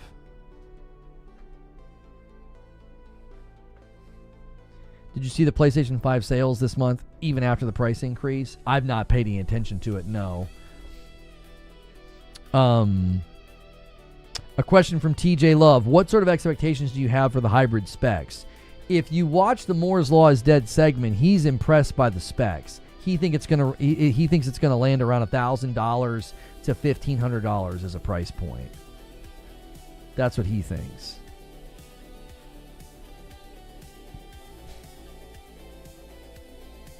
So, I think the specs sound fine. I'm like, that sounds great to me. A $5 super chat from Joker Quinn. Can we actually trust that what Microsoft says, though? They have a habit of lying about what a device can do. Thank you, Joker Quinn. We are one super chat away from you guys making confetti. Thank you so much. I don't think this one's going to be about trusting Microsoft. I think this is going to be about looking at the specs and who makes it. And a single gifted comes in from Stone Spire. I know what Stone Spire is trying to do. He's trying to take advantage of the fact that Joker Quinn just did a super chat. Stone Spire wants the 20 bomb to 275. That's the next time that I owe you guys a member. We haven't had a 20 bomb yet today. Somebody can take the crown. And we got a renewal over here on purple. A Prime renewal from Mile High. Thank you so much. He says, use your Prime, people. Let me add that to the total. And a VIP as well on YouTube. My man's double dipping. Hey, somebody ordered some coffee, says Mile High with the 42 months and a VIP. Thank you so much, you guys that are ordering the coffee. I appreciate it. 2 bags of the dark roast. Thank you. We will get those out to you guys ASAP. You guys kind of spammed the orders yesterday. And another gifted comes in from Mile High. He's doing it all. He's renewing his Prime. He's renewing his membership. He's ordering coffee, and he's gifting. And Joker Quinn gifts as well and bumps the line to 259. Thank you so much, Joker Quinn.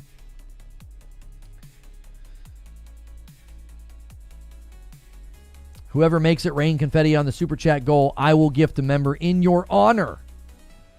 Price is everything. Look at the high cost of the PS3, even the Xbox One with the Kinect at the start, both fumbled in sales because of it. Well, that's a fair point, Deadeye Survivor, but I do think this is going to be entering the market as a different device. I don't think, and this is where I think people really need to realize something, where, you know, you're seeing people like, oh, it's going to be stronger, it's going to be stronger. Hey, I'm out of stuff to say. Mile High makes it rain confetti, and I owe you guys a member. Thank you so much. I am going to do that now. Here it comes. Single gifted for the Super Chat goal achieved. People need to realize this thing is not going to be positioned to compete with the PS6. It's not its goal. It isn't. It is not its goal. The goal is to target their upper level, more committed user base, as well as users who might be in the market for, like, you know what, I've been wanting to do a PC. This really streamlines it, and I can put it in my living room. Like, that's who this is for. They're not going to be coming out and being like, oh yeah, we're going to be better than PlayStation. We're going to be more powerful than PlayStation. That's not the goal from them at all. I don't think they're worried about that. I don't think they're concerned with that. That's not what they have set their sights on. So if folks are drawing those comparisons and trying to kind of console war about this, man, oh man, I think that's a huge misfire. I don't think that's the goal of this device. I think we're going to have options as consumers that are not running into each other head to head. They're not. It would be like saying, yeah, I don't know, you can buy a pre-built PC or a Switch. It's like, wait, no, those aren't really competing. Like, what? Like, that's what that would sound like. So, Madden says, with a question here, if you look up Asus ROG NUC, do you think the next Xbox consoles could be like this? Asus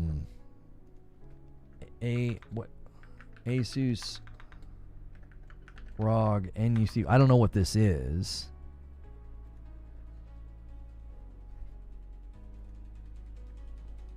Oh.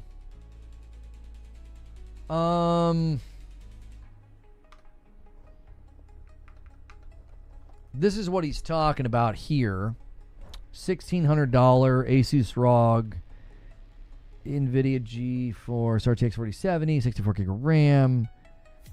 So this is for your, I mean, that is a lot of monitors there, dude. All right. I don't know who's gaming like that.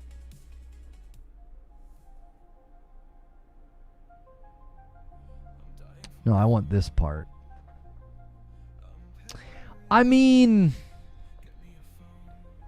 yeah.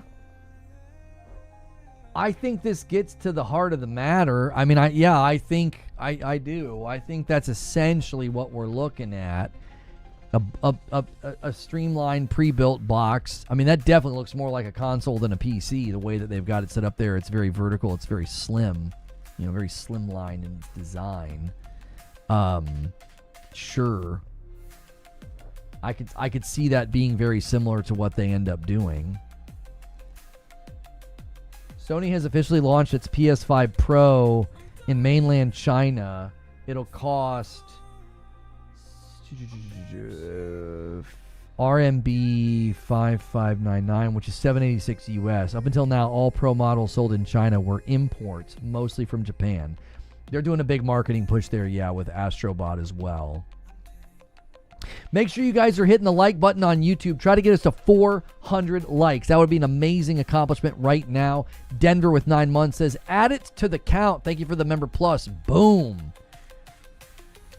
We could do a triple 5-bomb right now and slam it home to 275. You guys could link arm in arm. Let's take another question. Von Raz says, with new information showing that Xbox is building this PC Xbox hybrid, do you think this will push PlayStation to think about having a Steam PlayStation hybrid as well? No. I don't think this even remotely comes into their purview. Sent you a tip again. Appreciate you for your consistency and professionalism as a content creator. I got to go. Make sure to comment. Yo, Cowboy, I've always appreciated you, man. You bring good energy wherever you go. Thank you so much for that. I appreciate you very, very much. I got 2 tips here. I got one from somebody named Denver, a $10 super chat, rounding out all the things. Thank you so much.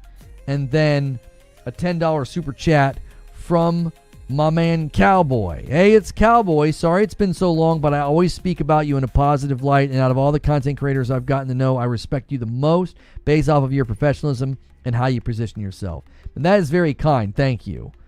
I get a lot of heat and I get a lot of hate. And I appreciate when people see through all that and see what I'm trying to bring and see what I try to do. I really do appreciate that. Thank you. If you guys like the content, if you guys like the daily talk show, if you like the fact that I'm safe for work, make sure you're subscribed. Make sure your bell button is turned to all and hit that like button. I'm going to pause the thing that nobody likes. I will reset the super chat goal. I know some of you guys prefer doing super chats over gifteds. I will gift a member. And every 5 super chats, I gift one back to the community. So there you go. If you guys prefer to do it that way, you can.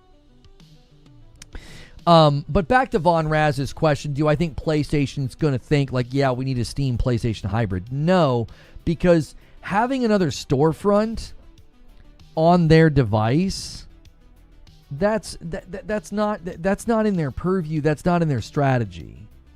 It wouldn't make any sense. Like their entire business strategy of like putting games on PC, like if you listen to Herman Hulse talk about it, their business aims, and listen, the commentary around PlayStation and that job posting and PlayStation and PC, it's pretty bad. The commentary's pretty bad, really, really inaccurate. None of that stuff's coming to fruition.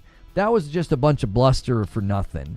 That's not where they're headed. They've doubled down in a couple of their interviews talking about their goals and what they want to achieve, and a Steam hybrid box wouldn't be within that. Wouldn't that be the end be all console? No, it wouldn't be. Why would they do that? So Vaughn, I want you to think about the amount of money that they make through their store on third-party game sales. This is where a lot of people misunderstand what PlayStation's all about. And they're like, oh, look at how many third-party games are selling. They're outselling their first party. They don't give a frick about that. Only console warriors on Twitter care about that because they don't understand the business. The business of these companies, they make money on the third-party sales. Apple makes more money than all these companies combined with their 30% scrape in their store. PlayStation makes a bundle on games like Call of Duty and others in their store. It's why they forced Epic to compensate them when they enabled crossplay for Fortnite. They make a ton of money from people purchasing stuff while playing on their box. The last thing you want to do is give people a way to not give you money.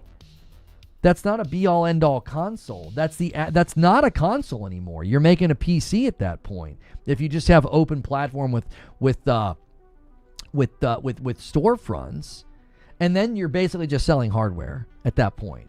And PlayStation's two different things. Yes, it is hardware, and yes, Sony is a hardware company and a technology company, but they are also in the business of making money in their storefront. Hey, another tip came in. Thank you so much, Mile High. Thank you so much. He says, somebody named Denver. Sorry, I didn't see who it was. I was looking at username instead of email. Sorry about that. Thank you so much for the super. Thank you so much for sending a tip.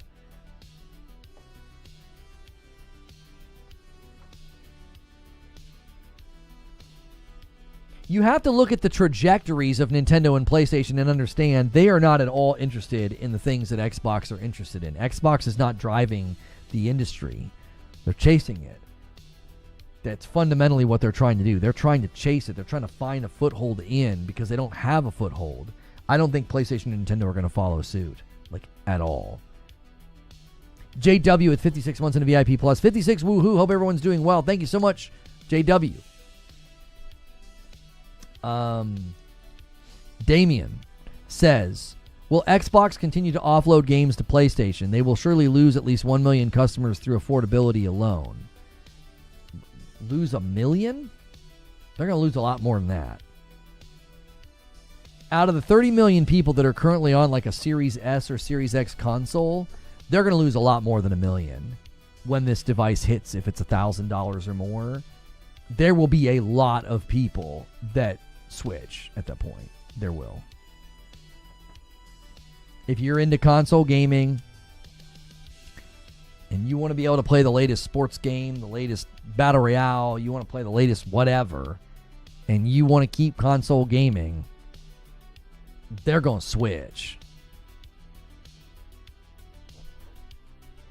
I mean, listen, we didn't really fixate on this or focus on this because people are going to misconstrue it and misrepresent it and say it's console warring, but there will be pretty significant migration when this thing hits. I think to deny that is unreasonable. I think it's very reasonable to be like, a lot of people are going to switch because it's just going to be too expensive. You can't spend all that time blustering and bloviating and calling, you know, the PS5 Pro at $700 so stupid and DOA and a scam, and then act like a $1,000 PC console hybrid isn't going to push folks away. It will push folks away. It will. You can't go from a gen where you had the Series S and expect this to go over with like a high conversion rate. You positioned yourself for years. Best value in gaming. Game Pass, baby. Eating good on Game Pass. Game Pass is best value in gaming. Series S is amazing. Series S is a steal. You can't go from that mantra, that motto, that culture, and be like, do you guys want to spend $1,000? You want to spend $1,200 on a PC hybrid? Wait, say what? What did you just say to me? It would be like having like a lawn mowing business.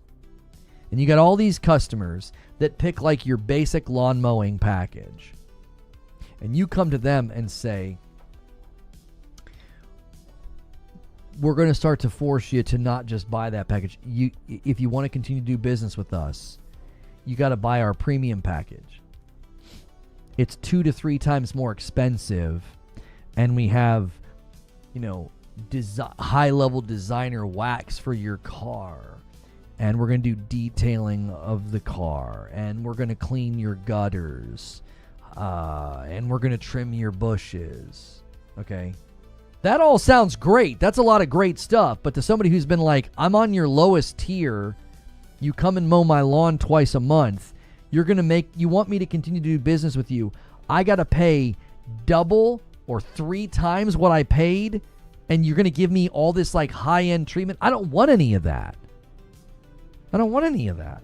Do you see what I'm saying? Like, the consumers you attract with the Series S and Game Pass, that's a consumer that's going to say, $1,200, $1,000? Like, what? Like, I don't know.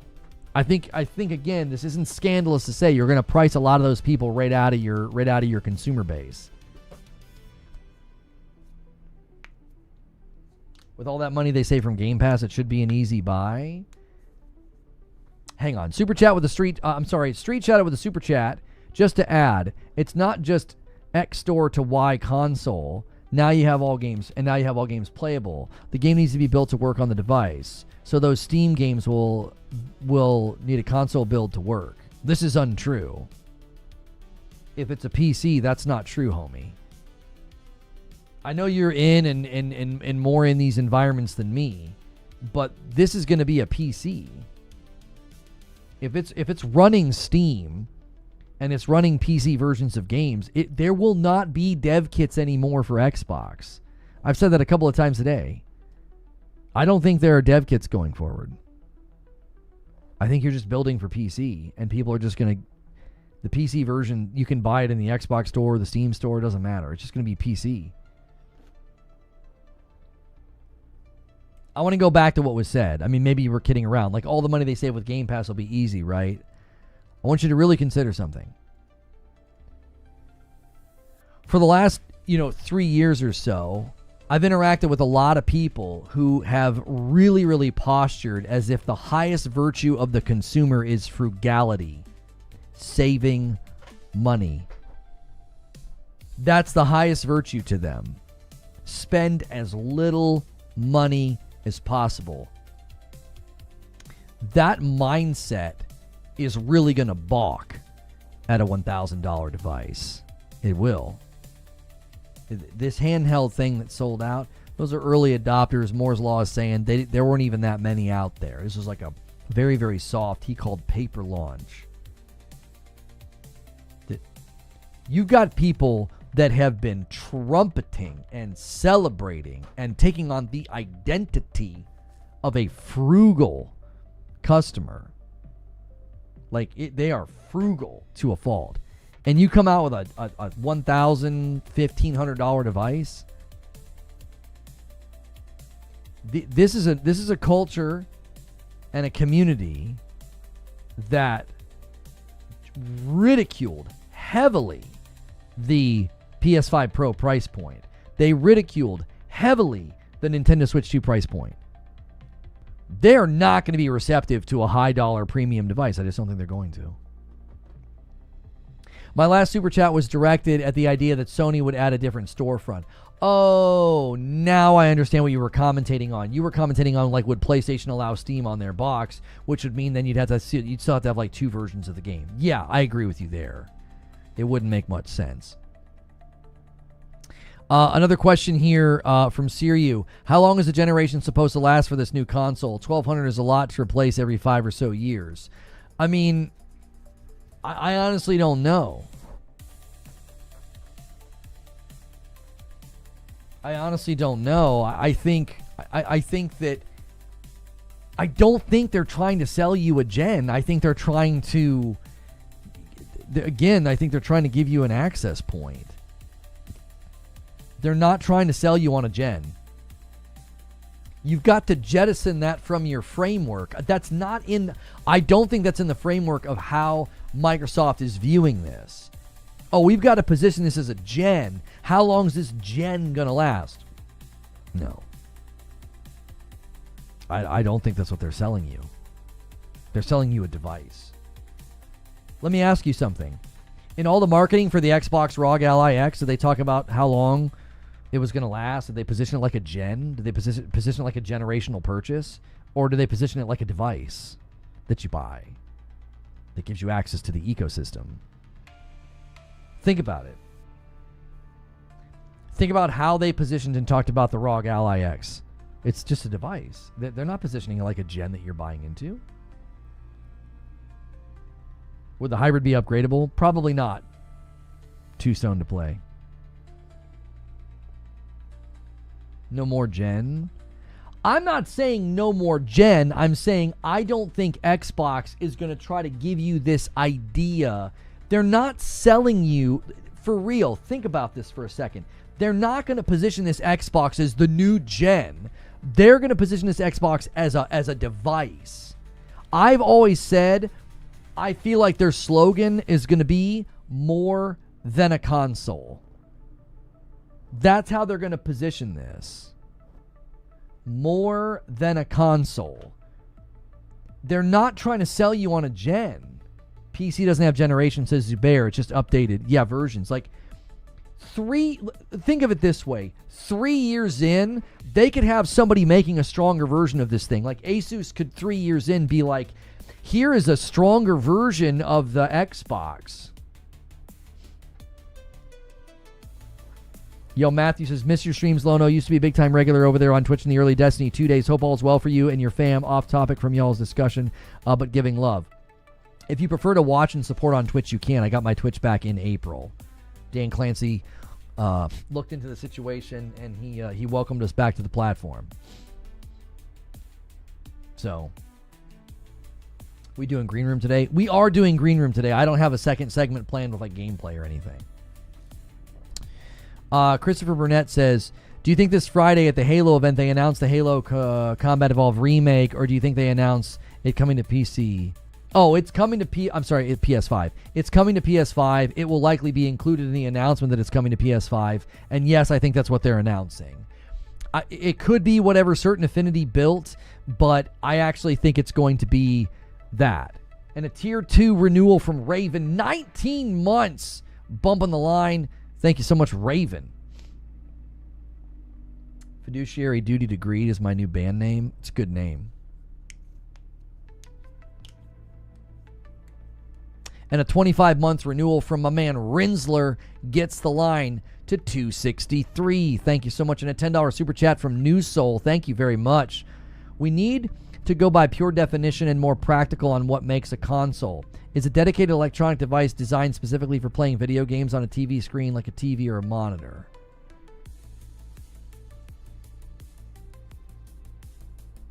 Yeah, I don't. This is a good question.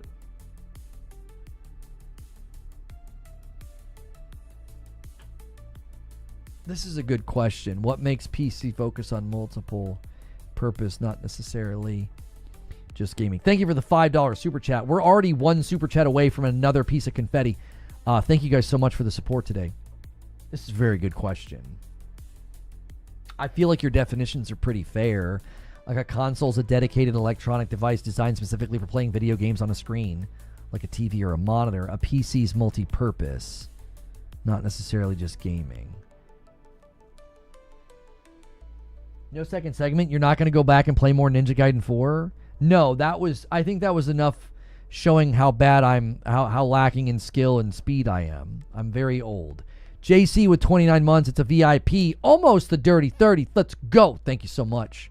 Bumping it to 264. I feel a disturbance in the force. Someone's going to set this up. All right. If you've been considering doing a 10 bomb of members or throwing down some member support, get ready, okay? There's a ruiner among us. Somebody's going to try to bump this to 265, hoping for a 10 bomb slam.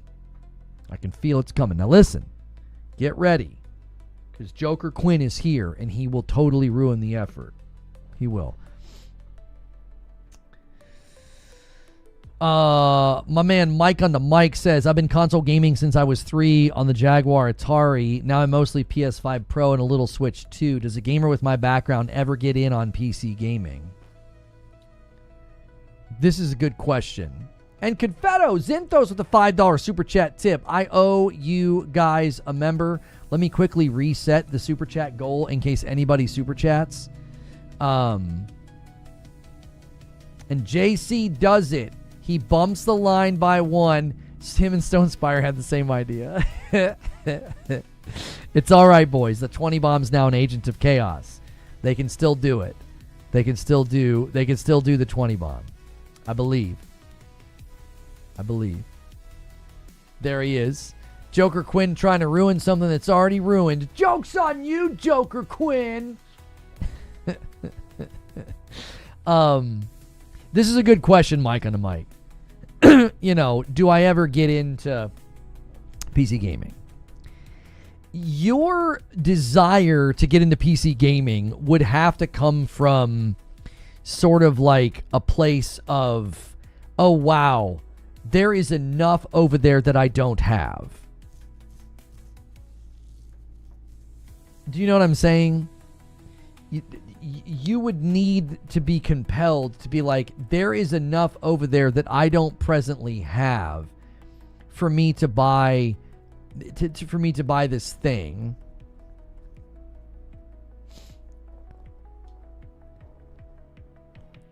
Because you've got to feel like you've got a vacancy in your current setup. You'd have to see games like Deep Rock Galactic Survivor when it hits. You'd have to see games like, there's been some early access stuff like Hades 2, that Dead Take Scary game. I don't know if that was PC only. Let me think of some of the things that I've played that I can only play on my PC. Escape Room Simulator, Repo, Schedule 1. Games like that, if those compel you, then yeah, you would be like, hey, I need this hybrid or I need to get into PC. If you look at those games and you're just kind of like, if they come to console, they come to console. If Karate Survivor comes to console, great, which it is, and you guys should buy it because it's a fantastic game. If you're disappointed with your frames, I mean, yeah, but he's got a Pro and he says he's satisfied with the Pro, so I'm basing my answer off of that. It does not sound like, you know. The Golden Joystick Awards are going to be on November the 20th. Am I going to be in town for that? Yes, I will. Okay. I need to... We like working with that organization. We'll be one of the co-streamers for sure. And higher FPS and best visual fidelity. No, it's not the best unless you pay for the best. Again, when this conversation happens, you've really got to qualify what you're saying. You're talking to somebody who's like, I'm happy with my Pro. And you're like, yeah, but you're going to get the best FPS and visual fidelity on PC. No, you're not. You're only going to get the best if you pay for it. You don't just like go to the store and be like, yep, give me that PC. It's going to be the best. My RTX 5080 9800 XT blows my PS4 Pro out of the water. I think you meant to put PS5 Pro. Right. No, you're having an argument that no one's arguing. No one here with a serious straight face is going to say that a high-end PC doesn't get better performance. Yes, of course it gets better performance than the PS5 Pro. That's not what's up for debate. If somebody is satisfied with their PS5 Pro and they also have their Switch 2 and they're like, would I ever really get into PC gaming? And I'm like, you would have to feel a vacancy in order to do that. Zubair says, it better. That PC costs you $2,000. Right, like you're speccing out a $2,000 rig and you're like, it blows the PS5 Pro out of the water. I agree with Zubair. It better blow it out of the water. It's like 3 times the cost. You're going to spend 2 to 3 times more. It better be better. What do you mean? Mediocre Milton says a $3,000 PC beats a $700 console. I sure hope so. That's what I mean. Like, this discussion always turns into like some kind of a competition. It's not a competition. It's a value assessment. It was $3,400. See what I'm saying? Brother, you spent 3 to almost 4 times more money. It better be amazing. It better be amazing. And that's fine if that's your value system. We're making a value assessment. Like, if he's like, yeah, I'm happy with my Pro, I play on my Pro, and I play on my Switch 2, and you're like, but you could spend $3,000 and get better FPS and graphics. And he's like, he's going to tell you this. He's going to be like, I know I can do that. I don't think he's in the dark. He's not like, well, I didn't know that. He's like, well, I spent $750 on this Pro. I wish I would have been tuned into the fact that I could spend $3,000 and get better performance. I would imagine he knows that. I would imagine that he knows that. He's making like a value decision. Like, is there enough value for me to jump over there? And I'm telling him, you'd have to feel some type of a vacancy. You'd have to be like, oh, the games, oh, the frames, oh, the graphics, right? That's worth me spending that money. If he right now is like, yeah, I'm happy with my Pro and my Switch 2, I don't think there's going to be much to compel you to come over to PC. Because if you want to maintain graphical performance, like if you're like, yeah, I'm really accustomed to PS5 Pro performance, you're going to have to spend a decent chunk on a PC to not have a degraded experience when you decide to play on PC. Like, let's say you go to PC and you play some of these indie titles and some of these AA titles, and let's say you decide, yeah, I'm also going to play maybe like a PlayStation game on my PC. If you want it to be at the same fidelity and performance of your Pro, you're not buying some cheapo PC. You're going to buy a nice PC. You're going to spend probably $1,200 just so that you feel like you're getting parity in your performance. I don't think he's going to do it. I don't think so. I think you'd have to really want to play those indies and those AA's. And if you're happy with your Pro, you're probably just going to stay put.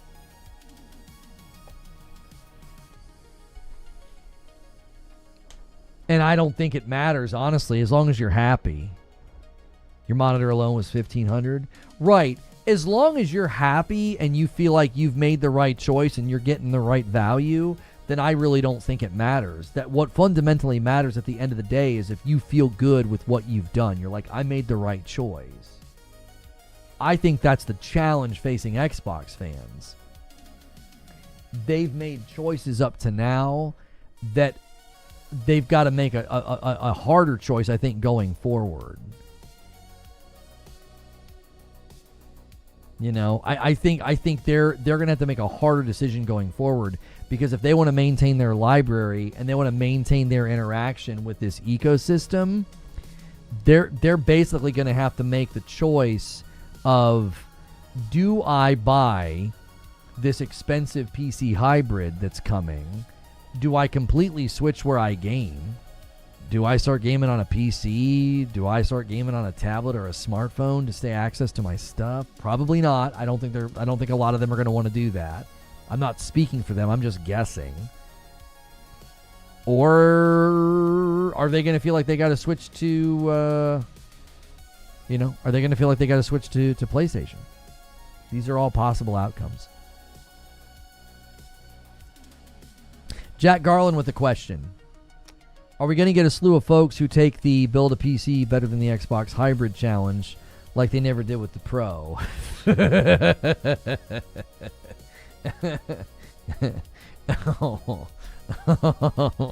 If I was a betting man,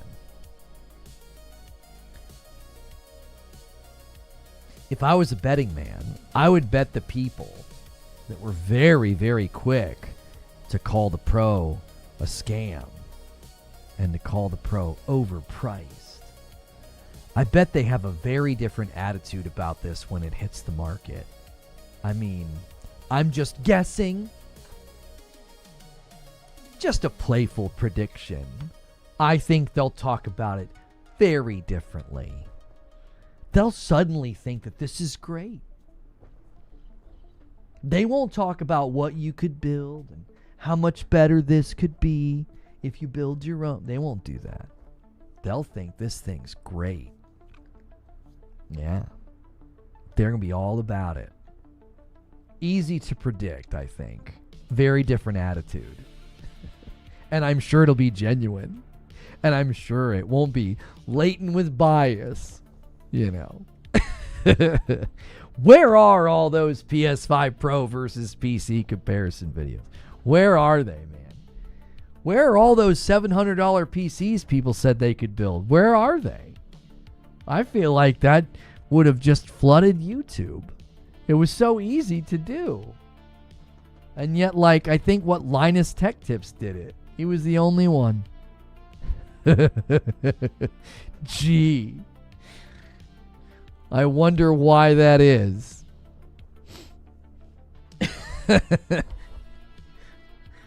I wonder why nobody made those amazing $700 PCs they bragged about. It's really weird that no one did it.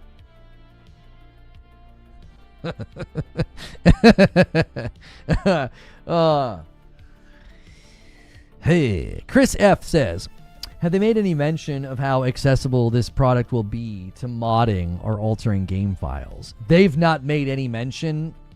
I'm going to hazard a guess it's not going to really offer that. Now, maybe they let you do like a boot into, we'll call it dev mode or something. Boot into dev mode if you want to like mess with stuff. And then like guys like me are like, I don't want to mess with any of that stuff. Like, I could see that, but I don't know if that's going to be like a soup. You're also talking about modding. Altering game files is one thing. Like you're going in and fiddling with stuff. Modding, well, if it has access to Steam, then sure, you'll be able to do that. But I don't know if they're going to want you going around poking around with the file system of this thing. Does that make sense? Having access to mods isn't quite the same as you poking around in the file system and editing config files and stuff. Even Linus couldn't get ripped apart to look like a pro. Yeah, Linus was honest. He said he had to cut corners. He had to buy used parts. He was very forthright with his video. The people that shouted the loudest and bloviated the loudest, they They lost all their gusto once the device was in the market and Digital Foundry had all the breakdowns of how good the games were running and how good the games looked. All that bluster left the room. They're very quick to talk about like one game that has bad PSSR implementation so they can call it a scam, instead of talking about the sea of games that look better and run better. You know, that's the honest way to cover something, is you cherry pick one example and fixate on it and then use words like scam. That's the mark of an honest person.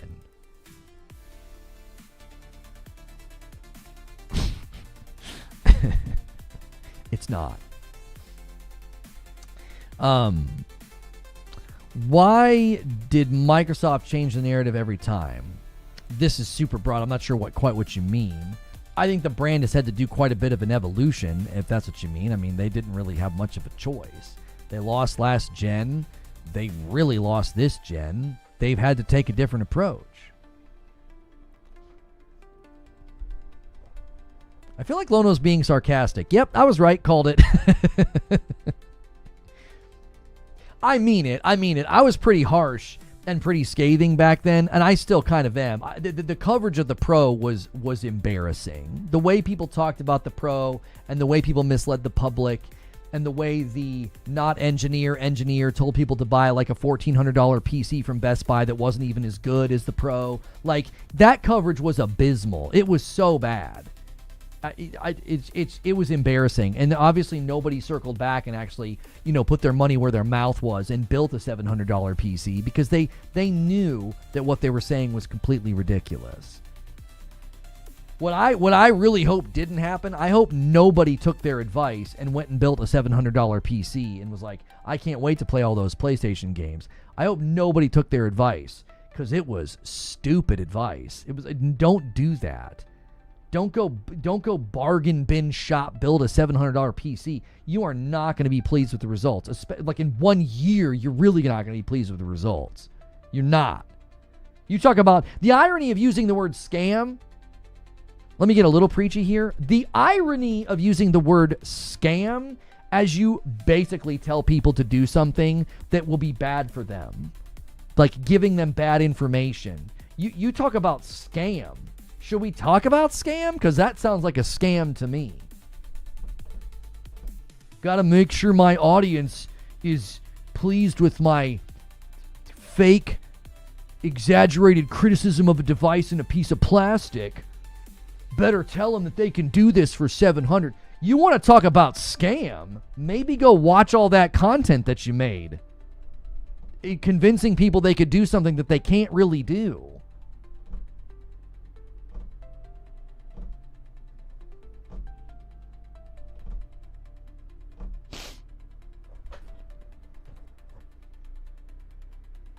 I mean, wear that.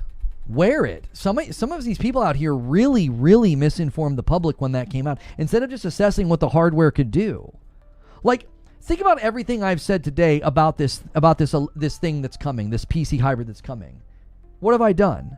I've cited the stats. Look at what Moore's Law is dead has said. It'll be more powerful than the PS6. It'll be an impressive device. It'll be a good device. It'll be pricey, but it can deliver the goods. Isn't it interesting that, like, it's not hard to just, like, speak factually about something. It's very easy, actually. The irony is, it takes less effort.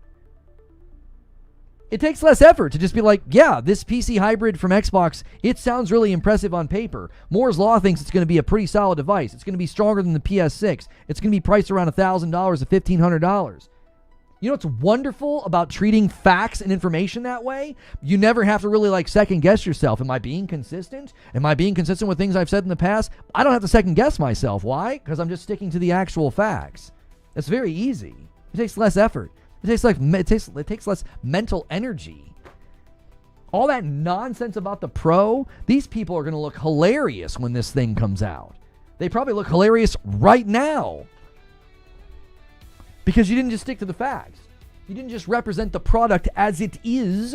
You had to do this, like, weird, almost like propagandistic thing where, like, this is a scam. You can build a PC for $700 that could do the same thing. No, you can't. Like, why bother? Why bother with all this nonsense? Just tell the audience the truth and let them make up their own mind. That's what you should be doing with your platform. That's what you should be doing with your reach. It's just giving people the info. Not this weird anti-thing. This device could be great. I'm going to put it in my living room. It better be good if it's going to. It better be good if it's going to cost me that much. It better be good. I think that's a fair expectation when you're paying that much money. 2 more questions, and then we'll probably be ending Q&A. Very long Q&A today, guys. Thank you so much. Dylan says, I've seen trends of people switching from Xbox to PS5 recently. With that in mind, who is Xbox really targeting with this new console if they start losing their consumers to PlayStation now? I don't think they really care if you go to PlayStation because they're still going to get money from you over there. Guess what happens when you go to PlayStation? You have to buy Call of Duty. When you go to PlayStation, you have to buy The Outer Worlds too.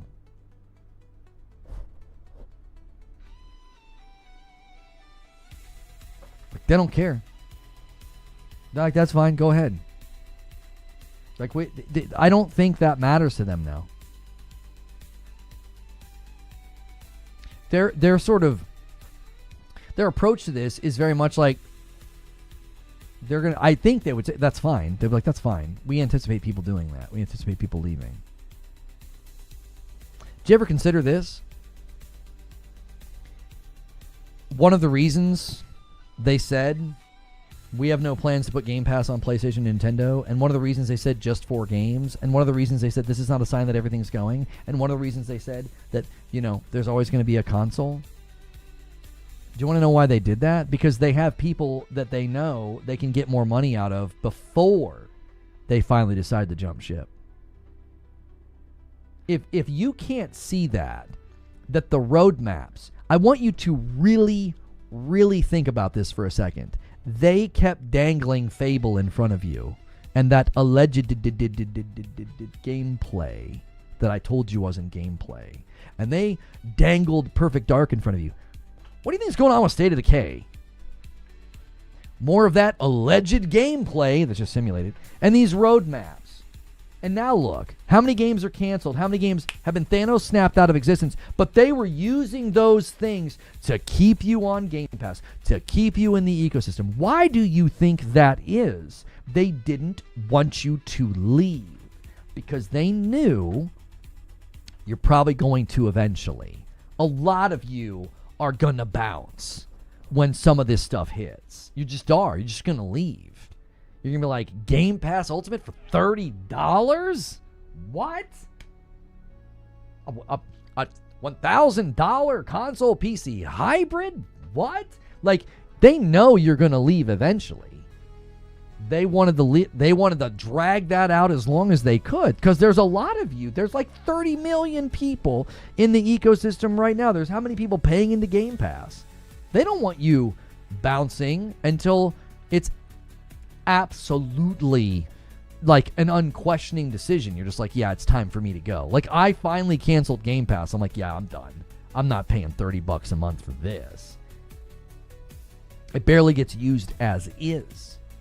So that's why I think if you really analyze their behavior as a company, and you're like, why did they say this? And why did they say that? And why did they do that? And why wouldn't they just tell people? Why wouldn't they just rip the Band-Aid off?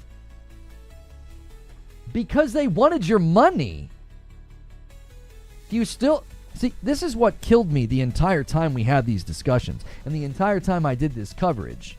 The constant invocation of they're pro-consumer. Do you still think that?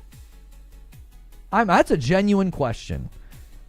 I'm not being smarmy or snippy. I genuinely mean that. Do you still think they're pro-consumer when you analyze the marketing, the doublespeak, the misleading statements? Do you still think they're pro-consumer after all this time? You still think they're pro-consumer? Or do you think this has all been pro-profit? This has all been to string you along and keep you on Game Pass and keep you in their ecosystem? so that when you finally make the jump and you finally switch teams or you finally go to PC or wherever you hang your gamer hat in the future, they drug you along for as long as they could. Do you still think they're pro-consumer? I don't think they're pro-consumer. I don't think they've ever been pro-consumer. They've been pro-profit. I tried to say that for years about this company. You're an Xbox hater, you're a pony. No, I'm an Xbox fan that hates the direction of the company, and I could see it for what it was. I saw through the veil. I saw that it was Microsoft. I saw they were the ones driving it. They are corporate raiders. They are all about just kill it if it's not making us money. Get it out of here. Microsoft's not pro-consumer. There's not an inch of that company that's pro-consumer. That's why I was critical all these years. And people couldn't see past the console fight. So they just assumed, yeah, you're just a pony and you hate Xbox. And it's like, no. I'm like holding my 360 and my Xbox One in my hands, and I got all these games, and I'm like, what are you guys doing? This was not how this gen was supposed to go. And people are like, you're a pony. And I'm like, holding all my Xbox games and all my Xbox controllers and all my stuff. And I'm like, huh?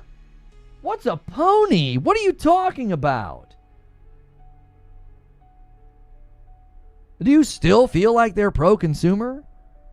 Just go back and analyze everything they did. The jig was up as soon as the CFO said what he said to the Wells Fargo Summit. The jig was up. And Phil's like, we have no plans to put Game Pass on PlayStation and Nintendo. He's like, no. I'm going to do a little sleight of hand here. Everybody's looking at the first party games. And he's like, huh? Look at that. We're not putting Game Pass on PlayStation and Nintendo. We're not doing that. It's like, that's not what anybody was worried about. Man, oh man. What a trick that was. Were there any Xbox loyalists back then that were concerned about that? Were there any diehard Xbox fans that were like, oh man, if they put Game Pass on PlayStation, I'm going to be really upset? Nobody cared about that. There was nobody that was even remotely concerned about that. And that's what he did. He's like, oh man, everybody's concerned about first-party games going to, platforms that we used to consider competitions. We're not putting Game Pass on PlayStation and Nintendo. All is well. And it's like, nobody even cared about that. If they would have thrown Game Pass on PlayStation in some other future, some Doctor Strange future where you can alter timelines, if they would have put Game Pass on PlayStation, nobody would have cared. Nobody would have been like, oh, I can't believe they're doing that. People cared about the games, because if the games go, now it's like, well, what do we have other than Game Pass? You don't have exclusives anymore the minute that happens. That's what people's main concern was. It all started back there with that interview that Phil did. If you want to fault Windows Central, you can fault Windows Central. I think Phil knew what he was doing. Oh, I'm going to give you an interview. And you're like, oh man, this is amazing. He gives you 15 minutes and he's real slick, boom, and you're like, oh sweet, we got an interview, we got a great headline, thanks Phil. And then a year later you're like, wait a minute, he got you. He's like, gotcha. That's what it was. It was a total sleight of hand play by Phil. Wasn't Xbox your main console for years and years? Yeah, my first PlayStation I ever owned I didn't even buy it. My community bought it for me because they wanted to play Destiny with me on a PlayStation. I didn't even want one. I didn't even want one. So, if you look back on all this, you got to ask that question. Do you still think they're pro-consumer? Because buddy old pal, they drug you along. They drug you along. You kept paying for Game Pass. You stayed in the ecosystem for another year or two, and you wouldn't have. If I could go back in time when all this stuff broke, and I said, hey, buddy, you love Xbox? You're staying with them. I'm from the future. This is what they're doing. You know what people would have done? They'd have been like, I'm out. I'm getting the frick out. I'm not staying with them. I'm not going to pay another dime on Game Pass. I am out of here. If people knew what was coming, they would have bounced. They knew that you would have bounced. They knew loyalty would have plummeted. They knew you would. That's why they wouldn't let you know what was coming. That's why they played all these sleight of hand fancy word games. Just 4 games. Are any of those 4 games Indiana Jones or Starfield? That was such a rigged question. You know it. No, it's not Indiana Jones or Starfield. And it worked. It worked because people went to Twitter and celebrated that it's not Indiana Jones and Starfield. And then Jeff Keighley has one more thing, and you feel the rug starting to get pulled. Jeff Keighley's like, one more thing, and you're all like, oh no. Yeah, here comes the rug pull.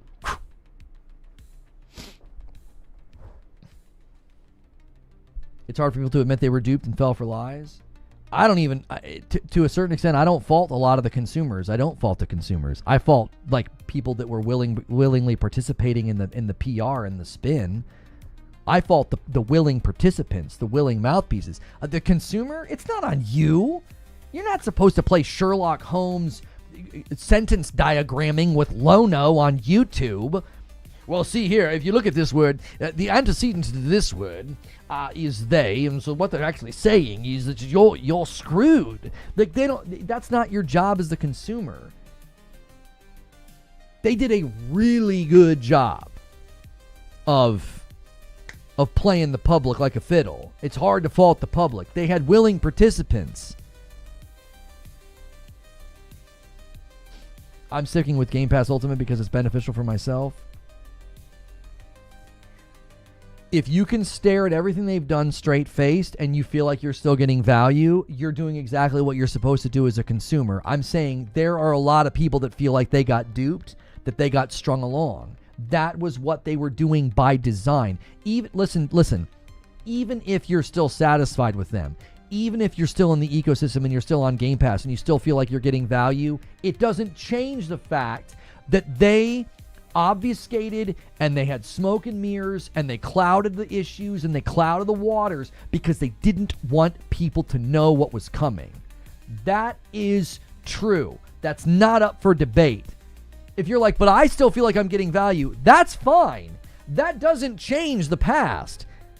That doesn't change how they handled this. They were keeping the public in the dark, and they had willing participants who were going along and trumpeting the marketing talking points. And now it's like the brand is completely and utterly different. It's not even recognizable.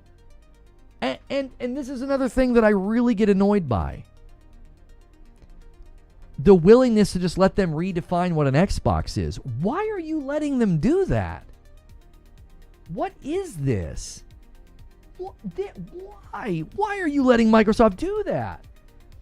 And I told you what would happen. In the wake of all the coverage of the Xbox ROG Ally X, I said, they're going to focus on guys like me. And they're going to say, he's coping, he's seething, he's angry about the handheld. Dude, I am not even remotely bothered by it. What I'm bothered by is willing participants in like almost like a form of propaganda. It's like you're just letting them change what it is. What? Why? What's this doormat mentality? Why are you acting like a doormat? Like they can just do whatever they want, say whatever they want, redefine whatever they want. And you're just like, yep, they're in charge. No, they're not in charge. You're in charge. You're the consumer. You dictate what's what, not them. They don't get to determine what value is. You do. You're in charge as the consumer. They're not in charge. Stop letting them posture like they're in charge. Yo, Ray.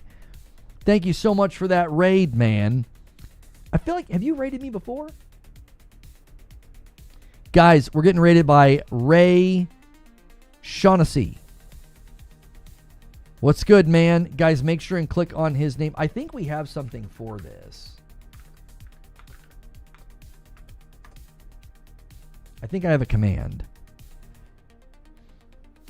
Maybe I don't. Hang on. Maybe I shouldn't have caps locked it. Hang on. Shout out. There you go. Click on Ray. Thank you for the raid. Thank you for coming over. Guys, click on his name. Show him some support.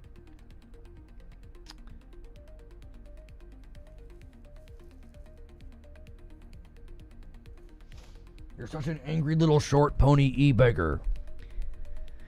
calling me all the names, and I know you're kidding around, Anthony. Calling me all the names in the book. You can call me, Jimmy Neutron, Pony E-Beggar. That's not going to change any of this. It isn't. I do not understand why people are just allowing them to just redefine what an Xbox is. That it doesn't make an ounce of sense to me at all. If Nintendo came out tomorrow and told me that my iPhone was a Nintendo, I'd be like, shut the frick up, Nintendo. You and your dumb patents, go away. You don't get to redefine what a Nintendo is. Be quiet. Like, nobody would accept that. Your iPhone's a Nintendo now. Like, what? Why? There's some Nintendo games you can play there. Oh, get the frick out of here. Like, nobody would accept that. Nobody would accept that. We'd be like, shut up, Nintendo. No, nobody would accept that. Stand up for yourselves. Don't let them get away with it. Don't let them. There's a Mario game on an iPhone. Therefore, your iPhone is an Xbox.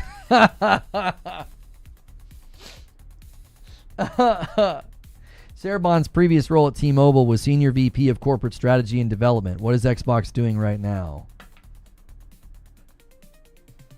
I mean, there were rumors that this is an Xbox thing came from her. Ray says, making sure you good. I've been watching you yelling at Microsoft for a few days and I love it.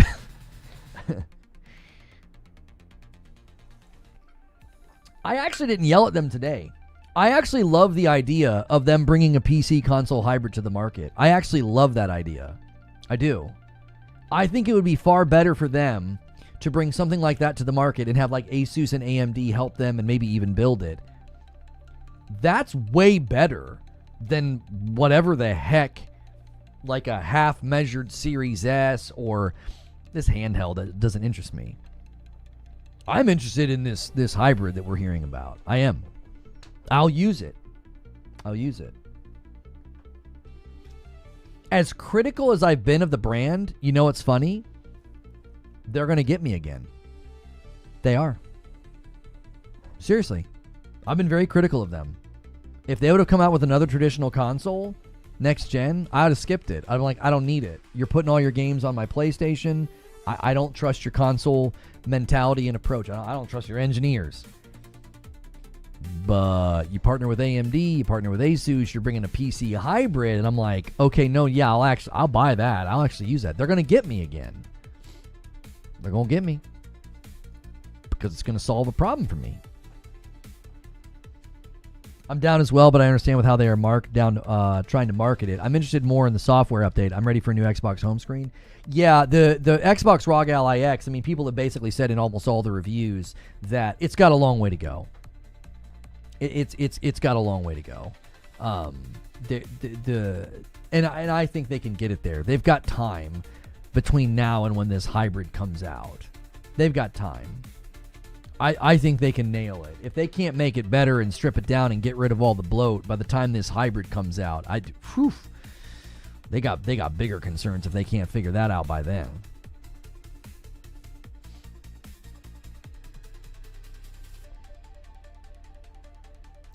Sarah Bond's a cold-blooded corpo wrapped in a pretty face with a friendly smile.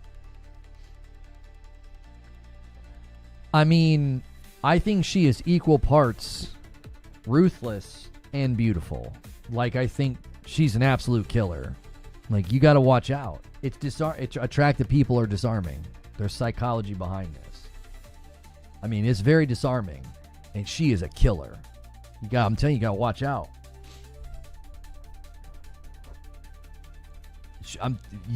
They're having her do the interviews now. Because everyone's like, oh, it's Sarah. She's so nice. Her wardrobe's always on point. And she's a killer. She's an absolute killer. You got to really listen to her. She's as slick as Phil. She is slick. Nintendo made a handheld console hybrid. Xbox making a PC console hybrid. What kind of hybrid Sony will make? Yeah, I don't think Sony's going to go that way. I do think Sony wants to bring a handheld to the market from all that we've seen, and I don't think it's going to be a hybrid. I think it's going to be its own thing. Yeah. The OA says, do you think Sony might be aiming at the handheld PlayStation at the people that are going the Magnus way? Timely question to what I just said. Yeah, I think that their handheld plans, though, have nothing to do with Xbox. You know? I don't think that they were trying to combat something that Xbox was doing. I think the Q and the Q Lite were in the pipeline, and as an idea, I think that started. You know, do you want to know my honest opinion on this? I think the Q and the Q Lite were birthed as ideas when they were working on the Pro, because I think suddenly somebody said, now wait a minute, if we actually are able to do these things that you're talking about, if we make headway with upscaling, if we partner with AMD and we start working on Project Amethyst and FSR and these algorithms and this machine learning, we could get quite a bit out of a handheld. That's my current theory. I think the Pro, the technology that they were birthing for the Pro, I think it gave birth to the Q and the Q Lite. I think the Q Lite's like their first shot, like, hey, it's a handheld, it's not a handheld, sorry. It's a remote play, it's a cloud device. Everybody told me they wouldn't be able to add cloud to it. That was a frustrating time. They won't be able to add cloud to the portal, oh no. Okay, they did, but so the Q, so the Q Lite is their first shot. I think the Q, the actual handheld that they're making, I do. I think it was born. I think it was born from that. They were like, yeah, we'll be able to do something here.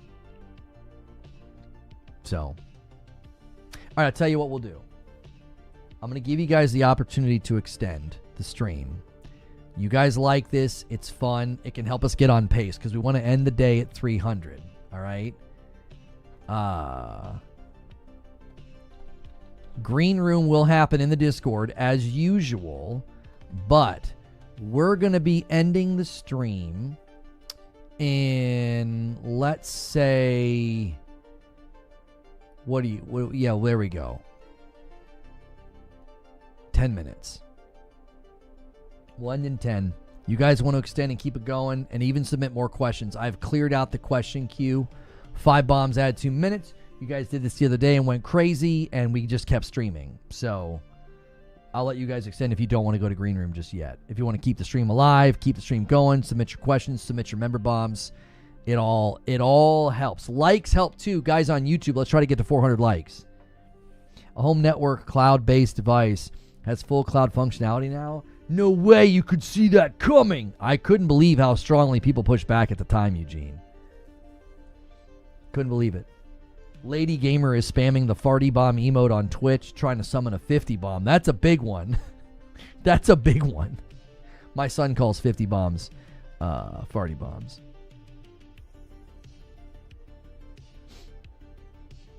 James is trying to do the same thing on YouTube.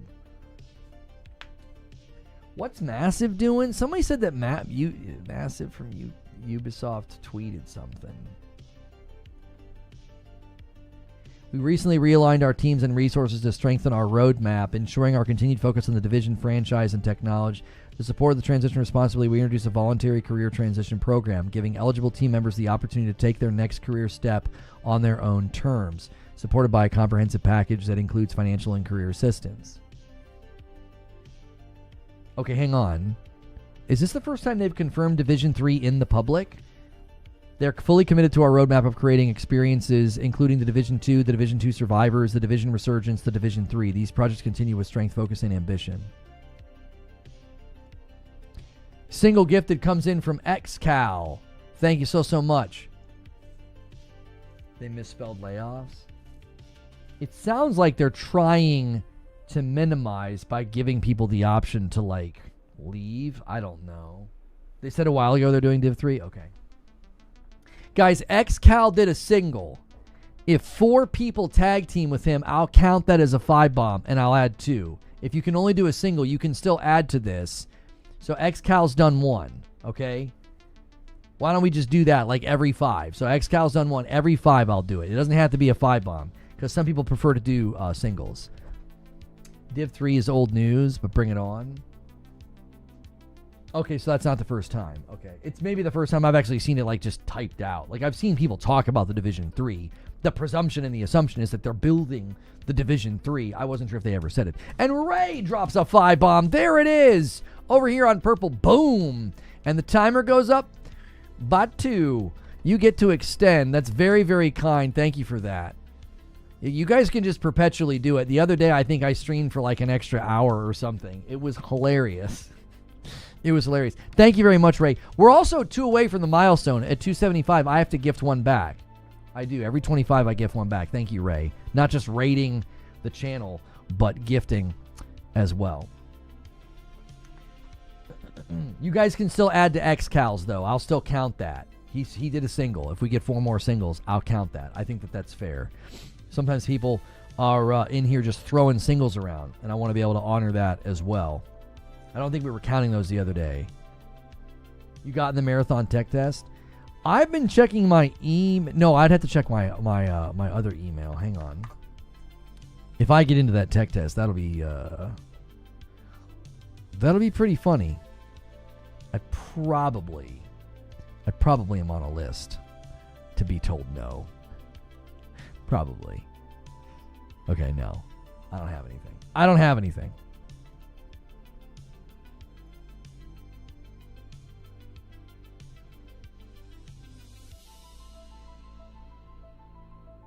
The replies are hilarious. This is without question one of the most poorly written layoff press releases I've ever read in my life. This is such an AI-powered statement to basically tell us a ton of people were just given severance packages along with medical. Take the next step in their careers on their own terms. It's such a sickening way to summarize that they've been let go. Hello, AI. Write a statement that we're about to announce that we're laying off a bunch of people without saying that we're laying off a bunch of people. Thanks. That's a heck of a pirouette to avoid saying layoffs. It read to me like maybe they it read like they were letting people volunteer. We introduced a voluntary career transition program. If they were not letting people volunteer and in fact were just laying people off regardless, I feel like they're going to get put on blast for that pretty quickly. Like if they're just straight up lying and it wasn't voluntary. And they're like, no, yeah, we just went around and told people that you're laid off. Like, I get that people are angry when layoffs happen. It's not good. But if they're just straight up lying and it wasn't voluntary, I feel like that's going to backfire very quickly because people will be like, hey, wait a minute, I'm one of the people that got laid off. This wasn't voluntary. What the frick are you saying? Who did this? Massive. Massive did it. John did it.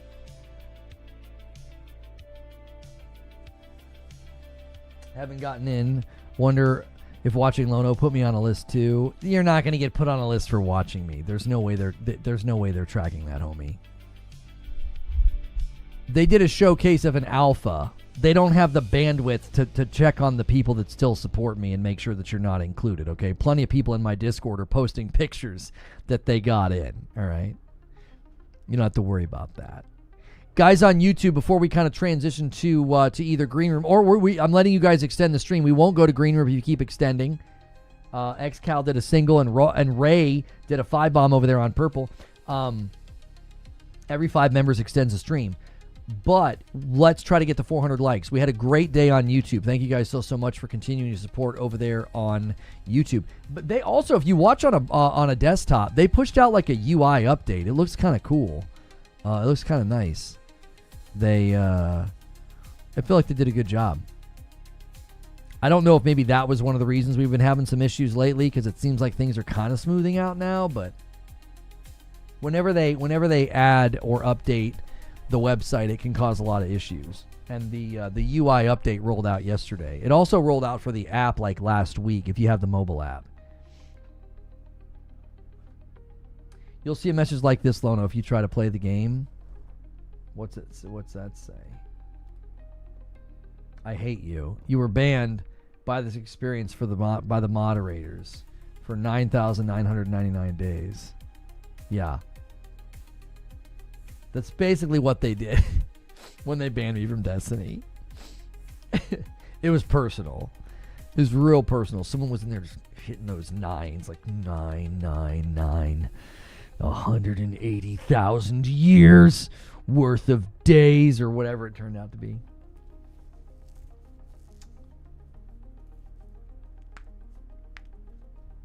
If you guys want to continue to use the Q&A in the last minutes of the stream here, I mean, if somebody goes crazy, we're going to keep going. I mean, it happened the other day. You guys wait till the buzzer, and then you keep it going. You can submit off-topic questions now. Anything going on in gaming, if you want to submit the question queue has been cleared. I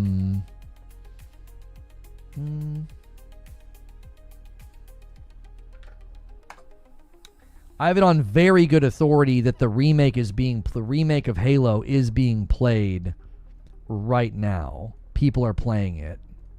I may or may not have received an image that I won't be sharing.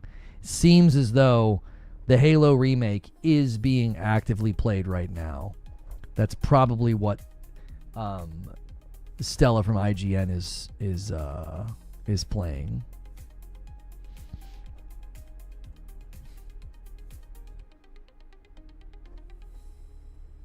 Ray says, do you feel like the consoles struggle more with the proprietary memory versus it being open? It seems like Xbox and Sony keep switching back and forth. I think that will be a big deciding factor for the success of the handheld. I don't know enough. Yeah,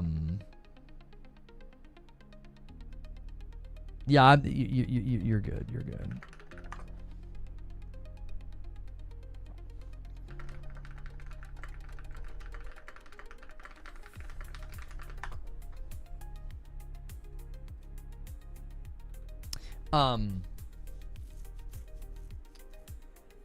But yeah, I don't know enough to comment, Ray, on like whether or not they will or they won't. But I think, to me, they're going to have to prioritize optimization going forward. Like, you can't make hardware decisions like they did with the Series S, where developers are like, please don't do this. Like, Moore's Law is Dead shared an interesting story that, like, Randy Pitchford literally told Mark Cerny, you got to put more memory in this, and if you do, you win. Like, they've got to make those kinds of decisions.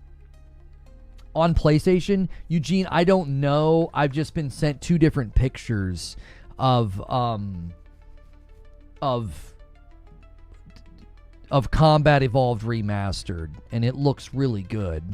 These are very, very quick shots of a television. I can tell I can describe it to you. There's lighting effects hitting the gun from the left. This looks very good. This looks very authentic. You can tell it's like a quick mobile snapshot. I can't tell if it's on PlayStation or not.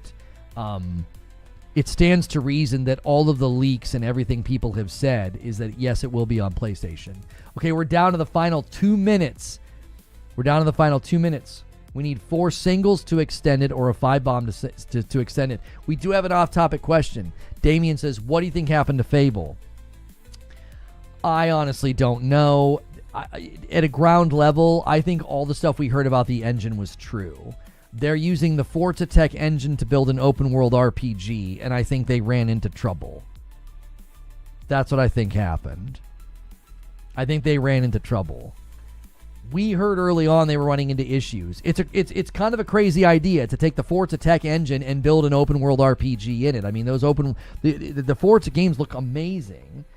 Building an open-world RPG in there could look incredible, but I think some of those early rumors that we heard, I think they were true. I think they were running into trouble. All right, we're down to the final minute. Is anybody going to save your bacon? We're 27 away from being on pace for the week. Here we go. We'll see. You guys were doing this the other day, and you were absolutely waiting till the final moments. Here's the thing. If you're not in the Discord, you're going to want to be in the Discord, because if this hits 0, that's where a 20 bomb. A 20 bomb comes in from Silent Spartan.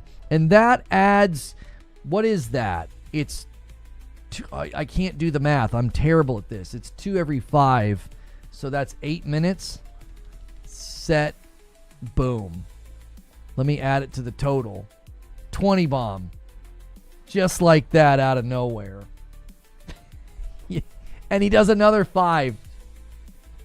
And he does another 5, which adds another 2 minutes. Thank you so much. You're the man, Silent Spartan. This guy has been going crazy for a while. Such big support. Such big support of the channel, man. I really appreciate it.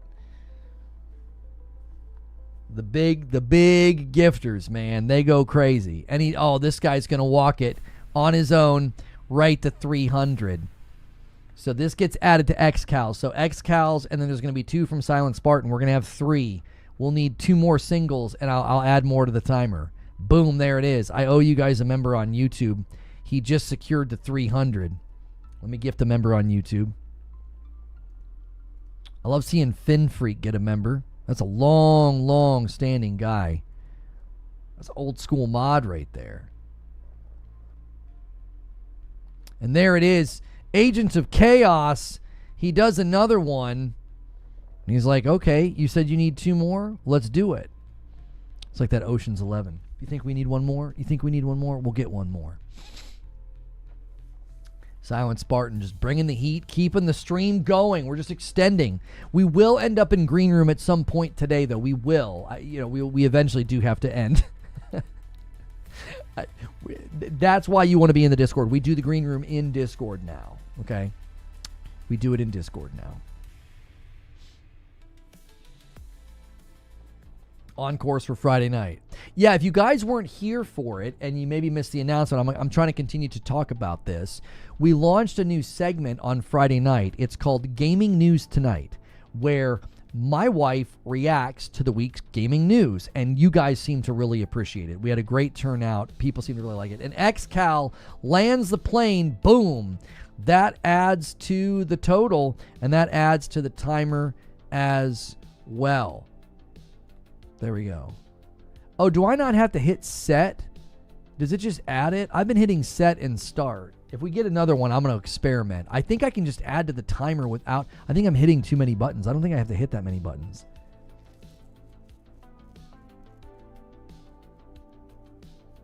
The Halo pictures. I can't distribute something like that to send to me in confidence. I can't do it. Not even in the Discord. I'm not going to do it.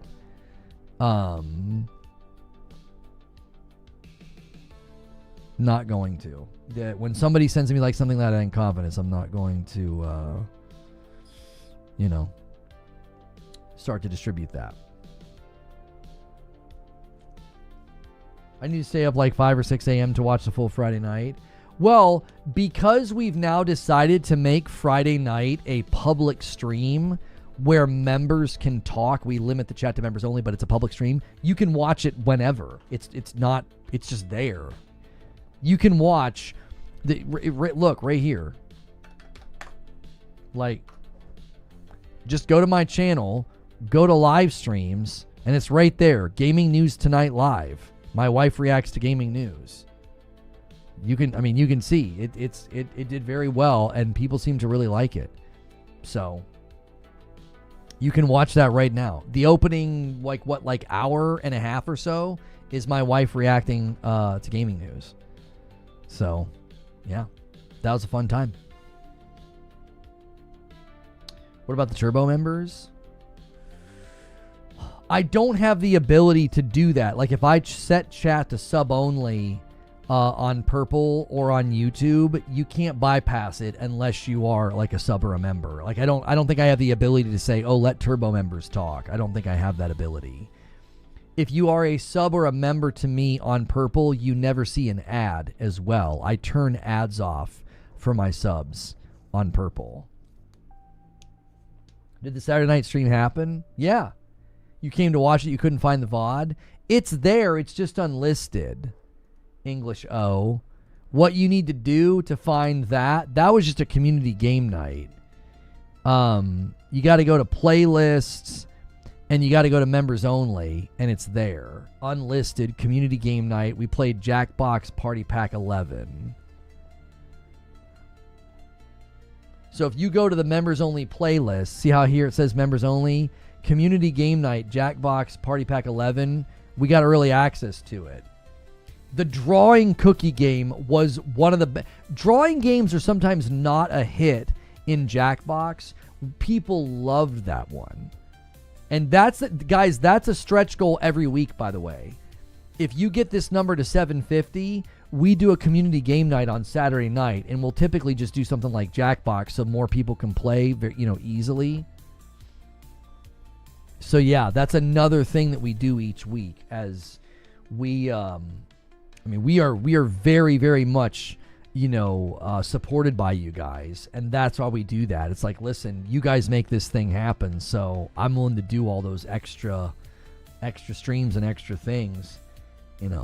That's a disruption to my, our personal family life, but I'm willing to do it because you guys are keeping the thing going. You guys are keeping that engine going. That generosity is greatly appreciated.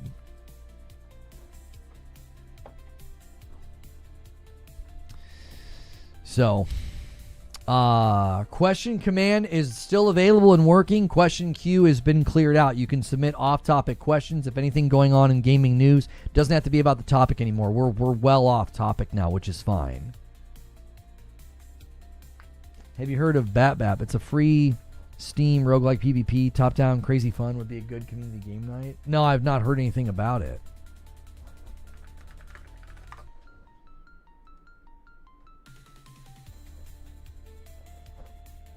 Roguelike party game where no two matches are ever the same. Round up your homies, pick a character, and build a giga unfair build that'll make them hate you and do it all over again.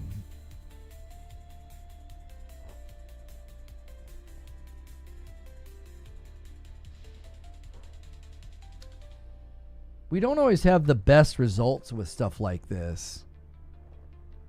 Like, Jackbox is easy because you just open up a browser on your iPhone, tablet, Android, laptop browser, computer, whatever, and you could just play.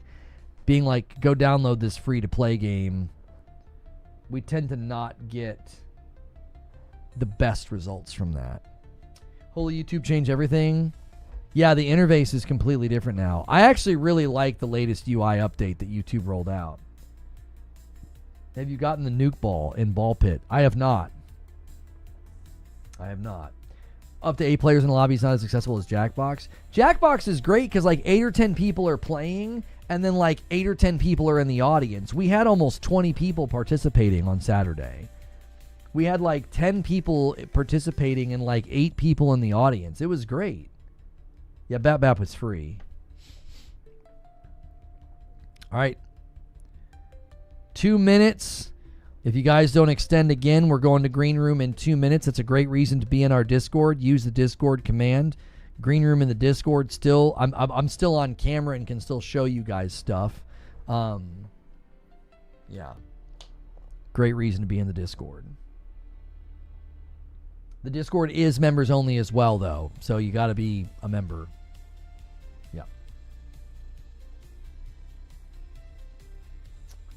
Nick says, what do you think? Is this a scam? Is what a scam? What are you asking me about, Nix?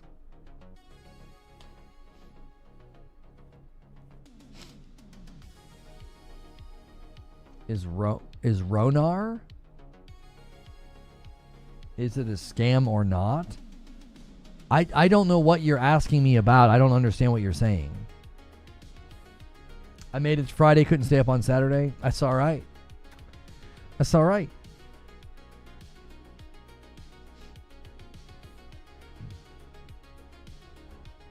All right. Final countdown. 1 minute left. Every 5 members we add to the timer and we extend the new Xbox. How could it be a scam? It's not out yet, brother. She just said it's going to be a very high-end, very premium device. Supremacy, thank you for renewing 11 months. What are Sony's interest in a hypothetical buyout of WB, and do you think that they have a chance to purchase WB? I think Sony might want to for the television and the show and the movie possibilities. They don't want to just expand their IP for games. They want to expand their IP for shows and stuff. So Sony could throw their hat in the ring. 30 seconds. We're in the final 30 seconds. Sony could throw their hat in the ring.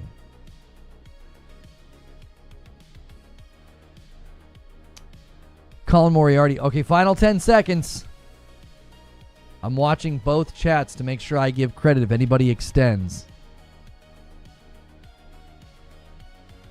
Looks like we are done.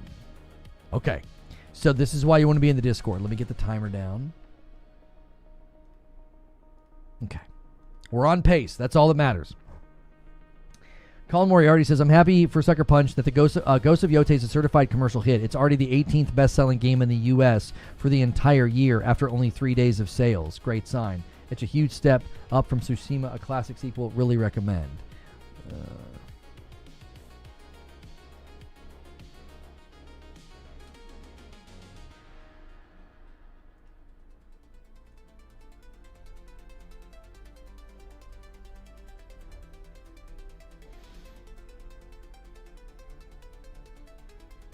Hang on. There we go. All right. Listen, great day, great turnout. Make sure you're subscribed. Make sure you got the bell button pressed. Make sure you've hit the like button on YouTube. I appreciate you guys so much. I appreciate the coffee orders as well. Somebody ordered some Frickmas. Thank you so much, Ray. Ray just doing all the things, rating me, gifting members, and ordering coffee. Thank you so much, Ray. Enjoy that coffee. I'll be printing labels today. I had a little bit of a snafu last night and could not print labels. I believe we are rectifying that today. It's telling me that the back end is a critical error. Now I'm in. Okay. So we are going to, I think we're going to be building our own solution. I may have to manually print all these labels at Stamps, but I will get those printed and shipped out very, very quickly. Okay. So thank you guys so much. On your way out, YouTube, hit the like button. Try to get us to 400 likes. We need 25 more people to hit the like button. All right. And then get into the Discord and get into the stage if you want to be a part of Green Room. This is a behind the scenes thing exclusive for members. I'm getting this coffee. It better be good. All I know is it's getting a review. Well, I really appreciate that, Ray. Here, let me make sure that I'm following you. So that if I can ever return the favor on the raid. There we go. I threw you a follow. I have a Prime as well. So next time you're on, if I've got my Prime, I might throw it your way. I think 30 and So Gaming streams on Twitch again. I need to maybe throw my Prime on him. Okay. Thank you guys so much. Use that Discord link. I'll see you in there. If I don't see you in the Discord, man, I'll see you guys tomorrow. Thanks for all the support of the channel. Check out all my latest uploads or streams. We've got some great uploads recently that hit. And if you haven't seen them, go check them out if you can't come to the Green Room. All right? Take care.